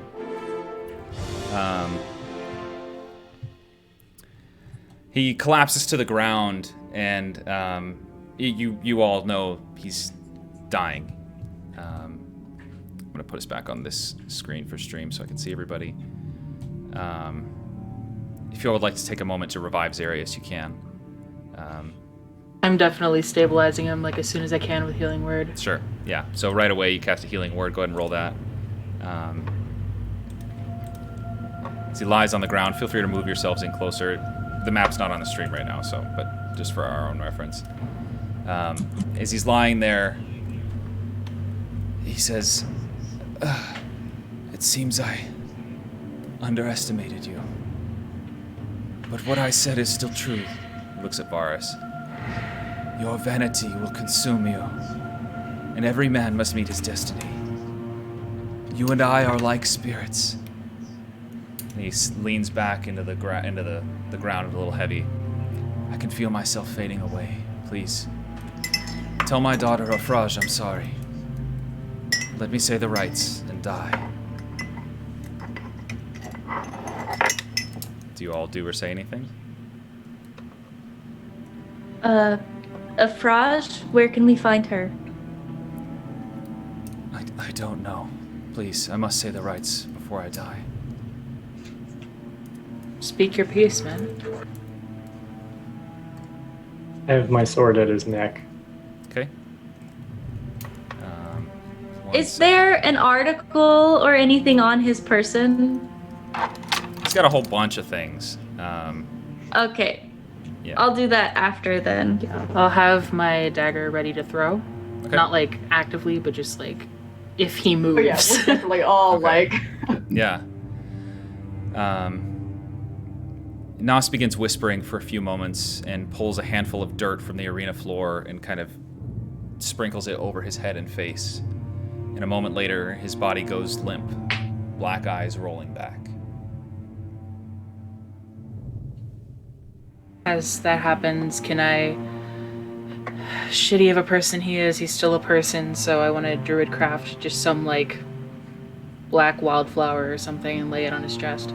Sure. So I guess I'll move to do that.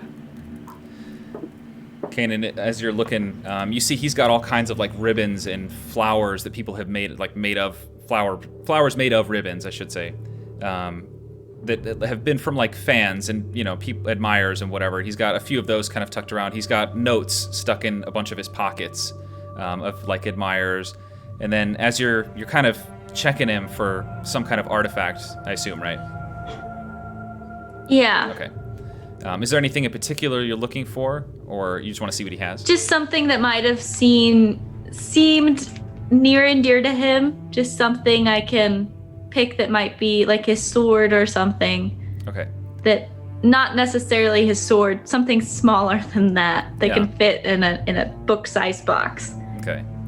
As you look through, you feel it feels like an extra layer of cloth underneath one of his pockets, and you reach in and pull out. It's just this like a really faded patch of fabric, and it has a symbol on it. It's just like a really simplistic just M. And that's it. It looks like a decorative version. Honestly, it looks similar to the one that Varus made initially for you all. It's just like a symbol for the group. That style of like amateurish, not that Varus is terrible, but like an amateurish thing. It's very old. I mean, it definitely feels, probably 20, 30 years old. All the color has faded out completely. It's just the etchings of the letter and everything. Okay. I'm just gonna stuff it in my bandages. Okay. Yeah. Ceres will kind of put a hand on Varus' shoulder. Finally clicks in Varus's head, and he reaches into his bag and he pulls out a little feather that's got rose petals on it, and he takes the feather that he got from a certain druid and places it on Nas's chest. Okay. Oh. Yeah. We do know that name. It was one of the like 6 names I wrote down. Yeah, she's Sky, of an indeterminate race. You couldn't tell whether she was elf or human or half elf or what. Is that really bouncy? oh, crystal? did you kill his daughter? No. So Okay. we just know who she is. Okay. That's wild. That's good. Wild. The post-combat calm setting in. The silence of the crowd is deafening. A few moments pass that kind of drag on, feeling like hours before you hear a person shout in a horrified voice, You killed him!" More shouts echo through the crowd in response, saying things like, They murdered him! Is he really dead? How could they? He can't be dead. Weeping and wailing soon fills the crowd, and the announcer's voice softly comes over the noise and says, "People of Renovash, a dark day is upon us. Our hero Nas Min has been slaughtered by these butchers. Vagabonds, congratulations on your hollow victory. You have stolen our heart. Please leave the arena." Spotlights flare and light the pathway leading to the fighter's entrance that you came in through. What would you like to do? Is Nas wearing a belt? Just like a basic, in a really basic belt. Can I take it Sure, yeah. and put it in my bag? Yeah, That's it. okay. Otherwise, are you all moving to the exit? Yeah. Okay. Yes. Yep. He didn't have like any identifying pins on him, did he? No. Okay, then yeah. Okay. Go ahead. Okay. As you're walking, the crowd's sorrow begins to turn to anger, and the wailing transforms into shouts of rage. You hear dozens of calls for vengeance, calls to kill the Vagabonds, calls to cleanse the city of anyone who supports him. The magical barriers dividing the arena area and the crowd begin to flare as people start throwing rocks, shoes, daggers, anything they can get their hands on down at you, and the barrier's just blocking all of these things. And you get the distinct impression that this city is out for your blood. People have begun chanting, "Death to the Vagabonds!" and pouring out of the arena, apparently seeking to do just that. As you reach the fighter's entrance, you don't hear anything immediately on the other side. What would you like to do? Where is We need to Balthazar? go. We need to go. I wouldn't be surprised if he fucking... We are almost Balthazar. an hour over, but I'm sorry, everyone. Fine. We can Yeah, either fine. go to Balthazar and see if he'll get us out, or we run. I think we If gotta we go. can get there. How's everyone doing right now? How's I'm good everyone enough to doing? run. We're going. I'm not at the moment, but I can heal myself. Does anyone else need healing? Zerus will cast heal cure wounds on himself at second level Okay. at least once. Maybe twice. Nah, just once will do. Okay. I can... Are any of you opposed to flying? I'm opposed to flying. I can run. I'll keep Well- up. If shit hits the fan, I can do some shit and get us out of here, but I don't know if I can actually... We're going. We're running. Yeah, let's go. I think we go to Balthazar's. No. No. No, we can't. We Out? have to go through the city. We have to Okay. go. Okay, my bad. No worries. All right. Let's All go. You push through the door, the fighter's entrance door, and it closes behind you quickly. Already you can hear shouts of angry mobs in the far distance. Lying on the ground, maybe 15 feet from the doorway, you see a limp body wearing an elegant green and gold robes, a massive V carved into his back. This is Artagon, lying face down in the dirt. What would you like to do? Book it. Okay. Yeah, as I'm running, I'm just gonna do my Druid Crafter Flower and just kind of throw it at him and run. You begin to leave the area, gathering your strength and kind of mentally prepping yourself for any fights that may come. And as you turn towards the path you entered in on, you see a group of 7 humanoids, all but 2 of them wearing red vests and armed to the teeth. Leading them are 2 identical drow, though they both are wearing different color armor and carrying different weapons. One wields a vicious dagger, while the other carries an ethereal and green glowing longbow. Kanan, you and the rest of you as well recognize these 2 to be Taedra and Daedra Fell. Taedra steps forward while Daedra draws her bow and says, "Vagabonds, you have defeated Nas Min, and this city is not ready to accept that. They never believed Nas could be defeated. We have made contingencies for this outcome. We will escort you to a safe place until things have calmed down. Please, come with us." Insight check. Make an insight check. Insight, yeah. And He's gonna Because use. Anira is very fight or flight right now. Yeah. Can Zarius make one and use the ring too? Yeah. You're gonna see Hush. I'm in the middle of something. Nice. Yeah. 24, 28. They seem sincere in their desire to escort you someplace safe. They are definitely not your friends.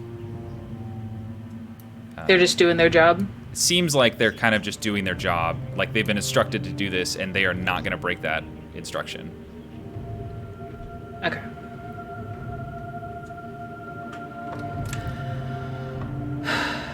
Well, are we going or are we going with these people? I sheath my weapon and walk towards them. Do we have a chance if we run? We might be able to get to Balthazar. I think we follow them for now.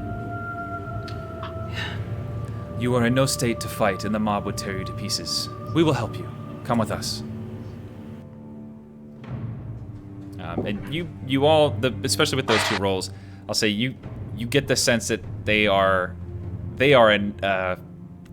definitely a violent force, but perhaps one that is not looking to hurt you at the moment. Mm-hmm. So, If you're we don't very hurt them, aware. they won't hurt us. Yeah, and they're probably setting you up for some kind of thing, but you're not sure what, and you don't really have a lot of other options. Yes, is better than mobs. Yeah, we can't fight our way through them. Yeah, the last time you fought them was rough. Yeah. So, after this, one of the red vests steps forward and produces a spell scroll from a case and begins to read. And he says, "You will all appear human." As he finishes reading, the scroll burns away, and you all see each other looking very human. Daedra speaks again. "Follow me. I will take you to the safest location in the city."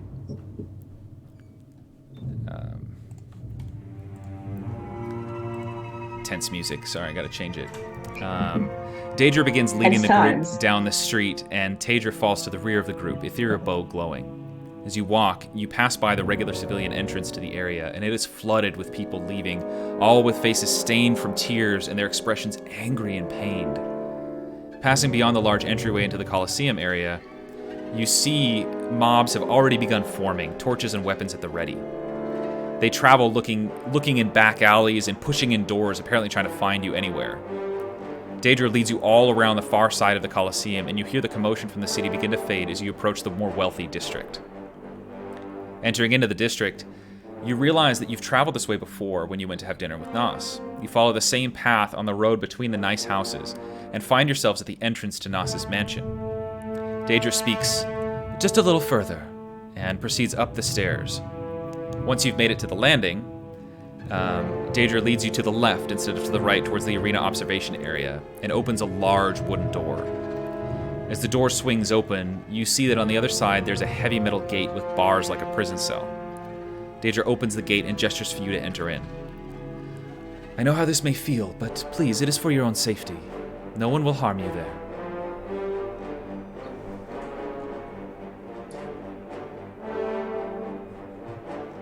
So kind of just, yeah, Don't is there, have any other options.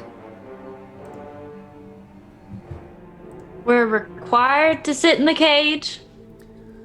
Unfortunately, the cage is the only thing that will stop the mobs from coming in and tearing you to pieces. But we look human. For how long? Is there any sort of... I know I've been in some cells where we can't send magic out. Is that the case here? I don't believe so. Nas was very secretive in constructing this place. And can we trust you to actually come let us out instead of leaving us here to rot and die? Well, we'll be waiting right here.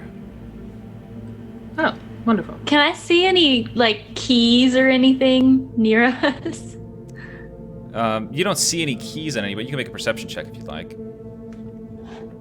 Okay. Ah, just kidding. My sheet is gone. Never mind. Okay. So do you enter in? Yeah. yeah, Zarius will just walk in. Okay. Yeah. After you enter, Daedra closes the gate behind you and locks it, and then dismisses the rest of the red vests. As she does so, your appearance returns to normal. Taedra and Daedra stand next to one another on the other side of the gate, and Taedra says, "Thank you for being so cooperative. I thought it was going to be much harder to get you to lock yourselves away. Now we'll simply hold you until the shepherd arrives to deal with you herself. She is very curious, you know. 2 lieutenants in such a short time. I, for one, am impressed." As Daedra is talking, you can hear the chaotic noise of the mobs echo through the caverns of the city grow louder, but still firmly in the distance.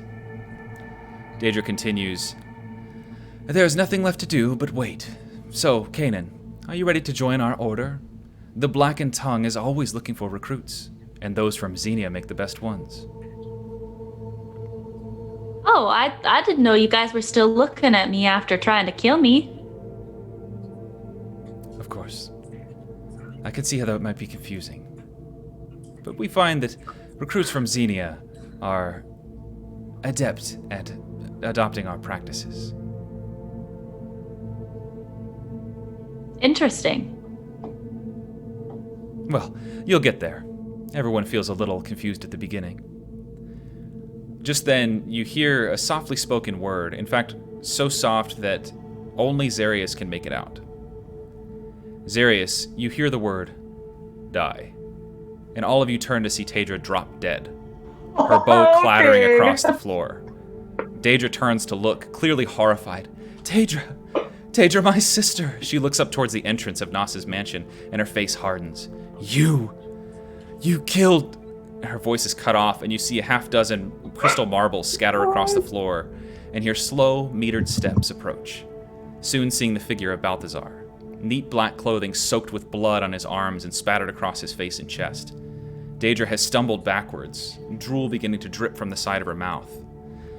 As Balthazar reaches her, he leans in close and says, "Boo," to which Daedra stumbles back, fear spreading across her face, and she runs out of sight, stumbling across the slick tile floor.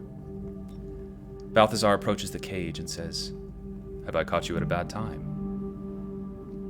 I was just about to make tea, really. Yeah, I was just about to settle down for the night, but I mean, I'm sure we can make time for an old friend. I did say I would help, didn't I? Or if you Yeah, you prefer, really I can leave you in that cage. No. My help is greatly appreciated. Very well. And that's where we're going to end the session. Yeah. Damn. That was good. As soon as I heard power word die, I was like, "It's our boy! Ow. It's our man's!" Ow.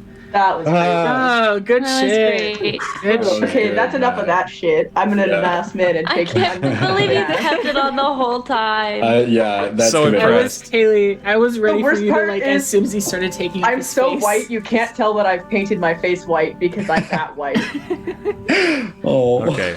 Well, we're going to end the stream there. We went an hour, or half an hour over. I'm sorry, everyone. But Stuff. we were kind of in the middle of the fight, and I can't just end it there. But thank you, everyone, for joining us, especially players. Thank you so much for playing. Woo! So much fun. I've been looking forward to this for a long, long time. Yeah. So, That was so good. yeah, that is where we're going to end the stream. So, have a good night, everyone. Yay. Bye. Night. Bye.